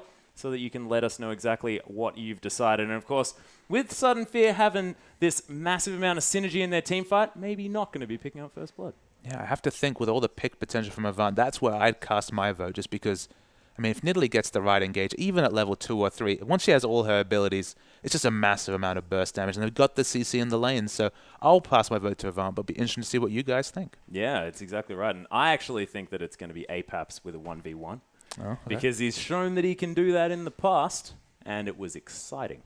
I mean, Cassiopeia, not the most popular champion. She comes through in competitive, but if you underrate her damage, you do it at the apparel. Even at level 3, get a couple levels in that Twin Fang, hit 3 or 4 of them when you confirm that Q, get the Ignite in. We're talking 400 burst damage so early, so you need to be so careful, so respectful. So there is that 1v1 potential. You'd hope that Kensty's going to play on the back foot, but there's no way to know. Yeah, and both of these champions naturally picking up a lot of sustain here as well. Of course, the passive of Ahri giving her that spell vamp based on ability use, and once you get those stacks up, that Twin Fang going to be healing up Apaps as he goes through. And is that going to create sort of a bit of a farm lane situation, or is it not enough spell vamp here for Kensty? It's an interesting matchup. Cassiopeia works best against champions without a lot of wave clear, because if you can hold the wave as Cassio and just, make it so that if anybody wants to walk up to the wave to wave clear, you queue them and then all in. You can zone very well as Cassio, but Kensty, one thing Ahri has is very good, reliable, long-range wave clear, so it's more difficult to deny an Ahri for a Cassio than most matchups. But if you ever try and all in a Cassio, you know exactly what's going to happen. You have to be so on board with those Spirit Rushes and then just cancelling the movement and moving back. Otherwise, the Petrifying Gaze, You can be slippery, but hard to get away once they've confirmed that poison on the Casio. Yeah, and I think that it's going to have to be Kensti managing to pick up, like, a kill while that charm is active. Otherwise, he might just get turned around on. Because if he Spirit Rushes into Apaps, he's going to get yelled at. And while Casio is very prone to ganks, there's no CC coming from the jungler here. So again, charm is going to need to be on form. I mean, jungle gank double kill is not something you often say in competitive, but it's so risky for Nidalee and Kensti's Ahri, both low health pool champions, to even attempt a turret dive or an overly aggressive 2v1 could be turned around easily. Yeah, but we shall see exactly whether it happens as we hop onto the Rift, ladies and gentlemen, with Avant-Garde taking on Sudden Fear for our final game of the night. And Sudden Fear look to carry their synergy from their previous win into this game. And Missouri manages to pick up first blood just as Christmas Tree is going to land a boomerang onto Porky here as well. So it looks like standard lanes may be achieved, but of course only 50 seconds into this one. And they may swap it around if they want. The back potentially to come through from Porky here is a spear going to land onto Apaps for a lot of damage. It's actually the double ward coming onto the brush in reaction to the spear landing, so going to be a little bit less optimal with their wards at level 1. Avant going to get a lot more vision than Sudden Fear. So at least in terms of level 1 ward advantage, give it to Avant. Yeah, and a Pink Bomi this time probably not going to pick up that 3 buff start as well, so we may not have sort of the double CS Rek'Sai by that 10-minute mark. And they were sort of living on the fact that a Pink Bomi was really far ahead in his matchup in their last game. And do you think they're going to focus a little bit in getting their jungler ahead? The actual interesting thing about that matchup is although he got the 3 buff, he was actually even in gold at level 3 to the Jarvan. Just because, again, getting that camp with the way experience and gold has changed in the jungle, it doesn't actually give you the big jungle gold boost that it used to. So they were even in gold. It just snowballed because the Jarvan tried to be very active in lanes, did Huey. And Pink Bomi, I mean, on that Rek'Sai, you have so many farming options that you just farm so much quicker that you can snowball a small advantage early really big with all your farming. Yeah, and you can use those tunnels to get around and get to that farm so quickly as well. As Pink Bomi going to start here at these Krogs, head to that red, and you have to think then over to the blue buff as well. So just standard starts here for maybe both of our junglers, as Chelby has an opportunity to maybe do some counter jungling if he wants to, but we'll see whether he goes for that one, as he's just going to clear out his red buff as well. You'll notice how much lower Nidalee gets in the jungle now that she doesn't have that instant second round of spells in Cougar form. You will have to use sustain a bit more smartly, but I've been actually marveling at this bottom lane matchup. It's interesting to see the Lulu able to just auto-attack down creeps and help with the early wave push from Sivir. Sivir's level 1 is decent pushing. The level 2 just opens up that instant wave clear. And Brawler's doing his best to just try and ensure this map is played completely with Energizer on the front foot. Yeah, you can see already that Boomerang Blade coming through, Energizer getting a lot of damage onto Missouri here, and Brawler just having his way with Johnny in this bottom side. I mean, he's got the ranged auto-attack. Of course, if you trade with Lulu early level, she's just like an AD character. She does so much auto-attack damage, even not in having to pick up any flat AD runes. So you have to respect the Lulu early. If you can get Lulu under a turret, she is a squishy range carry, so you can kind of engage and get a pick on her. But if you're under the turret yourself, so much ranged harass coming out of the Lulu. Yeah, Pink Bomi's actually going to detect Chelby here with his passive, but just going to unburrow onto Kensti. Look for it, actually. Doesn't find it. Kensti just going to wander back. Didn't have to blow his flash and immediately takes care of that tunnel. Says thanks for the 5 gold. Is Porky going to get harassed under this turret, as Christmas Trees is going to do, utilizing that hyper. So we've seen a lot of solo kills in top lane. I cannot expect there to be any today, just because Irelia versus Nah, about as standard and even a matchup as we've seen. Of course, there will be, towards level 7, Porky will really start to get going in this matchup. But just early, he's going to eat auto-attack after auto-attack and try and shrug them off. Yeah, and we'll see whether he hangs around a little bit too long. That might be the opportunity for Christmas Trees here if he manages to get a surprising level 6 once more. Actually, it was Squiggle who got the surprising level 6 against him in that matchup. So maybe wanting to get his own back as far as that's concerned. Pink Bomi going to take down this Gromp here and take a lot of damage for it as well. But he's level 3. Hasn't been back to base yet, and Shelby already sort of ahead in this jungle. So still able to clear quite well, as the Scuttle Crab not going to have too much to offer. Shelby just destroys it, picks up the extra gold. And if this was the previous patch, you would have actually seen him aggress onto the dragon and pick it up, as there were so many ways to exploit those resets with just somebody trying to help you tank, but has to back away now and pick up some items. He's going to go for the Chilling Smite here, try and get as much CC as he can. Of course, doesn't have any in his kit, so can't really use that one. An Amp Tome there as well, so the Magus Enchant going to be opted for. Pretty standard stuff here from Chelby. His Energizer just going to say thank you very much for the mana as he soaks up that Phosphorus Bomb. And in this mid lane, not too much happening as of yet. Apap's just shoving this one in over and over again. So what I'd like to see strategically from Sudden Fear this game is you look down the Avant lineup. There are one tank lineup. It's only Aurelia, of course, is a bit of a fighter tank. Has a very high item threshold before she can build tanky. She has to go Trinity Force into tankiness. It's Chelby, he's a bit caught, but he should be able to get away. Pink Bomey just going to use his previously laid tunnel there. There's the flash on Burrow as well as Chelby going to get caught up. The Hyper comes down. Christmas trees is there and first blood for a Pink Bomey. Again, this jungle is ahead. Yeah, I spoke too soon, but 2 flashes later, they do get the kill onto Chelby. He falls behind now with that early death. And yep, Bomey, he's really been able to eke out as much gold as possible in both games. Oh, Kensty, though, he's going to land the charm onto Apaps, who tries to get some answering damage, but misses the Noxious Blast. So not going to be able to get the reset on that E, on that Twin Fang. Kensty going to do a bit of damage, bit of work here onto this Cassiopeia, who now just going to have to sit back and farm. And the big issue, I'd say, for Sudfear, if they can keep down Porky, if they delay his Trinity Force, if they camp this Aurelia, if she can never get tanky, we already have seen so many Nidalee comps be undone in the team fighting phase because she's only good going forward. She's not good defensively. And as a single tank lineup, it's all on Porky to do his job and tank for this team. Ooh, Hook's going to land on an Energizer here. He's going to get the Whimsy Shield to come through and try and turn it around immediately. Phosphorus Bomb just going to get immediately spell shielded. As Missouri going to try and do some work, but you can see he's so low and very low on mana here as well as Brawler now just more than happy to go toe-to-toe with Johnny. But look at Ari. She's actually trying to look for a quick kill. There are no wards in the river. Very risky times for Sudden Fear.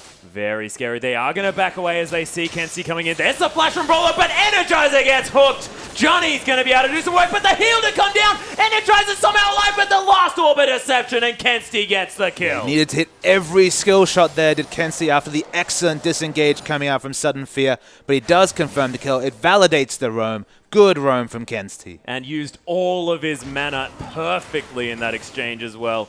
Manages to net them a kill as soon as he hits level 6. So that's the power of the Ahri, is of course that roam. Apaps now still in the mid lane, couldn't follow, trying to stack up this tier. And Kensty already getting rolling. Now has the Fiendish Codex, would wish to be able to build that Deathfire Grasp, but alas, unable to, and will either be picking up that Athenes or the Morellonomicon. What do you think he's going to go for here? Sort of the more aggressive option in the Morellonomicon? I mean, it's a risky choice as we see Paps just hits his first evolution on the passive, has 100 stacks, so now has the sustain you were talking about, so a lot more sustained options for Paps in the mid lane. I'd have to think he'd go for the Athenes just because you're going to eat some sort of poison damage from Cassiopeia. That's just the reality of playing against that champion, but look, maybe he'll just try and be aggressive and go for the outplay. Yeah, Avant-Garde going to continue to clear around here. Of course, they're pink ward on one more hit.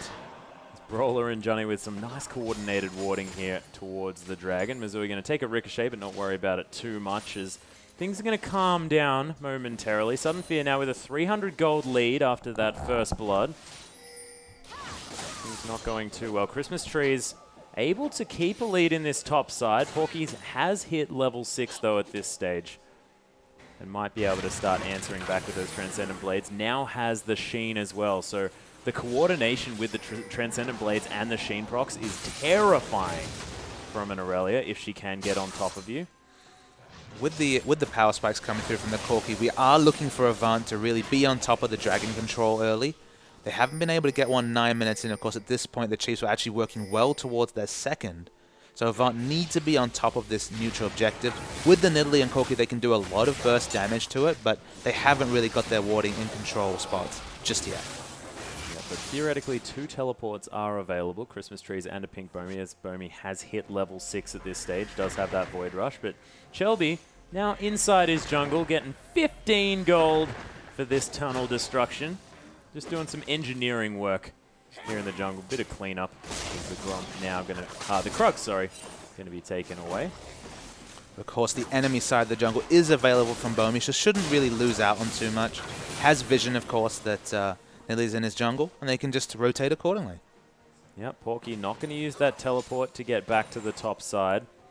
As that dragon is, of course, an option here for either team, and both of these top laners wanting to be holding on to that one. Void Rush going to be used as a Pink Bomi looking to come into this one, and some giggles being had all round in this mid side. It's a bit quiet here. 10 minutes in. It was slowest first 10 minutes we've had tonight by far. We've seen so much explosive action previously, but the charm hits in mid. Nice burst of damage on Paps, but he did have a Bomi in his pocket. The Bomi in the pocket is definitely handy. And Apaps, now with that Twin Fang giving him back some health, he's going to be able to heal himself back up relatively effectively. You can see Kensti playing very far up. Now that he has that kill, 5 CS in the lead now as well. And with the damage advantage in this mid lane, he's playing very aggressively. Equilibrium Strike onto Christmas Trees. Now tanks up the turret a bit as well. And this is the Sheen doing some work for Porky. But the slow to come down from that boomerang a little bit too much. Kensti being forced out of this mid lane just a little bit. As Apap's able to heal himself all the way back up. And that tunnel going to be removed as well. Avant-Garde just having to clean the rift. And they're getting a little bit annoyed here at Pink Bomi, just putting things around that they don't want there. So they do have vision that nearly started the dragon. They don't have the members. Of course, Rek'Sai's in the top side jungle, doesn't have ultimate available, so it should be the first dragon coming through for Avant. Yeah, and importantly as well, Christmas Trees just went back to that Mini Gnar form. Sudden Fear, they're trying to come in and get something done, but you can see Mini Gnar not going to offer too much. And Avant-Garde able to get out. Boomerang not going to find its mark as Spirit Rush going to be used from Kensti here. Lands the charm onto Pink Bomi as well.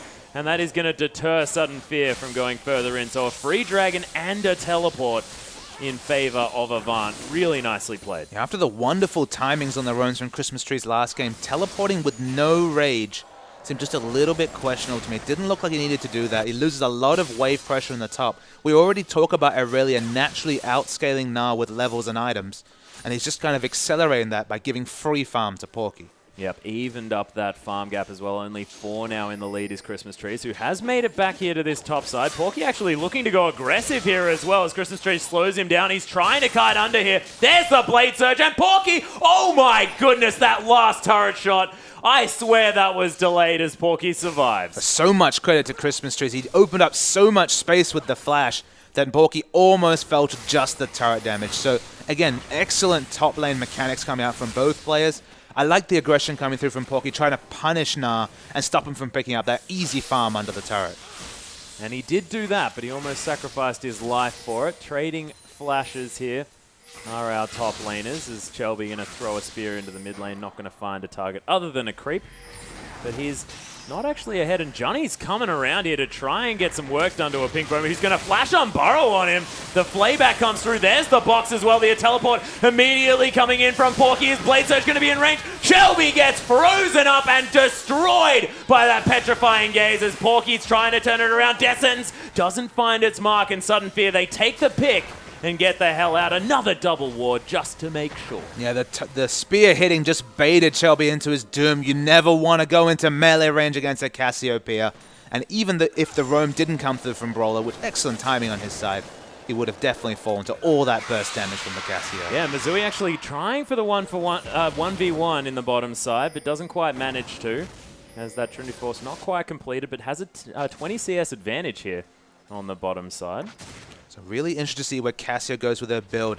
Zhonya's, Rod of Ages, Rylai's, they're all realistic options as a second item. He's not really going to give us too much information. Only the Ruby Crystal skirts many Rylai's, but Energizes in a lot of trouble. Oh yeah, is forced to use that flash and the heal, but it's not enough as Missouri picks up a kill. This comfort pick Corky doing some work. And we were right to highlight this guy. Of course, Missouri now 1-0-1. CS advantage in that lane, playing fantastically. Yeah, this is, of course, a good laning matchup for Sivir. This is a lane where she's able to negate Missouri's best harassment or the Phosphorus Bomb with the E. But in the top lane, Christmas Trees, he's in a lot of trouble. This is where Porky really starts to stamp his advantage in the top lane against this Gnar. Yeah, Hyper is going to proc onto Porky, though, with that boomerang, and Christmas Tree is going to get a fair bit of health back from this Mega Gnar transformation, and Porky, he's respecting it. As you can see, Christmas Tree is now just happily pushing under this turret. Porky might be in trouble with the Gnar available now. Immediately Gnar'd into the wall. Pink Bomi's here as well. Christmas Tree's tanking up the turret, just hangs out for a bit. Easy kill, easy dive for Sudden Fear. Excellent dive coming through. So they'll take the turret as well. This gets their first turret. They need to start resting that turret snowball. Of course, Cassio's already lost the turret in mid. They pick a nice one up on top. Yeah, you can see the sort of top to bottom disadvantages coming through from both sides. Avantgarde struggling up there, but in the bottom lane, Missouri doing some work. Does have that Trinity Force. Ooh, Charm not going to quite find Brawler there as the Spear's going to go wide as well. And just takes a noxious blast for his troubles, does Kensty in the mid lane, and they have to back away. Yeah, perhaps no completed items. I have to think it'll be the Riles, but of course it could be a Haunting Guys and just straight going into the Seraph's Embrace. Really flexible is Cassiopeia's item build, and then once you hit those 500 stacks, the 30% AP just validates any item choice you go for. And if you look at Apex here as well, does have not very much mana, and that's his blue buff getting stolen away now by Avantgarde. It was actually Kensty that managed to pick it up. Brawler is going to steal that Scuttle Crab. And now Sudden Fear looking to pick up their first dragon in a minute and a half. Avantgarde, of course, managing to take that one away from them, using their bottom side advantage, and now Sudden Fear looking to try and answer back. But this sort of happened in the last Sudden Fear game. Energizer fell behind in his lane, but then in these team fights played fantastically for his team. And we talked already about how much synergy there is with the On The Hunt, the Whimsy, and all the options it gives Sudden Fear in a fight. We've already seen Christmas Trees put on a carry-level performance on that Gnar, so there's a lot of options still available to Sudden Fear, but they're opting into a hole a second time. They're kind of fallen away in the early game. The early game is definitely letting them down. And look, the grouping phase, it definitely seems to be their strength, but they cannot let Avant move into too much of an advantage before that starts.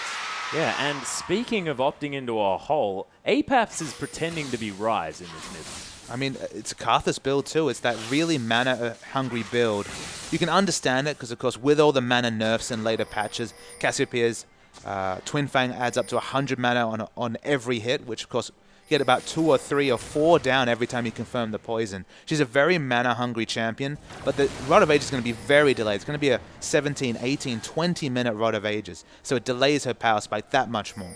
Actually opted to go for those Sorcerer's Shoes here before picking that one up. So interesting, but of course if this game goes to 30 minutes, it doesn't matter when she picked up that Rod of Ages, just as long as she's got it and it's there at 10 stacks. So Avantgarde, they can possibly take advantage of it, and they might do so by taking down this dragon, which they have grouped for. Double Trinity Force, not quite there yet, as Porky still needs about 800 gold to grab that one. Pink Bomi looking to try and get some harass with that Prey Seeker, as Avantgarde now just asserting their dominance over here. Blade Surge was used from Porky onto Christmas Trees, who just wallops him. The charm gonna land. Christmas Trees way out of position. Doesn't even get the Gnar, and Avantgarde destroy the tank. Now gonna easily pick up this dragon. Glitterland's gonna go wide as well, and Avantgarde stamping control on this game. Yeah, Energizer was so chunked out in the bottom of the fight, he didn't even bother to use the On The Hunt, so he couldn't even get his team in. It just led to Christmas Trees dying all alone. And this is the danger of falling behind against an Avantgarde. If they can get an advantage with vision, they could be so deadly. Oh, and there's the double play as well. The box comes through. Charm goes wide as Apex is still alive somehow. Porky's round from the side. Kensty picks up the kill. The flash Porky, he's looking for it. The double knock-up to land on this Aurelia. He doesn't even fall down though, as Pink Bomi, gonna get completely baited. Shelby as well now looking for it, as these AV members are just able to answer with the re-engage damage. The Lantern's taken, and Avantgarde, they're going to be safe, and they've just turned it on. These last few minutes, beautiful play. And you feel like Sudden Fear trying to recreate the last game. Understandable with the very similar comp they've picked, but they haven't hit the same item times. They're actually in big power troughs compared to their opponents. It's going to be double Trinity Force very soon. They've already given away 2 dragons, and literally when she's ahead, you can see how powerful she is. Shelby is doing work in these fights. Oh yeah, all of his extra damage being brought to these fights on this Nidalee has been fantastic, and you have to think now with double Trinity Force and the fact that there's a BF sword sitting in the inventory of Missouri and a needlessly large rod now for Kensty. 2-0 and 2 on this Ahri, and still making that champion look overpowered. I'm not going to lie to you. Sudden Fear really need to regroup. They need to buy time for Cassiopeia to get her Rod of Ages stacks. They need this Infinity Edge coming out from Energizer. She has the gold right now, does Sivir. Just hasn't had time to go back to back and pick up that item. It was when they had Infinity Edge. It was just the one item power spike. It was 1,000, 1,500 gold behind from Energizer, but he was still doing damage because he had the Trinity Force. Right now, with just the constituent parts, just can't even hold a candle to all Mizui's doing with the Trinity Force and BF Sword on top. Oh, yeah, and Mizui, while everything was going on, all that funny business there in the mid lane with those dives to come through from Avant-Garde, he took down the inner turret in the bottom lane as well, so utilizing that Trinity Force to get his split push on, as Christmas Tree is now going to aggress onto Chelby, the longest auto attack in the world, going to follow him through that dark passage as Christmas Trees continues to add some harass, now about to transform into that Mega Gnar, and this may spell to Avant, wait that 15 seconds, then engage. Yeah, we see up the top lane, Porky's completely unhindered. There's no teleport available on Gnar, so even though Gnar's grouping, he's actually in danger as we see the rotations coming through from Avant. Yeah, just going to find a creep there with that boulder as well, as Porky's going to be unhindered. And now Christmas Tree's in trouble. Wild Growth onto him here as well, as they get a lot of answering damage onto Chelby. Porky in a bit of trouble as Glitterland's going to come down. It's a nice spear onto Brawler, who's going to be completely convinced that he does not want to follow that one. Yeah, I mean, Christmas Trees, with that Randuin's, is able to get away from that fight. The attack speed, so doing so much work for him in the trade. But they have to lose the Lulu ultimate, and they lose the objective anyway. 4 turrets to 1 now for Avant. And you look at this lineup and you think, okay, they've got 80 carry doing 80 damage. They've got an Aurelia up here as well who's going to be auto-attacking. But there's a lot of magic damage coming out of this Avant team. Sort of half of Mizui's damage going to be magic. Ari as well as this Nidalee. And we've just got a Randuin's and a Null Magic Mantle now for Christmas Trees. He's theoretically incredibly squishy in these fights now with all the magic. You can see from Bomi's items that he's working towards an Aegis. That'll be a very big pickup for Sudden Fear. But this game is all about Avant using the Nidalee jungle, using their aggressive options early and taking the objectives and just forcing Sudden Fear into a position where they're so far behind that their hyperscaling comp doesn't ever come to fruition. We never see that picture-perfect team fight we're almost salivating for in the pre-game. And so far, you have to say, they've been super effective at that. Yeah, Spirit Rush is going to find the charm onto a Pink Foamy here as well, and Kensti not going to be able to secure that kill as he used the Ignite as well. Pink Foamy able to get out of that one. Apap's going to use the Petrifying Gaze, but not find anyone, and Mizui just destroys him. Yeah, I mean, getting caught left, right, and center is Paps on the Cassiopeia. Cassio fighting next to her carries, next to Energizer, for example. If you're forcing the enemy to dive both carries, you can get a huge Petrifying Gaze. But if you're just alone, getting caught in rotation with all the point-and-click CC available from Avant, you do so little as Cassio. Yeah, Descent's going to land here onto Christmas Trees, though, who doesn't have any rage. He's just going to fall. A Pink Foamy going to follow. And Avant-Garde are just so strong now. And you were talking about this Nidalee, and Chelby's doing work. He's doing so much. He's actually gone for a quite selfish build, going for the scaling option of Rod of Ages. Of course, it means that he can give that blue buff away earlier. It means he'll be just that much more tankier in the late game, but it doesn't matter. Look at the damage everyone's doing. There's another hook to come through from Johnny. He's playing so well on this Thresh. And a spear going to land on an Energizer, and he's going to go back and recharge, I think. Yeah, pick comp being played to perfection from Avant. The mid-game power spikes of the Corki with all the CC. This is what we talked about. There's excellent CC in the lanes for Chelby to hit those spears, and they're hitting and doing big damage. Yeah, Apap's just going to throw out Noxious Blast multiple times onto that trap. Not going to actually kill it, unfortunately, as Chelby made sure that they were immune to poison. He's just going to clear out this top side of the map. But is there a hope here for Sudden Fear to turtle this one out? Do they have the options? They kind of need the miracle comeback that they had against Rich Gang, where they suffered in the lanes, there was big advantages across the map, and then one team fight changed it against Rich Gang, and Sudden Fear went on to win comfortably from there. There is that potential again here, but they're in even a bigger item trough than they were in the previous game. They're 7,500 gold behind. It's one of those situations where a poke comp should never win a balanced team fight against a team fight comp, but with such a lead, it doesn't really matter. Yeah, and they're just launching through, and these death sentences have been coming thick and fast. It's just beautiful to see Johnny on this Thresh. 0-0 and 9 now. As Avant-Garde now just looking to pressure Sudden Fear away from another dragon. This will make it 3 here for Avant-Garde with none on the side of Sudden Fear.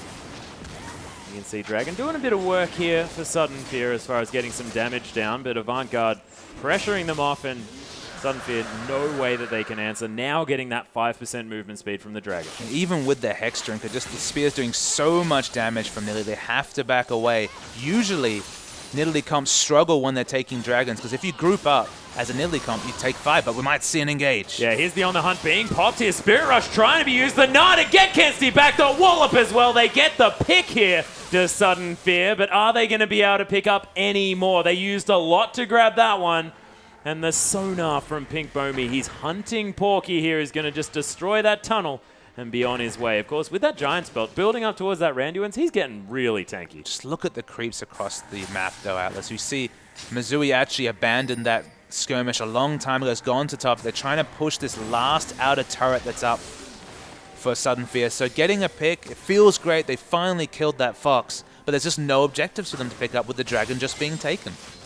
Yeah, and this inner turret is going to fall in response here as well. Sudden Fear a little bit slow. There's the flash on Burrow here, but Porky just going to shrug it off. But Pink Bomi is going to cause a rampage from Missouri as he falls down. And the inner turret just going to fall to creeps as well. Sudden Fear unable to catch a break. Oh, there's actually going to be the ult being used onto Porky, but he jumped behind him. It didn't land onto anyone again. Juni coming in. Missouri picks up another kill. Juni gets a well-deserved one as well. And Sudden Fear are melting. The triple kill for Missouri. 7-0-4. And this guy's going off on Corky. The skirmishing from specifically Juni has been wonderful. You saw the flash box coming through, and Missouri just cleans it up. Trinity Force, Pickaxe, BF Sword in a massive power advantage.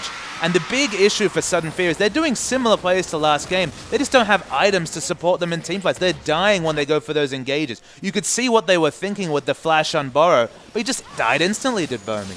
Yeah, and APAP's just not looking as comfortable now on this Cassiopeia. Just the ultimates have not been landing on the targets that they want. Of course, having Blade Surge put Porky behind him and then the Petrifying Gaze coming out, it's really not working out here for Sudden Fear. And they're in a very, very big hole now because that's an 11,000 gold lead and they're 1 turret to 7. It's just the global gold is multiplying what is already significant advantages across the board for Avant. And I agree with you on the Cassiopeia pick. She's kind of an interesting champion in that she can be a pick champion. She can be a hybrid teamfight champion. Kensti's going to get away with the Spirit Rush. She can do everything, but when she's behind and you have no map vision, you have no threat of face-checking a brush and finding a Cassiopeia Petrifying Gaze, there are just times when she just doesn't really feel like she does anything well enough to justify the pick. No, and it's just not working out this game. It's definitely illustrating your point on the Rift thus far, Papa Smithy. And Sudden Fear need to really do something drastic to turn this one around. Shelby's going to find a Pink Bomi here. Not going to find the spear, though, as the tunnel just going to get him to safety. And Johnny hunting for more prey. He's been fantastic on this Thresh so far. 1-0-13. 100% kill participation for this Thresh. Playing so well. I was just about to get to that point. I noticed the same thing. Just massive plays from Juni on the Thresh. Yeah. Just going off. Playing so well. Now going to make it, if they win this game, going to make it 2-1 on that champion and looking really, really strong. The Baron now just going to be taken on a whim here by Avant-Garde. They're just going to leave their smite in the mid lane, just having a purr at these minions. You can see Shelby doing some work there. The Baron's going to fall down.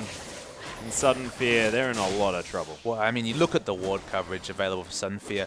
They're lucky to get wards outside their base. They're actually on the base walls. They're that afraid of the poke coming through from the Nidalee. They just no hope in hell to be able to contest that Baron. Completely free Baron. As free a Baron as we've seen in all of the OPL this season. And we've seen some one-sided games. Oh, yeah. But Sudden Fear, they just got no answer to advanced map control. Nidalee, when she's ahead, we've said it a few times, looks great. Yeah, and there are some huge creeps now entering this base. Charm going to land on a Pink Bomi here. He's just going to tunnel his way out. A little bit of damage to come through. Christmas Tree's about to evolve here. The Gnar lands onto no one, though. And Sudden Fear, they have to get out. That's the first good Petrifying Gaze from Apex, but he gets charmed. The double kill now for Kensti, who's looking for more. Porky just not going to get CC'd at all because that Ionian Fervor is fantastic for him. Brawler's going to get hooked. Of course he is. Juni comes in with the sweet plays. Christmas Tree's going to get pounced on. Shelby suicides for it. Beautiful work. The shutdown to come down to get the first kill for Energizer, but he is the last man standing.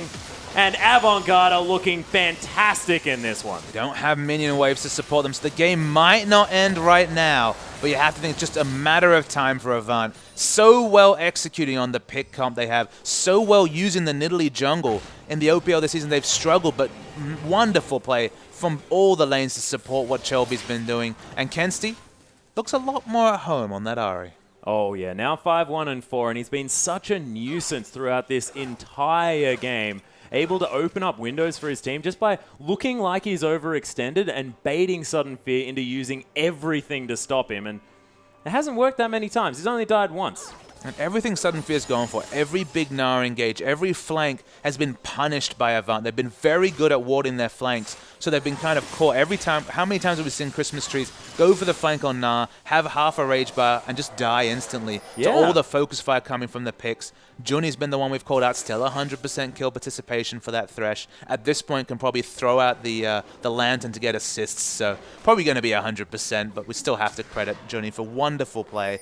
And there's just nowhere that's safe on the map for Sudden Fear to be, apart from their own base, and they're not going to find much fun in there. Yeah, that is very, very true, actually. Just zooming in on Juni just to see where he keeps that Sword of the Occult. And I couldn't see it on his portrait because, of course, Thresh not generally one to pick up that item. Yeah, some nice 80 scaling coming onto the Flay, so maybe we're going to see some nice burst damage if he gets a few more assists. Look, if you got 100% kill participation, if you're just overloading gold, can't really blame you whatever you pick up. Yeah, I mean, picking up a stacking item that's based on, you know, kill assist to death ratio, it's looking pretty good when you pick it up and you've got 100% and you've got an infinite KDAs. Apap's just going to get destroyed. Kensti picks up that kill. Energizer now going to use that spell shield well, but Sudden Fear there on the ropes. Oh, the charm to come through. Energizer's going to die. Mizui's legendary now as Christmas Tree is going to be the focus. The Whimsy onto Chelby, but he doesn't even care. He's really tanky with this Rod of Ages. And Avant-Garde, they're just looking too big. Yeah, they're just too big. They're too far ahead. Sudden Fear, everything they've tried has fallen apart. They don't have the items to contest. Chelby can be a frontline Nidalee because what's anybody to do? And Avant going to win this game. Yeah, Mizui just looking so comfortable on this this Corki as well. 8-0-7. Fantastic. You were talking about the fact that it's a comfort lane here for these guys, and they are demonstrating exactly that as the Nexus is going to be falling down. Avant-Garde pick up a kill to tie their score now with Sudden Fear in an answer to their victory from before. So again, I mean, they went into today 1-3, now going to be 2-4, so still sharing a spot here in the OPL. Yeah, both Avant-Garde and Sudden Fear getting themselves closer to that 5th place position, getting themselves closer to getting away from those relegation spots. Fornot, they're going to be really needing to get on the board soon because both teams in their victories have looked wonderful here. Both Sudden Fear and now Avant. And Avant, yeah. Looking really, really good. But we have a replay. Let's just see how tricksy Avant were. And let's look for Johnny doing everything in these fights. I mean, Johnny, 100% kill participation in this game. You know he's going to be involved. So let's roll the tape here. And so this is when Pink Bomi, he just goes for the flash engage. This might have worked in the previous game, but it's just deceptively squishy here, all the Sudden Fear members. They're so undertuned in terms of items that even though we were so excited about the synergy between the comp, when no one can get it going at the same time, it just doesn't work. You know, at that point, Johnny comes in, the flash box is just wonderful. There's only 3 members, including the AD carry at this point. And Mizui, he's just like, lovely, I got my Trinity Force, everyone's going to die. Yep, and that was actually a 3-man flay into box into just death sentence the guy that he missed with the flay. So he's just making sure he spreads all of his efforts around everyone on Sudden Fear. And man, Johnny, that was some of the best Thresh play I've ever seen. I was so close to a cost-effective Sword of the Occult. 7 stacks. Wasn't quite the 9, but he was getting there. Oh, getting there. Is it cost-effective when it's on Thresh? Is that how it works? I mean, I'm talking about sheer AD numbers, mathematics here, please. Yeah, no, don't bring your I'm team comps and synergies to me. Oh, beautiful pickup though, and he made it work. Continued up that 100% kill participation, but let's just move back. Let's have a look at exactly what happened today as we bring you exactly what results we picked up as Rich Gang got defeated by the Chiefs in that first slugfest that went for about 50 minutes. And Chiefs then took another victory over Avant-Garde to continue their 100% win rate. Yeah, Sudden Fear, they burst onto the scene. We haven't actually seen them in, I believe, 10 days, but they dismantled the Ridge Gang, what was a very surprising result. And to be honest, with all that momentum, we have to credit Avant for just really bringing the hype train to a screeching halt as they took down Sudden Fear to confirm both of them sitting comfortably 2-4 at the bottom side of the table, but at least with some wins to kind of look back and smile on. Yeah, and it was beautiful teamfight play from Sudden Fear in their first match, and then afterwards it was the pick comp played to such beautiful, beautiful skill coming through from Avant-Garde. So it just goes to show that either tactics are going to work out, and we'll see what these teams bring in future weeks. And speaking of future weeks, let's have a look at exactly what's going to be coming up next week in Week 4 of the OPL. We are going to be starting off with Immunity taking on the undefeated Chiefs, and then the Chiefs again facing off against the Direwolves, and we'll see whether Perfections gets the same level of focus as he did in their last meeting. Yeah, we just saw this matchup. They really focused Perfection and really managed to dominate him in the top lane. But we've seen King and Direwolves do some disgusting things to enemy teams in recent weeks. So I'm super excited that we get to see this matchup, the return matchup already. And then Immunity take on Sudden Fear again, who have a bit of wind in their sails. They are coming up a little bit. And then Sudden Fear versus the Direwolves. Maybe that's going to be the real acid test for Sudden Fear, whether they can hang with a really top team like Direwolves. Yeah, it's going to be very, very frightening. But if Direwolves, I mean, if it goes the same way as the last matchup against the Chiefs, they may be on the back foot. But we saw, I mean, Avant-Garde, they bounce back super strongly. And these teams are starting to get a lot of mental fortitude. They don't let previous games affect them and go through so strong into the next matchups. And so if you want to consult the schedule or maybe look at the VODs or really catch up on the OPL, please do visit oce.lolesports.com. All the information for the OPL there, even some of the great articles have been put together. All the information, that's your hub, that's your station. opl.lolesports.com. Yep, fantastic, guys. But that is going to bring us to the end of Week 3. Thank you so much for watching. On behalf of myself, Papa Smithy, of course, Pastry Time, who is slaving away for the first couple of games, and our whole production crew, thanks again, and we will see you this week on Thursday.